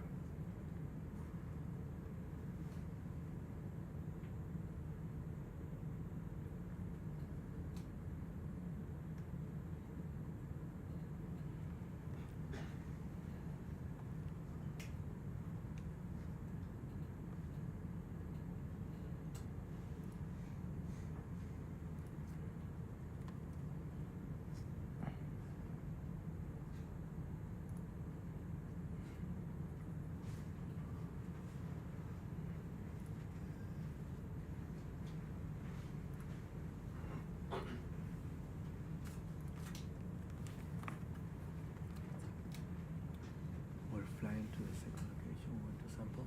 We're getting close. In the middle of the canyon. See that on the top of the glacier? No, we did. You We did that, and now we're going to sample the black dot over there, which is kind of in the middle. So, and the currents are so strong on the bottom that we have to fly up. So we're going 100 meters above seafloor, trying to get there fast. So you did 3 summits? 1, 2, 3. This will be the third. Yes.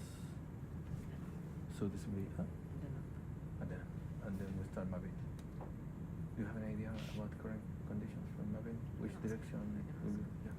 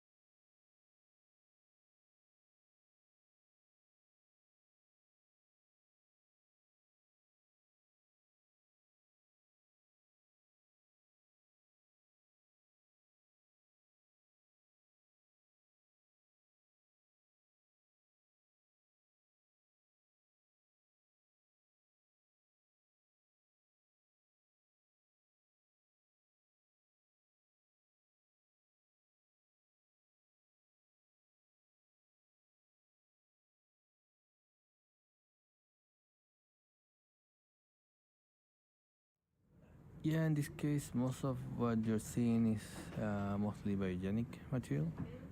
Not much silt here in the water column. When we get to the bottom, we'll see that we have biogenics and clays. But right now we're flying about 124 meters above seafloor. We're getting really close to the sampling location.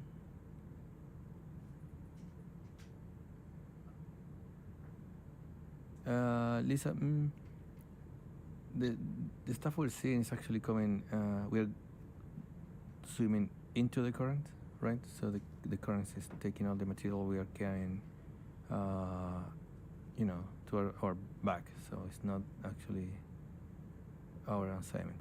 The sediment in the rock itself, yes, that's come from the sediment that we actually put in suspension in the last operation.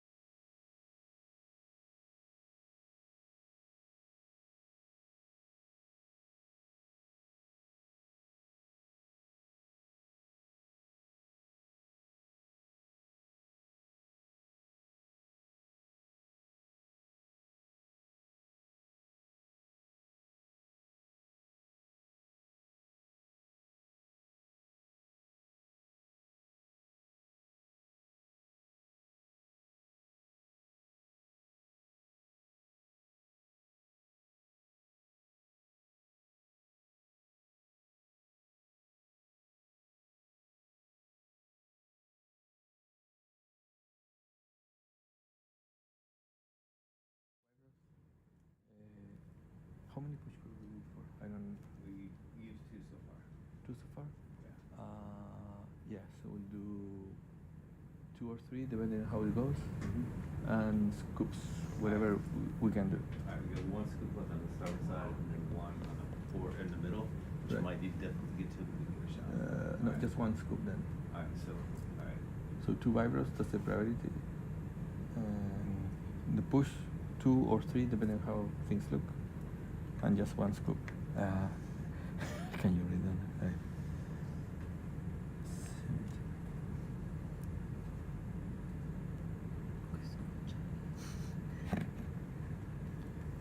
So you know how to take a photo of your hand. Can I take a photo of your hand? It's gonna be a nice memento. Also, it's gonna be useful.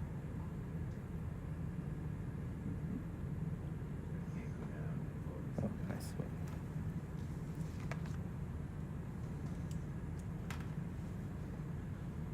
I'm gonna go photo macro.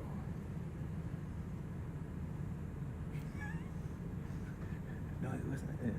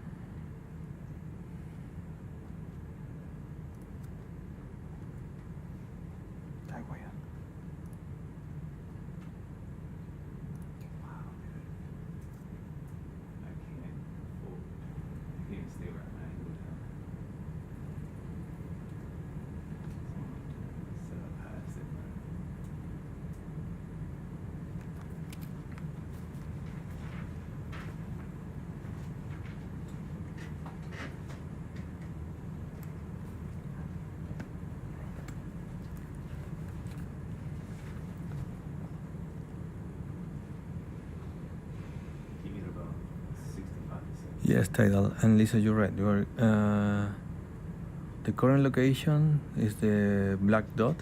And yes, currents are still being a problem.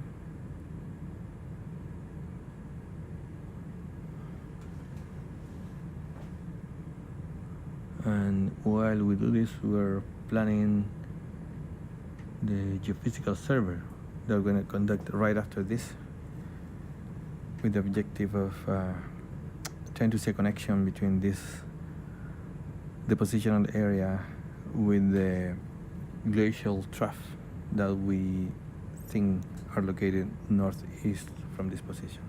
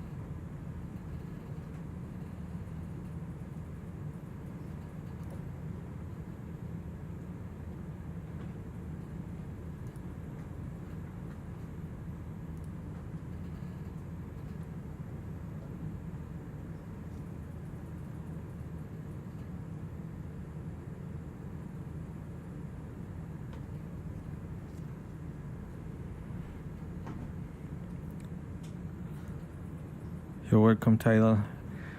Lisa, yes, earlier we saw many creatures, very, very beautiful, many of them. And in this area where we found these boulders and pebbles, there were lots of colors and different shapes of creatures. Don't ask me about name because I don't know anything about living things, unfortunately. Just know about geology and geophysics.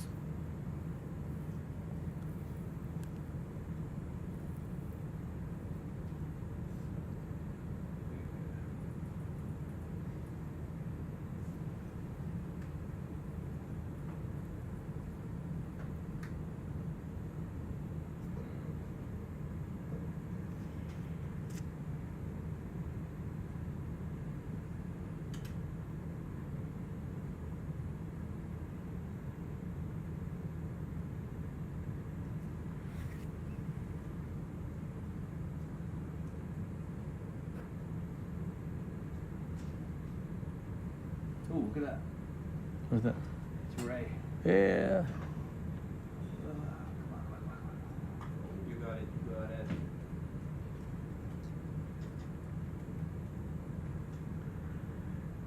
Look at that. So nice. Move to the left a little bit. Move the camera to the left.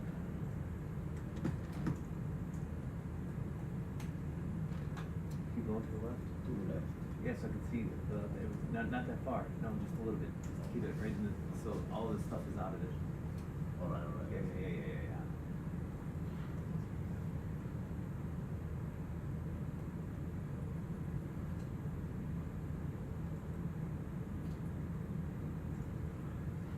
So Jacob,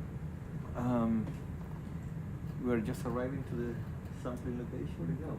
And Did you take that? we would like to make a note of how the seafloor looks. Do you notice anything of interest? Like the shapes, grain size? No? So it's mostly fine materials. Yeah. This would be mud. There is actual bed forms that if you look at the top of your screen, in this camera over here, it's the same one you had? Yeah. See, there is an oriented this way. Yeah.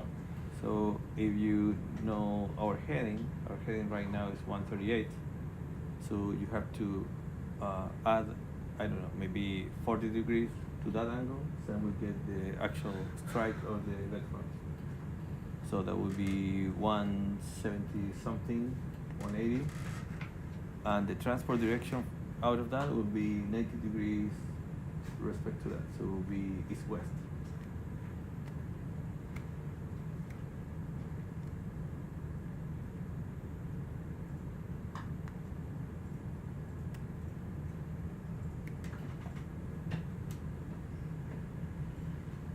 We could just pass this and then set it down.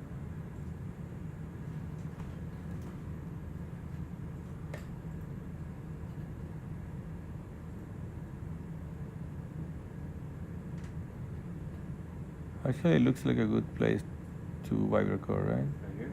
Yeah. Alright. Almost anywhere looks very similar. I don't know if we can.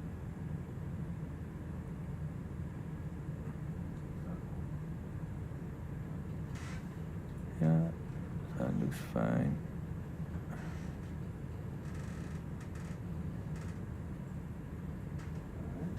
Yeah.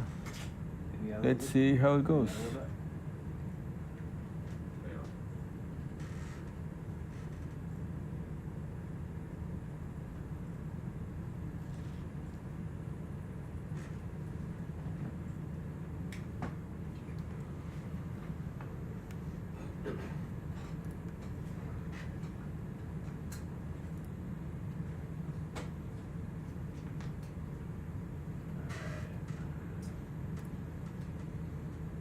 Want to do the push first or the Vibracore first? Push first, yes.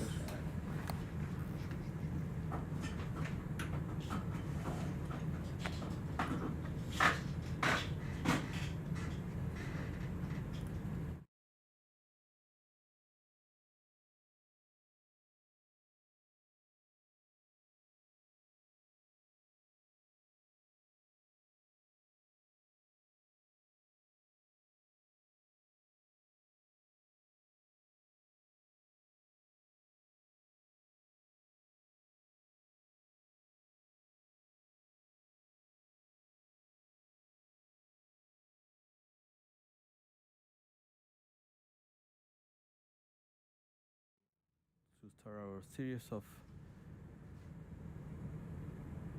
sampling first with the push core. So we're gonna try to take a couple or 3 of them, depending on how things go, and then we'll do a couple of Vibracores, and we will end the site with 1 scoop.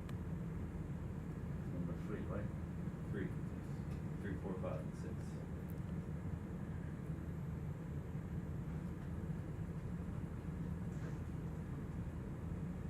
So now we are in the middle of a tributary channel at the head of the Simpson Canyon, and we're gonna try to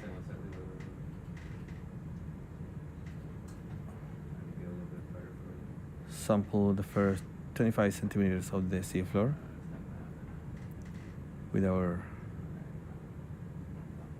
push core mechanism.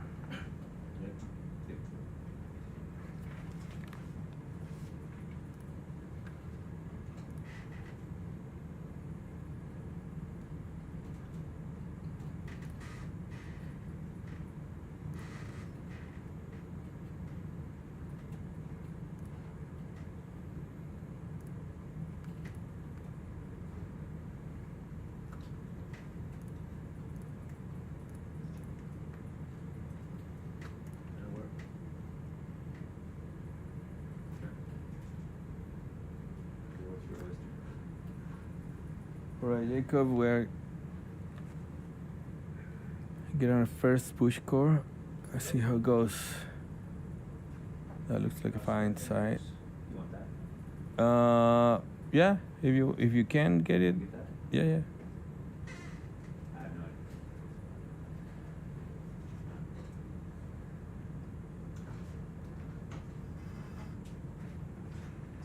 Very good. Right.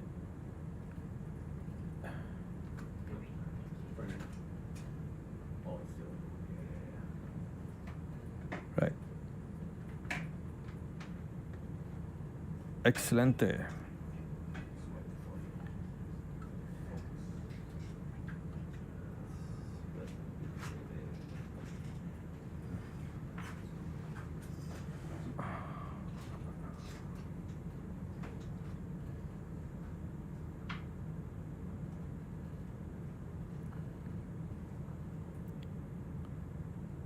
That's probably okay.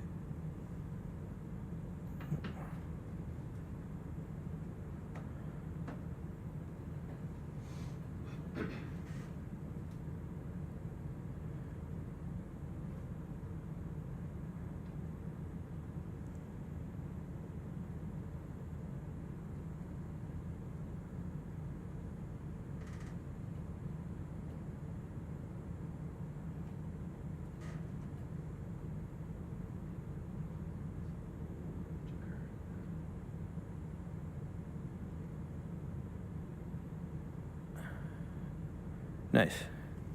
So it looks like a good sample, Jacob. Not much to report. From the camera, it seemed that it was mostly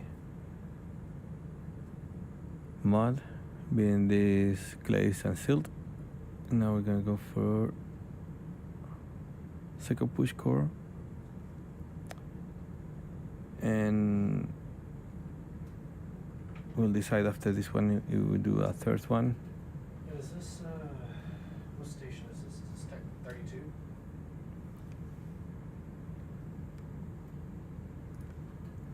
Confirming.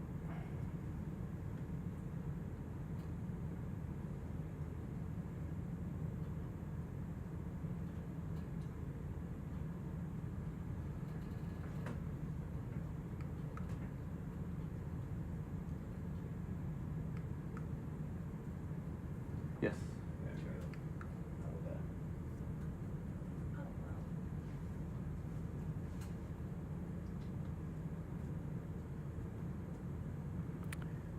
Yes, Tyler. So the ship is equipped with something called a dynamic position system, which is basically with all the sensor we got to get position. This will be location receptors, GNSS, using probably several constellations of satellites, we get a real precise position for the ship, and then there's thrusters that work based on that to keep the position and the heading.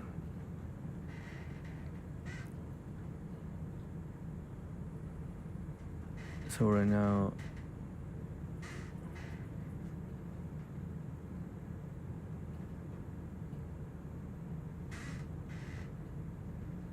the heading of the ship is that's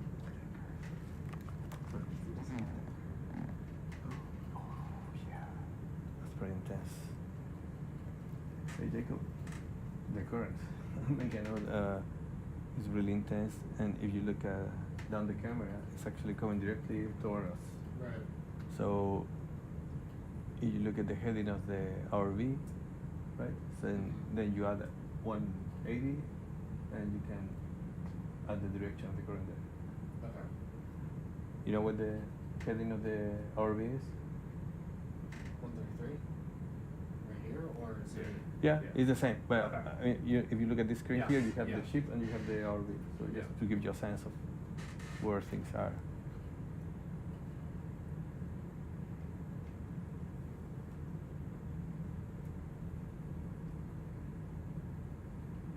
Third one? Yeah, I think we'll go for another one. These are very nice samples. So one of our cameras, not the one you have on screen right now, but one that is pointing directly down. Pilots made us aware that we can see the direction of the currents, and the currents are really strong. And they're so right now the RV azimuth or heading is 132, right? So this will be 312 for the direction of the currents.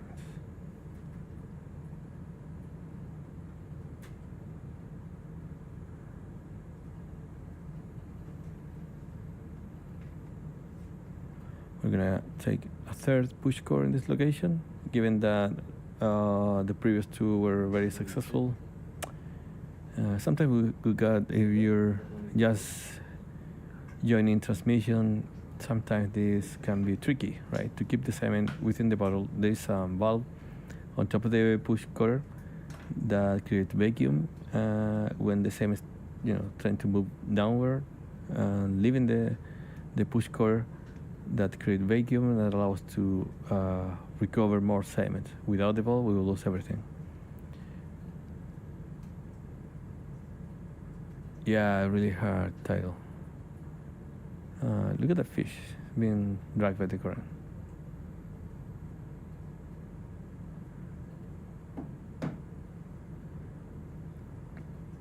So right after this, we're gonna sample the seafloor with the Vibracore and see what can we get.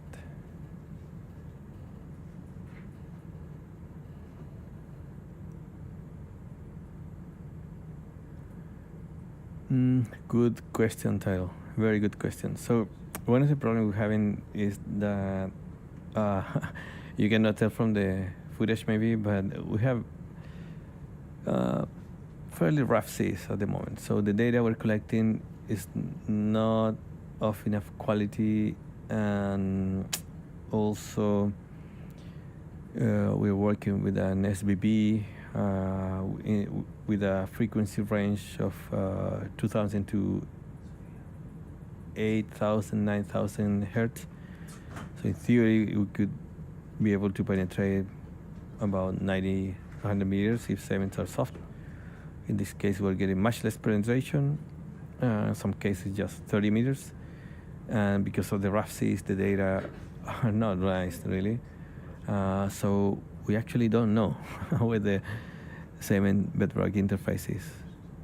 So this is actually a pretty nice core as well. We got the sediment water interface. We don't see any major disturbance. So a successful one again. You got that, Jacob? Yes, sir. Right, just You got that?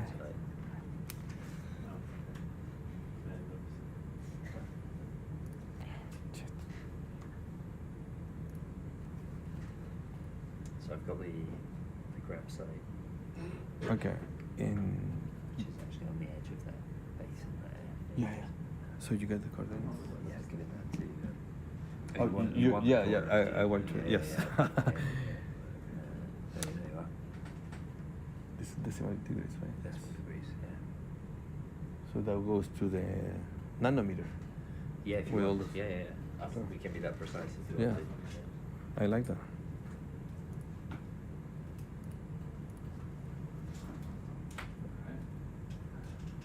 The Vibracore, or do you want to do? No, wait, not that, I think 5 was the last one, I'm sorry. Vibra. Yes. It's not Vibracore. Yes.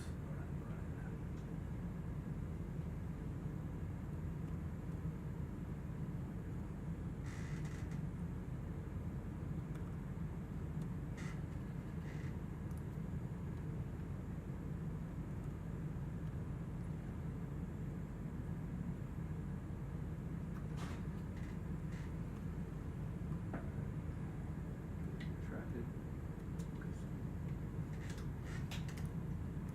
Switching down. I just retracted it. Yeah, okay. Hopefully. So they already. I think Matilda given this waypoint. She's already given them to them, yeah. They've got this waypoint and this one. So they Right, have those okay. two. And then I've just been looking at overnight. And if we want to get back over this, then we could just go northwest and then take one straight way across Yeah. and keep it straight, but Yeah. ignore that kink. Yeah. That will take about 12 hours, so that would probably be about 10 in the morning. Right. Right. Yeah, but then there's potential to do a dive. Exactly. Right. Yeah, that sounds good. Yeah, Yeah. Okay. So wait. So that means that right after the grab we have to go this and then. Yeah, it's okay. You sure? Yeah. It would give Yeah, an because this is opportunity to- also kind of an interesting it would site, give an and opportunity, if we have Yeah. more time to explore Yeah, whatever I areas think- we didn't I think map. the platform's interesting. Like these channels are interesting actually as well. Right. Sure, these Yeah. volcanoes Yeah, here. yeah, So, yeah. No, I agree. yeah. Okay. Yes. That's nice.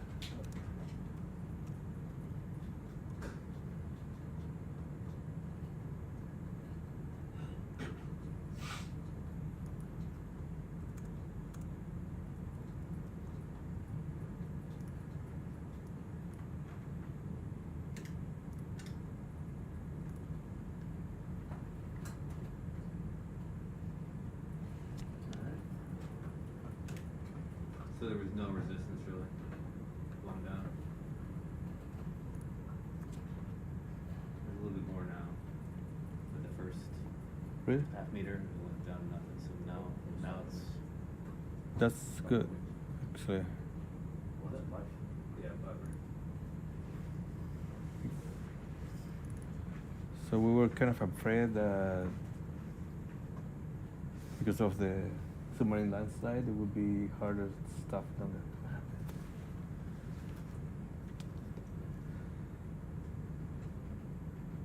Oh.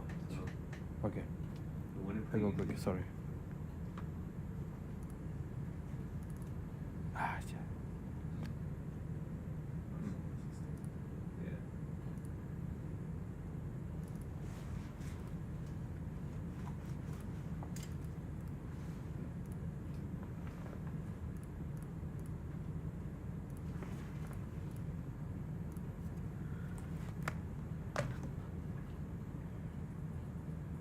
So we have this waypoint here. Right after this, we go to this waypoint mapping, and then this we graphs. Huh? Where's that Okay. in regard to the channel? This is at the end of the glacial trough, and we're here right now. Okay. So we're gonna see if we can. We're gonna get up out of the It's channel. the very worst azimuth to do this, but it's the only way they say we can get good data. Okay. In this heading, so we have no choice. Okay. So we're doing the vibros. But the ROV is gonna come up after these are done. Yes. So we're gonna go to that waypoint. Exactly. So this one is meant just to get a profile. Okay. and check if we see the connection between this drainage with something here. And then when we come this way, to cut this, but also to go to this side where we're gonna grab some. This side with this because it seems to be, hopefully, this is a lot of wishful thinking, some glacial stuff or something. Very nice, baby. Yeah. Okay, so you wanna finish the dive yourself first, or you come here Okay. just for a few minutes? I'm asking. I'll come whatever here you for want. just a few minutes. Okay. Because you need to sign off about, 18.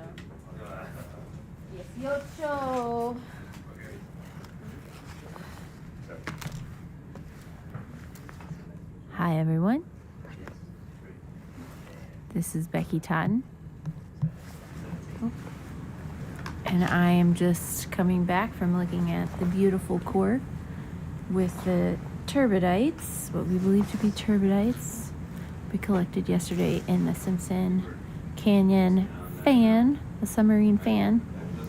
And I just pulled Rodrigo off of this job to go look at the core because it's amazing. It's short, but it is sweet. It's about 50 centimeters, a little over 50 centimeters long, and it's got some really cool sediment that we captured there.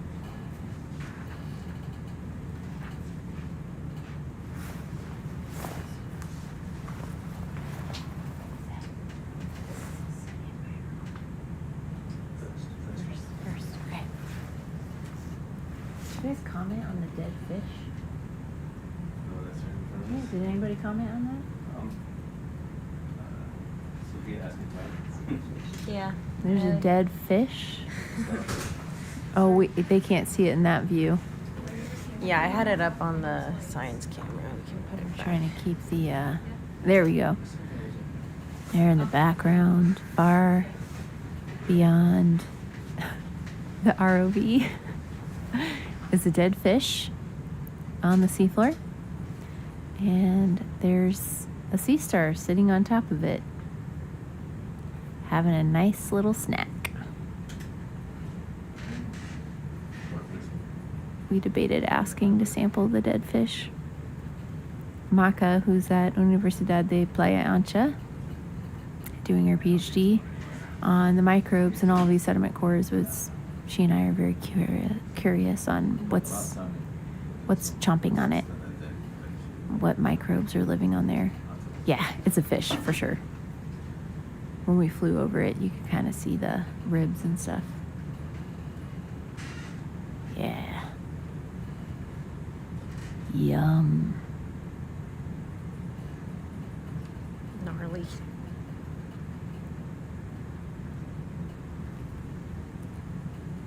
Yeah, I'm surprised there's not more scavengers too. But there's a couple. There was another fish that swam to it earlier. Okay, back to the coring. So there's a lot of resistance again. I will say it looks like it's vibrating more than it was yesterday. Like there's very visible vibration. But one thing I'm not seeing that's happened to us before is when we hit something hard, sometimes it actually makes the ROV come up a little bit, and I haven't seen that. Did you see that at all? Okay. Is it going in? Slowly but surely.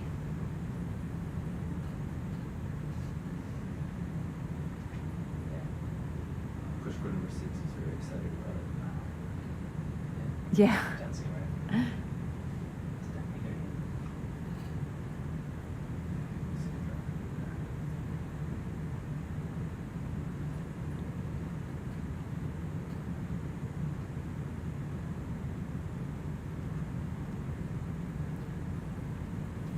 What do you think? Is it stalking because we're in sandy deposits, or because we've actually hit something hard? The fact it is going in, but slowly. I think it means it's sand.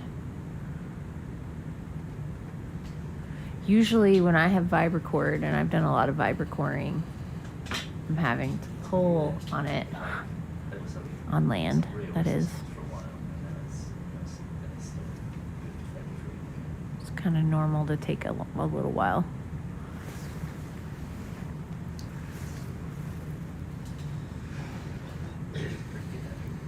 Yeah, I think this might be a good core.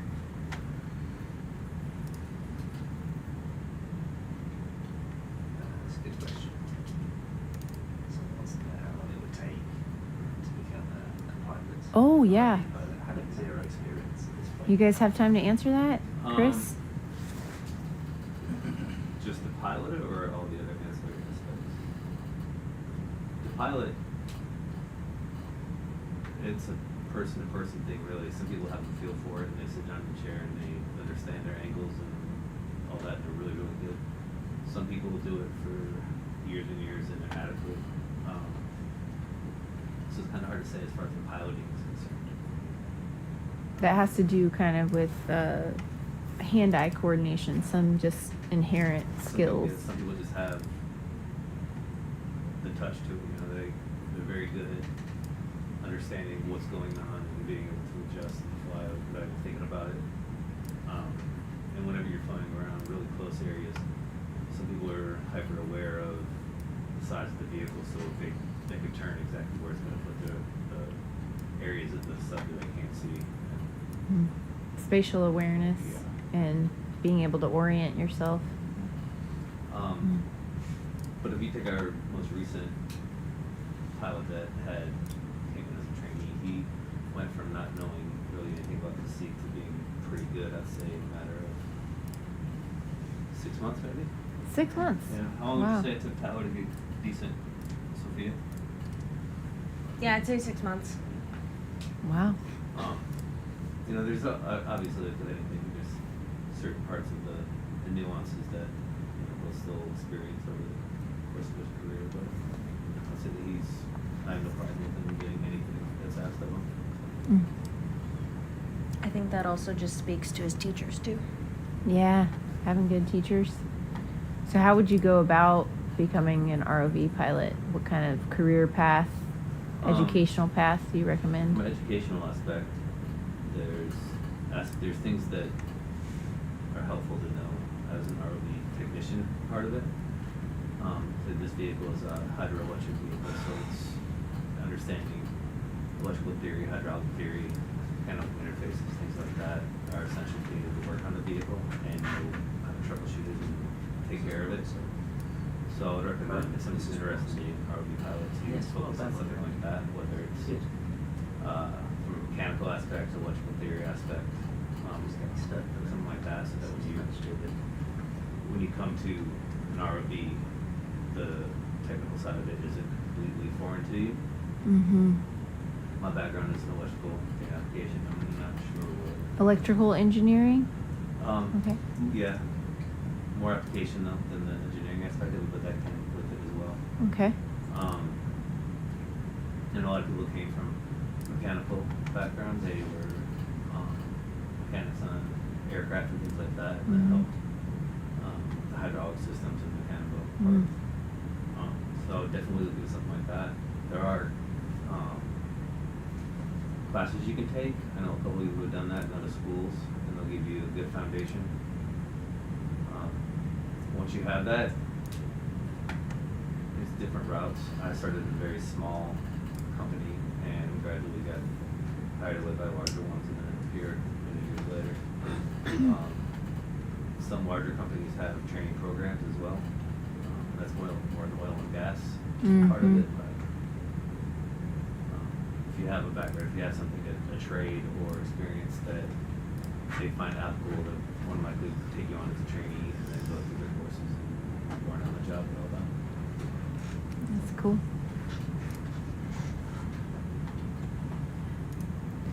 Joel, how did you come to be an ROV pilot? Me, well, was kind of lucky. Studied teaching. I was a teacher for 3 years, and then left career after work for 3 years, and then went to study diving. So I come from the diving side, just vessel, oil and gas industry. And then was an ROV there, and started working as a trainee, and I was building my career in the industry through training and experience hands-on, like on the field all the time, taking courses within the companies, like troubleshooting and such and such. Yeah. So basically how I become an honorary pilot. So you started in education and then you decided to change career path and you went through oil and gas and got training on the job, it sounds like. That's correct. Are there a lot of certifications that are required? How do you go about getting those certifications? There are things like that have certifications. Yeah. When I was coming up, there really weren't that many requirements. There were things that were available in different courses you could take that looked good on a resume or CV. Now, there are more requirements. Like we need to have a certification, that level of whatever. Not only to get a lot of money at the job, but also to be slotted where they think that your skill set matches the requirements of the job. Those, a lot of them are in-house. I know that some of the companies that I've worked for have their own certification programs.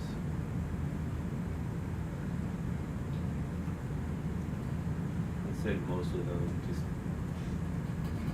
if you like, there's another pilot that we have out right now. He came up through the same thing, the dive side as well, but from the technical side of the dive side, and transitioned to ROVs. That's the way. But getting those jobs also has its own hurdles. So I don't know about that. I was lucky. I just got a phone call from a friend who needed help with something, and I had the skill set he thought would be helpful. So. That's cool though. So skill sets of having like hand-eye coordination, mechanical skills, electrical skills, knowing how to tinker with things basically, and then being able to pilot something remotely. Yeah, and that's something you'll yeah. It's kind of hard to train for that. You just do it, figure out, what it takes, and get experience doing it. Do you think for kids maybe at home who might be interested in this, or young adults who might be interested in this, maybe starting with a drone and seeing how that how well that goes. Yeah.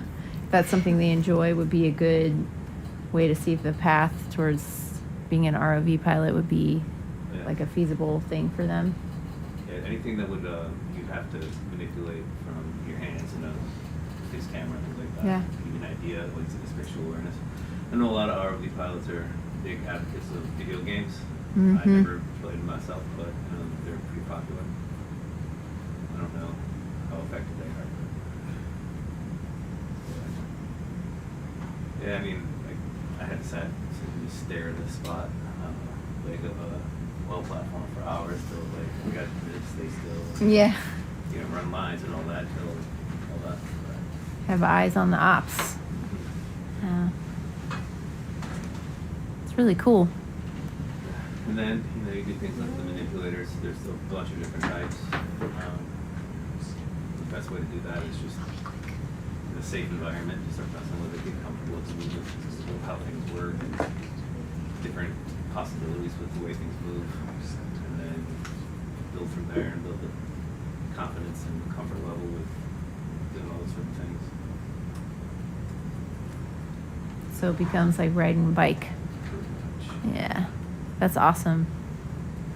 All right. Thanks for sharing, guys. Well, that's not going. Not going anymore?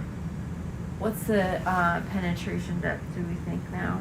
That's it. I've been trying. All right. Like 1 I point. would say that if you look at the top right there, it looks like it's at 30. 30. Oh, I'm still up. Now, so that'd be what, 10. Oh, So probably a meter and a half. Yeah. A little less. Meter and a half. Yeah, I think if it's not going in anymore. All right, so start to recover. What do you think, Seb? What was that, sorry? I don't think it's going in anymore. Do you want to give it one more drive? before call it a day. It's not gone down a lot in the last few minutes, has it? No, Yeah. really, that's pretty good. Yeah. Yeah, let's pull it up. Alright. It's not a bad thing. Yeah, I it's think a that's pretty lot better than what we were able to get yesterday. Out and what I mean, it's kind of the opposite of what I would have hypothesized.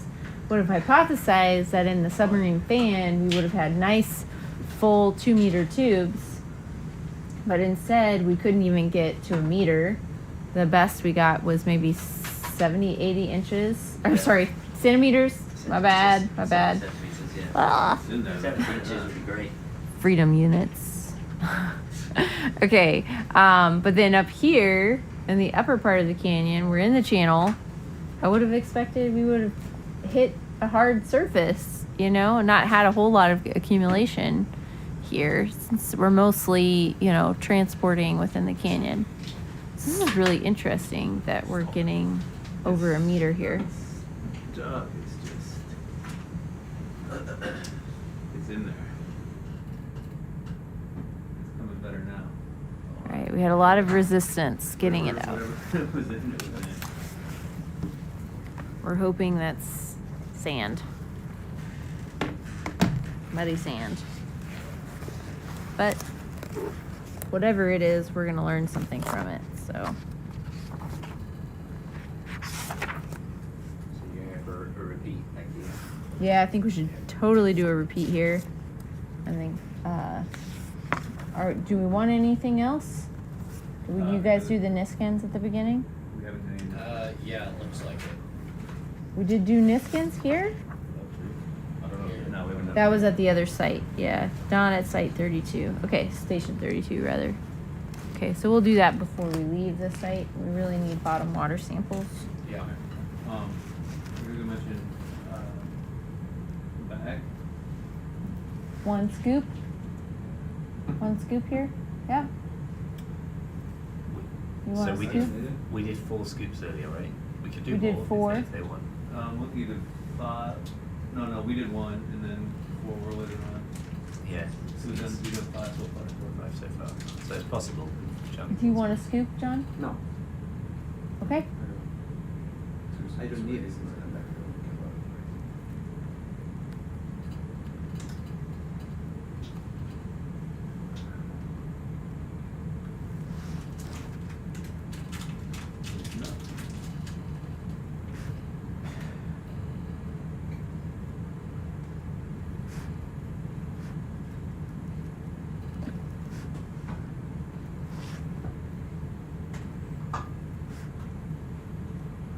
Remind me to just HG2. You can barely see the image.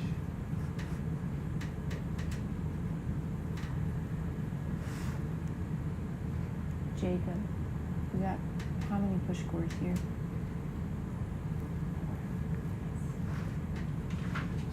You might grab it now.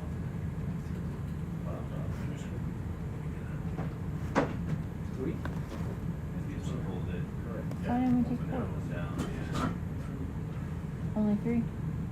Okay. I don't really saw 3. Yeah, maybe 6 and 5.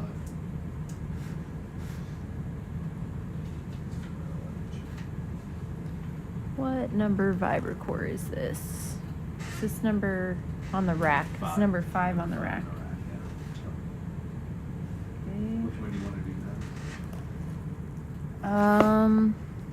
The 1, 2, 3 original and 4 Right. is the cut. I think we want to do another cut one.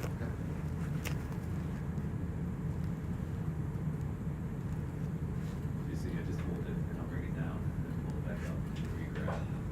Yeah. Got it? Heavy? Yeah. Over to the front.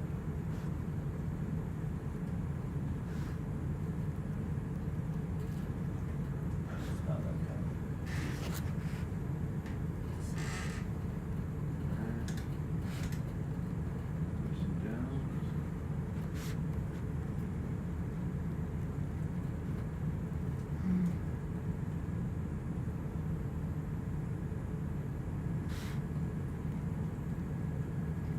What are you putting for recovery, Jacob? I saw roughly 1.5. Okay. I agree with that.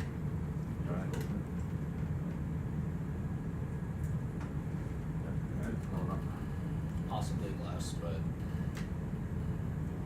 is a good guess.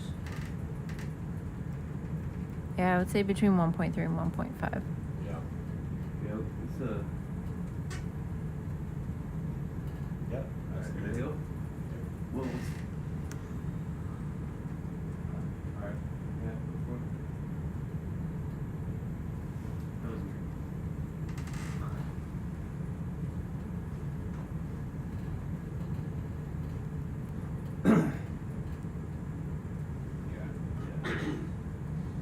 Yeah.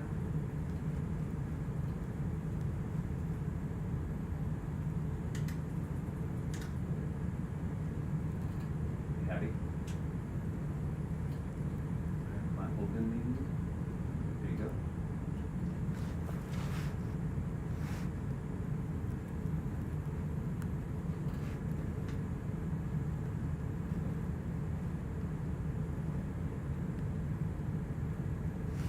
I don't know if we forget to open it up.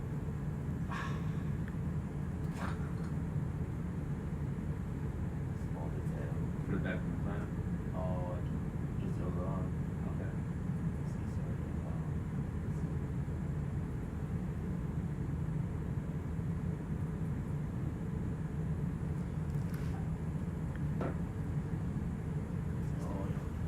Small detail.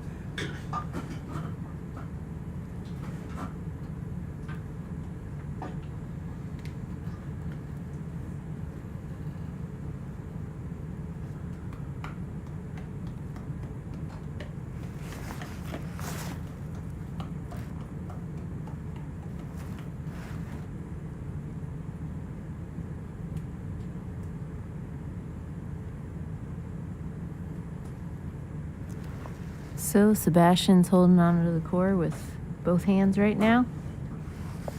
Don't spill your milk. A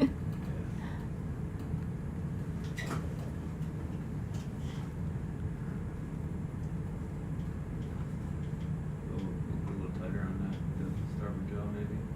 You got it? Okay.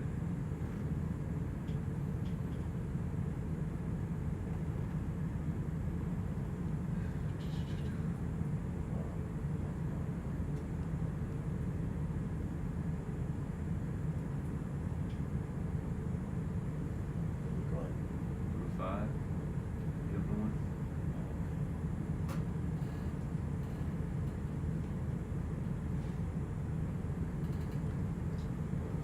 Yeah. You wanna move it to right there? Yes, please. Good job. Can we put this one over there? And we'll have these one over here. Here I have starboard for office. Or starboard. Oh, forward and starboard, sorry. Yeah. So, put HD4 on there and HD1 on there. Is that No, greenish? flip those two. Or is that just the light? I think it is greenish gray.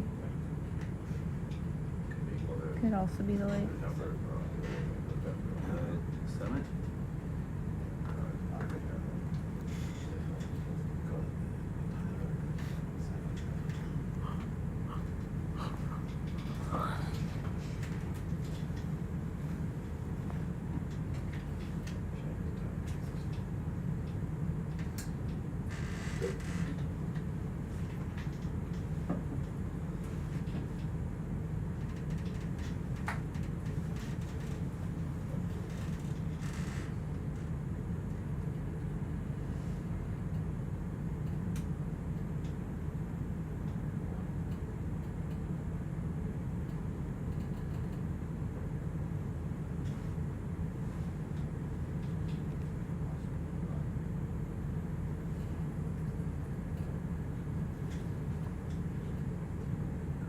No.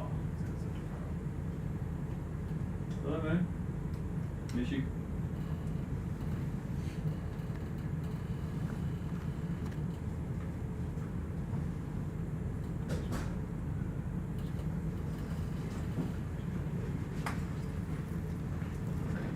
All right, and now I'm going to pass the baton back to Dr. Fernandez. Who need to leave for the 18 de septiembre. Oh, No, we start. we have to celebrate. We have a dinner No, but the main celebration. celebration will be at the end of the dinner, something like that. Okay. I think.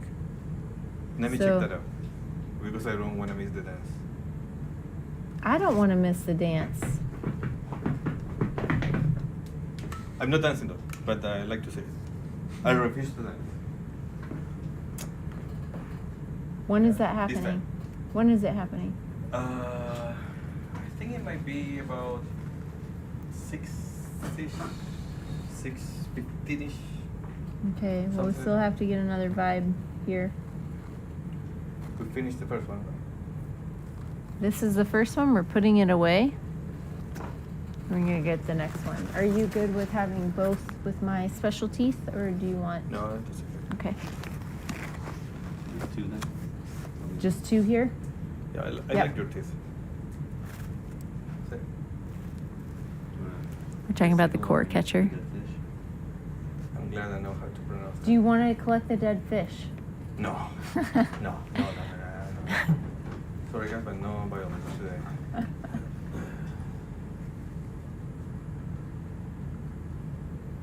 We're already on the clock.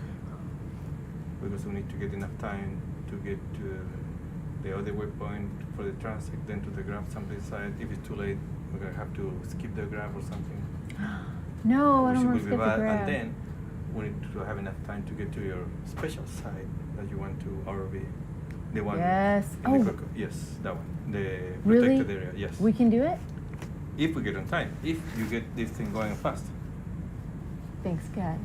Yeah, but But I'm okay. Like, I'll go with what the group wants. no. I'm telling you, there's gonna be some cool biology there. As long as we don't leave this area too late, Okay. we might still Okay. be able to live. So that's We- why Okay. we need to sort of not do too many things. I think... I think there's just one scoop that we can fill. No scoops. No scoop? Okay. We're doing one more vibe and then we're coming up. Great. That will be good. That's how Sebastian rolls. If that's the case, I'm gonna wait here. Yeah, they can't start the celebration without you, right? They will. They will. Oh. We want to go. I don't think my family is even watching this because They're all too occupied. partying. Yeah. Stick the shoulder up.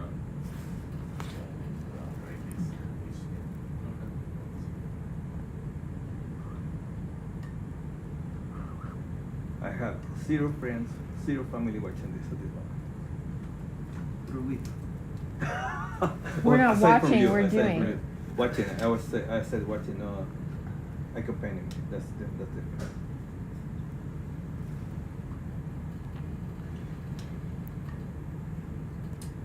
You know that in Chilean ships, you don't work in the 18. No matter where you are, no matter what you have to do, the 18 is sacred. It's no one. People will refuse actually to do stuff. Is that intense? In base stations in Antarctica? Yeah. Same thing. Same thing. Yeah. You won't Everything find anybody stops. working. Yeah. No way. They would go on a strike if someone tried to do otherwise. Mm-hmm. I believe it. See how well behaved I am? I'm still working on the 18th. I can't believe it. Yeah, this is you'll do. Oh, we're getting a little...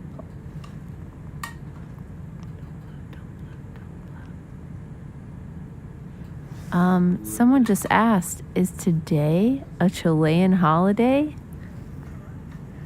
Rodrigo, that question's for you.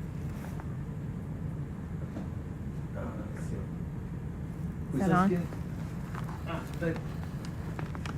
Title. Yes, my friend, today is the Chilean Independence Day, September 18th.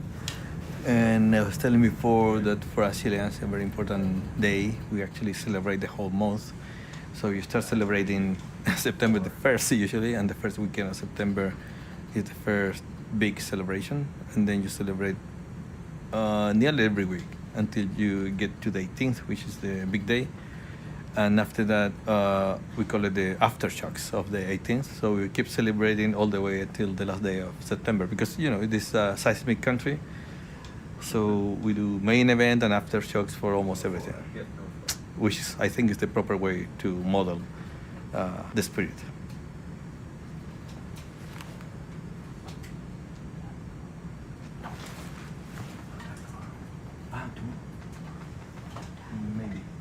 Maybe just about 11ish, 11ish, something. We still need to. Just yours. But only Becky, if you help us get things going, so we get them done. What? I haven't been because sleeping, man. No, I'm saying, I'm just saying. I've been You slave get driving. all crazy with your forums and your creatures. Yeah, I see that face. See, Jacob? I wasn't listening. No? He's accusing me of getting overly excited Yes. about microfossils Yes. and not doing this part of the work. But I've been doing both. I've been balancing them. I've been balancing quite well. Heavily skewed towards the bugs. But their kurtosis of Small this bugs, distribution micro bugs, larger bugs, has been on the offside. different colors for bugs. No, I don't care about the colors. It's the morphology, sir. So for all you people you're listening, dinner time already started, and I'm getting really scared. I'm gonna be missing the empanadas, the pastel de choclos. Empanadas. If I get up there and there's no empanada left for me, that's gonna be bad for everybody. Let's just tell the whole It's my group personal they choice. can't- I they usually need to eat wait. like, let's say for regular eating, it would be like 5 empanadas. And so far, my count is 0 empanadas. 0 empanadas. 2024, September 18th for Rodrigo, 0 empanadas, and it's about 6 p.m. in the day, the worst September 18th of my life. Happy? That's in the club. Club is closed. When my mom does make empanadas for me, I can go more than 5. I can go 8, 9. Because they're really good. All right. Wishing down.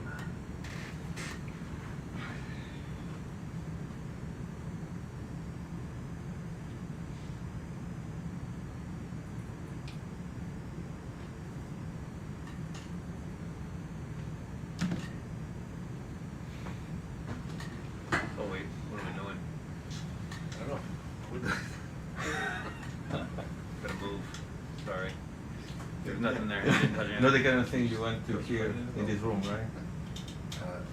And Rodrigo, are we doing that first mapping line, and then from there down to the grab samples, and then from there out to the more map? Yeah. So do you see the one, I think, number 6 maybe? Or ones in the target? Yeah. They went. So this, One was our hand. those two. We should post this. This is the way we Yes, plan. we're all With this hungry technology, for empanadas. all depends on Matilda's I just wrote knowledge. to everybody to save us some. Yeah, if she does that with, she put cream on the hands. Yeah, we need Yeah, empanadas. using that hand sanitizer, the great. There are no empanadas for the people working right now. I'm pretty sure So we now there will just be some mega frustration. No. I just brought the starboard rail line. I love empanadas. What's that? And Mane has just come in with her special Huh? scarf. She is going to participate in the dancing. No, está bien, que siga, ¿no? Sí, aquí ya estamos The terminando. traditional Chilean No. dance. No, casi. That apparently they do every Vamos al segundo Vibro. Wednesday. I think sometimes. just Igual que un rato, Wednesday. pero sí. Ooh, all right. We're back on the Seafloor. Yeah, somebody's setting Vamos, up Manny, a vamos, side Manny. for us, I think. Chacletoniana. It's kind of Huh? a regular thing we have to do with our Mal. shifts that ¿Te tomaste algo? will be overlapping with Sí. meal times.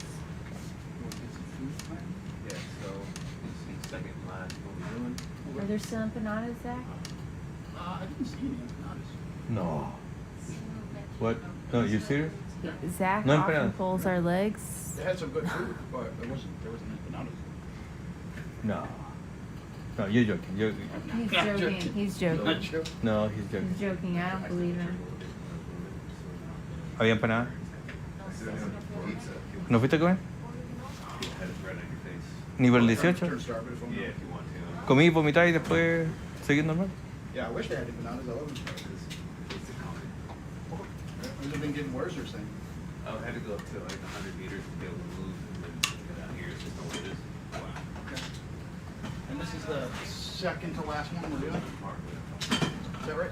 This is the last quarter, and then we come up, And that's it. and then we celebrate. And where are we at on? I wish I could just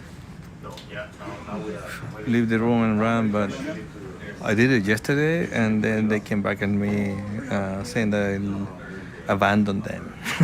You totally abandoned me. No, I didn't, Becky. You did yesterday. You said you would come back, and you didn't. I fall asleep. So people who know I've been sleeping usually 3-4 hours per day. Hashtag never forget. And last night I hit the record of 4.5 hour. 4.5. See, I'm confusing words now. 4.5 hours of sleep. That's my record in this expedition. So I decided to take a nap. I understand tried to wake up, but- and I didn't hear the cell phone. I had a human alarm set off, and she felt sick, so couldn't wake me up. And still, Becky and Matilde told me that I abandoned the operation. You totally did. But I designed the operation. I told you guys what needed to be done. The great empanada, the backcliff, yeah.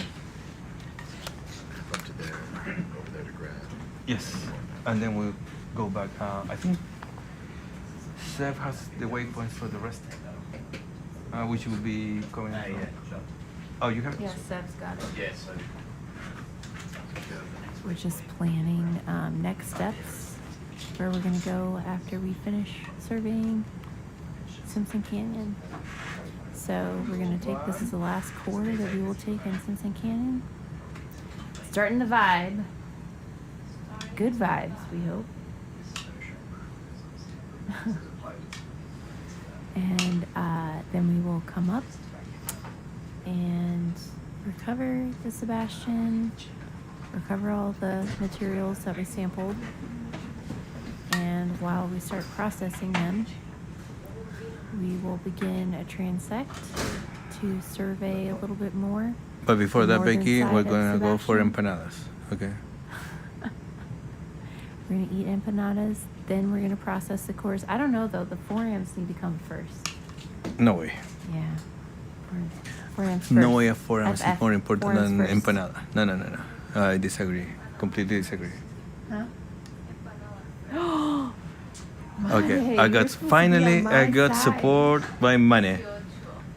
Okay, Finally, on thank you, Mane. DSCO, First time in the whole empanadas cruise that you first. support Okay. my opinion. Okay. Empanada go before forams. Only on DSCO, no other day. It was my birthday yesterday, and forams came first, and they came last. That was the last thing I did yesterday, before I beat Rodrigo in cards. Yep. Seb beat us all, but then I did beat Rodrigo. Well, there are people who are beaten, and that was Rodrigo. And Becky asked for all kinds of compensations and favor because it was her birthday. So that's why No, we I let only had her one win it rule. I had- basically. We allow her to change rules Just one rule. in It's important one. very, very reasonable. The rule is that queens rank higher than kings, just for one game. Only one game. They're sopaipillas. On my birthday. Rodrigo did not like ¿Qué that. pasó? Aceptaron mi receta de sopaipilla. ¿Hicieron sopaipilla? There's sopapillas? Oh. De sopaipilla con pe y le di mi receta. I can smell La it. entera. Ah, Y le tiro. Good. Yeah, before I came here, I asked my wife to make some Chilean want food, sopaipilla. and she made empanadas. And they're really good. Oh, she did? Nice. Sorry, Biggie, you're on your own. I'm gonna go upstairs. No, And, Rodrigo, no. that's not right. It is right. Okay, No, if no, you go no. upstairs, I'm leaving. the I'm gonna purpose go of and check going out the food. upstairs is to set aside food. and make Is someone sure they setting don't aside food for us? start- Wait, make sure they is don't someone start the setting food aside for us? Yeah, I already emailed. I don't know. Do you tell them to multiply normal people meal by 2 or 3? In this case, just for today, like 2 plates for 1 person. Is that it? Like, I can if they have sopaipillas. Sopaipillas another typical. How do you call it? It's kind of a bread. Yeah, So you get him to stay. So What's the you name? ask him about the It's like food. fried bread. Somebody Fried put a bread. question Yeah, in but about the food. the different type of fried bread, right? Yeah. I'm sorry, Joel and I. So wait, what's a sopapilla again? Same Can you size. explain that? No, it's not the same. The Patagonian sopaipilla, the central Chile sopaipilla, the northern Chile sopaipilla. They're all different.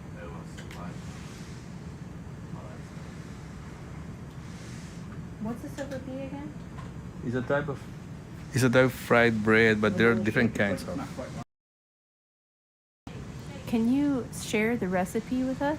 Well, they're using. Is your mom's recipe, Mane, or your own?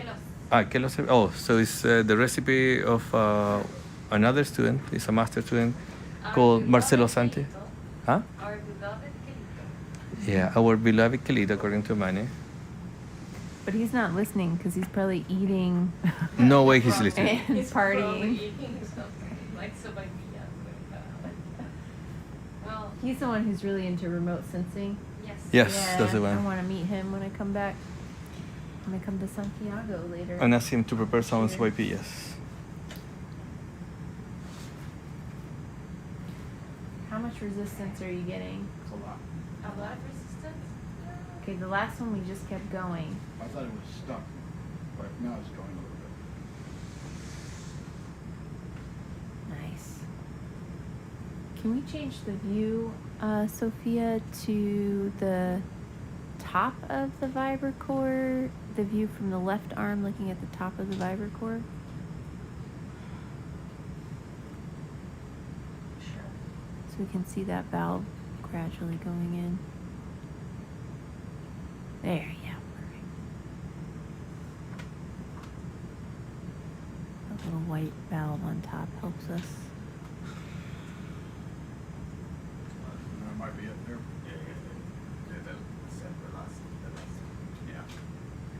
Yeah, that's all she got. No more? You want to pull it? Think she's done? I think if you think she's done, we better pull it. Yoink. Is it she? Is it a she? The core is a she. Last time I grabbed the bottom, it wasn't cool. But now it's brown. This core. It's gonna be our Rosetta core. Rosetta core? How deep did it penetrate? I think that's about 1.4.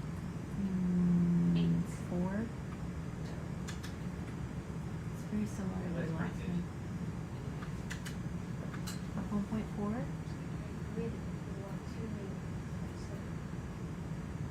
We wanted a full 2 meters, I agree. Rosetta core. Okay. Pero el océano manda. El océano. Océano manda. Yes, ma'am. Okay? What? Yes, ma'am. Oh! You don't have to do that. You're not in Alabama right now. But I will be. Everybody I'm gonna says get yes, used to it. ma'am, yes, sir. I don't know. I don't really like it too much. Just used to it. You know, it was my first time in the States, and I came here to Alabama. I can't really see if you're on it.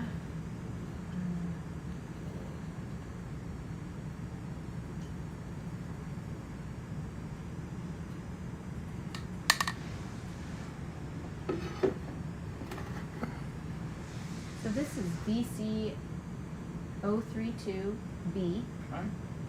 and the core position on the rack is number 4.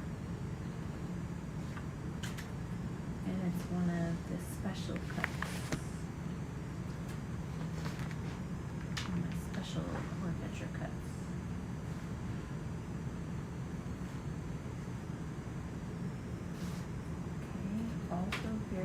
resistant. Survived all the way. Got it? Coming up. About You're off it, right? What do you think, 1.4 or 1.5 meter recovery? 1.4? 1.4 and 1.5.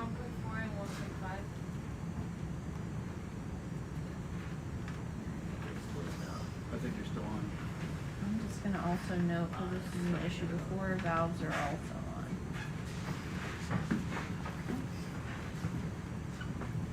Scott, do they have empanadas up there? Empanadas? Yeah. No. Sopapillas, is that? Okay, so Like, yes. I don't know why you don't believe Yeah. it. Good job. You got it right. Sweet. Perfect. I tried to help you. I'm so proud of myself. How many did you eat? Just one. You like it though? It was alright. I feel like you should have had something else on it. Did you put something on it? No. Oh, well, like, whatever. Food was on my plate. Like Beverly, you didn't get Beverly? Like, focus, Hanson. I don't know what that is. What's going on? You got two to grab. No, he didn't tell me. He just left. He was so excited. Right? About some Oh, yeah? And then, just as a reminder, after we put this core away, we're gonna take a niskin, 2 niskins on bottom, and then we'll come straight up. Grabbing a tube. It's just got a view. Am I grabbing it to stow it? Yeah. Yeah, you can so. You want me to come down a little bit? Yeah. Ya, sube. ¿Qué más ver? Ya sube. No, sí, ya decían guardar. Not really. I guess you can see it a little bit. Oh, is it open to put it away? Yes, the gate thingy lock. Just triple checking. Yeah, cool, thank you. Appreciate it. Okay, I got it. Okay, open it. The empanada wasn't like. Yeah. Well, maybe we just made it up. What? Look in the chat. Oh. Oh, wow. What did we make it up? The empanadas? Yeah, I think we made it up. That was a Rodrigo spread That- misinformation. I'm actually very disappointed right now. What empanadas? Of course, the empanadas that I'm used to are Cuban empanadas, and they're quite sweet, actually. Yeah, they're almost like pastries, but with meat, like ground beef.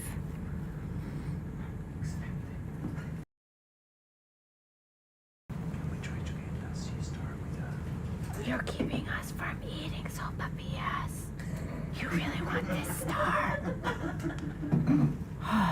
Okay, Gianluca. Okay, I guess we made it all the way 800 meters to the waterbed. We're gonna collect everything we need. So you did 2 Vibracores total? 2 vibes total, and positions 4 and 5 on the rack, both cut. Both at this station, 32 in our notes.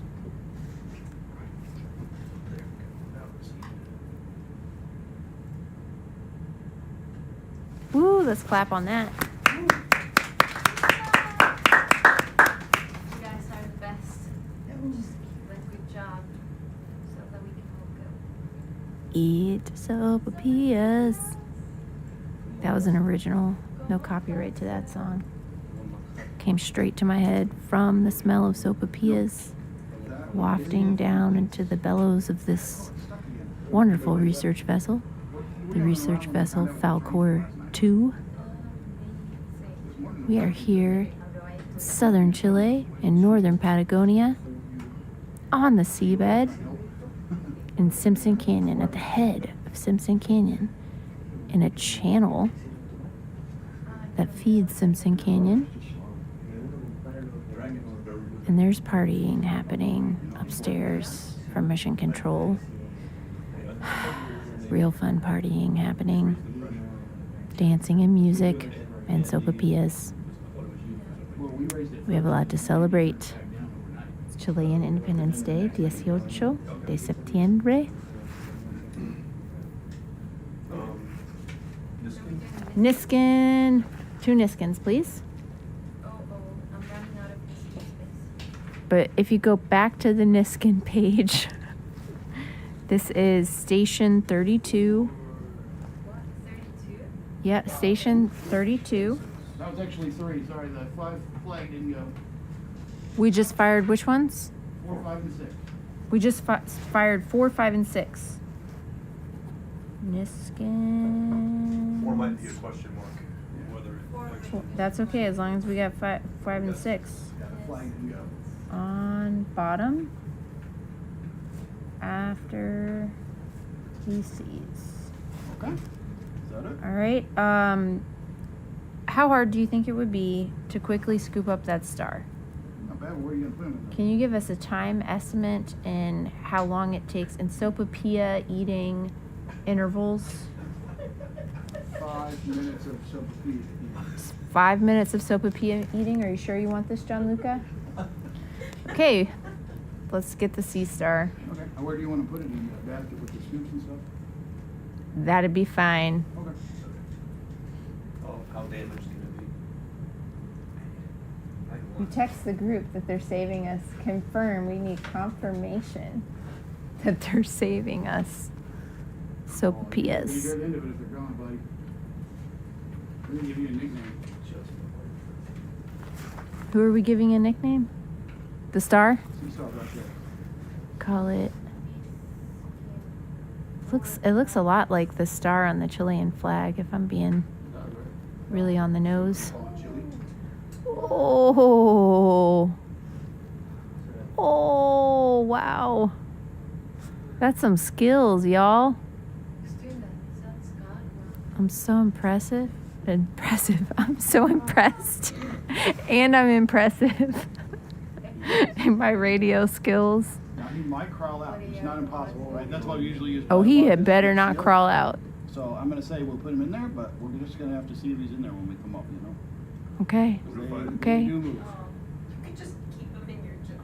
Yeah, you could keep him in there and just hold him all the way up. Yeah. We lose hydraulics when we come up. He will go falling. Okay. Again, guys, we were talking about what it takes to be an ROV pilot. And understanding of hydraulics is very important. Right, Zach? Yeah, that would be the worst day ever for that thing. Duct it all the way up, then just get All right, we got everything, right? That's everything. That is a pretty big effort.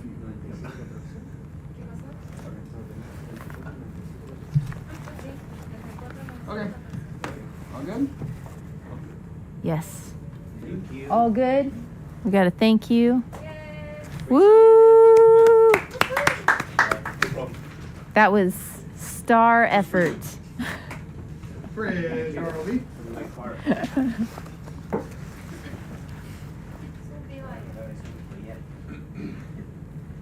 right. Hi there, Zach, go ahead. Hey, Pete. We're coming out bottom now. Guessing about an hour we'll be up. Oh, probably in 1 hour. That's copy, thank you. All right, thank you. I can tell he's eating too. Was that John Luca? We heard a crash and an ah!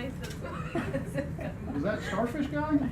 That was our starfish, our enthusiastic biologist.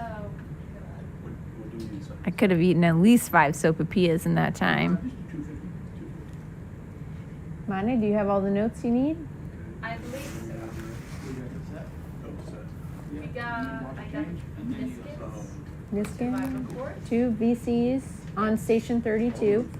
Yes. 3 Niskins, 2 VCs on station 32, and the push cores before that Jacob had written down. That's a before times thing. I have 1, 2 push cords, right? No, I think we took 3. Sorry about that. 3 push cores. Yes. 1, 2, 3. right here with you. Jacob, I took 2. Garlic I got breakfast, lunch, and 31. 1, 2, 3 push cords and 32. And then Yeah, look at mine. 1 scoop in 30. Looks like 3 scoops in 30. 4 scoops. 31. Holy crap. Perfect. Perfect note taking, event logging. Scott was like finding you those terraces. And commentary. Thank you. Thank you, Mane. Thank you for your hard work today. You're welcome. Ooh, thank you all. Thank you all for your hard work. The Simpson Canyon is deep and fascinating, and we have more to learn. Maybe we'll come back one day. Yes. I hope so.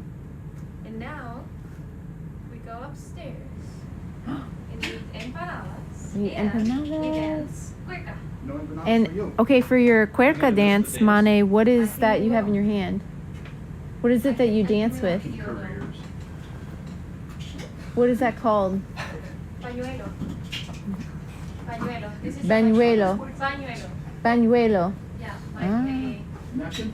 yeah. Well, okay, so we do that too. We always have like a handkerchief or a napkin when we second line. We do, but we just go back and forth like this. This is Don't just do that. movement. Yeah, sometimes you twirl it, sometimes you just, No, you have to go like this. Hold on. I can teach you. okay. I need to get up there and grab. She's demonstrating the dance down here for the ROV pilots and Sophia who have to stay online This to for a little bit. like this, and then you go down like this. Okay, so just to let you guys know, in her right hand, she's holding basically a handkerchief that is So pretty. in between her fingers. Zach's now demonstrating, and you twirl it around above your head, And you have to It's do more this. wrist and then movement than you that. also have to dance with your legs. That camera and you can demonstrate for the world if you're Do you want to demonstrate for everyone? I'm here. In your awesome Carhartts, My awesome car comes directly from Antarctica. directly from Antarctica, from Punta Arenas, and then Antarctica, and then back. Yeah, So yeah. yeah, I can teach you all later.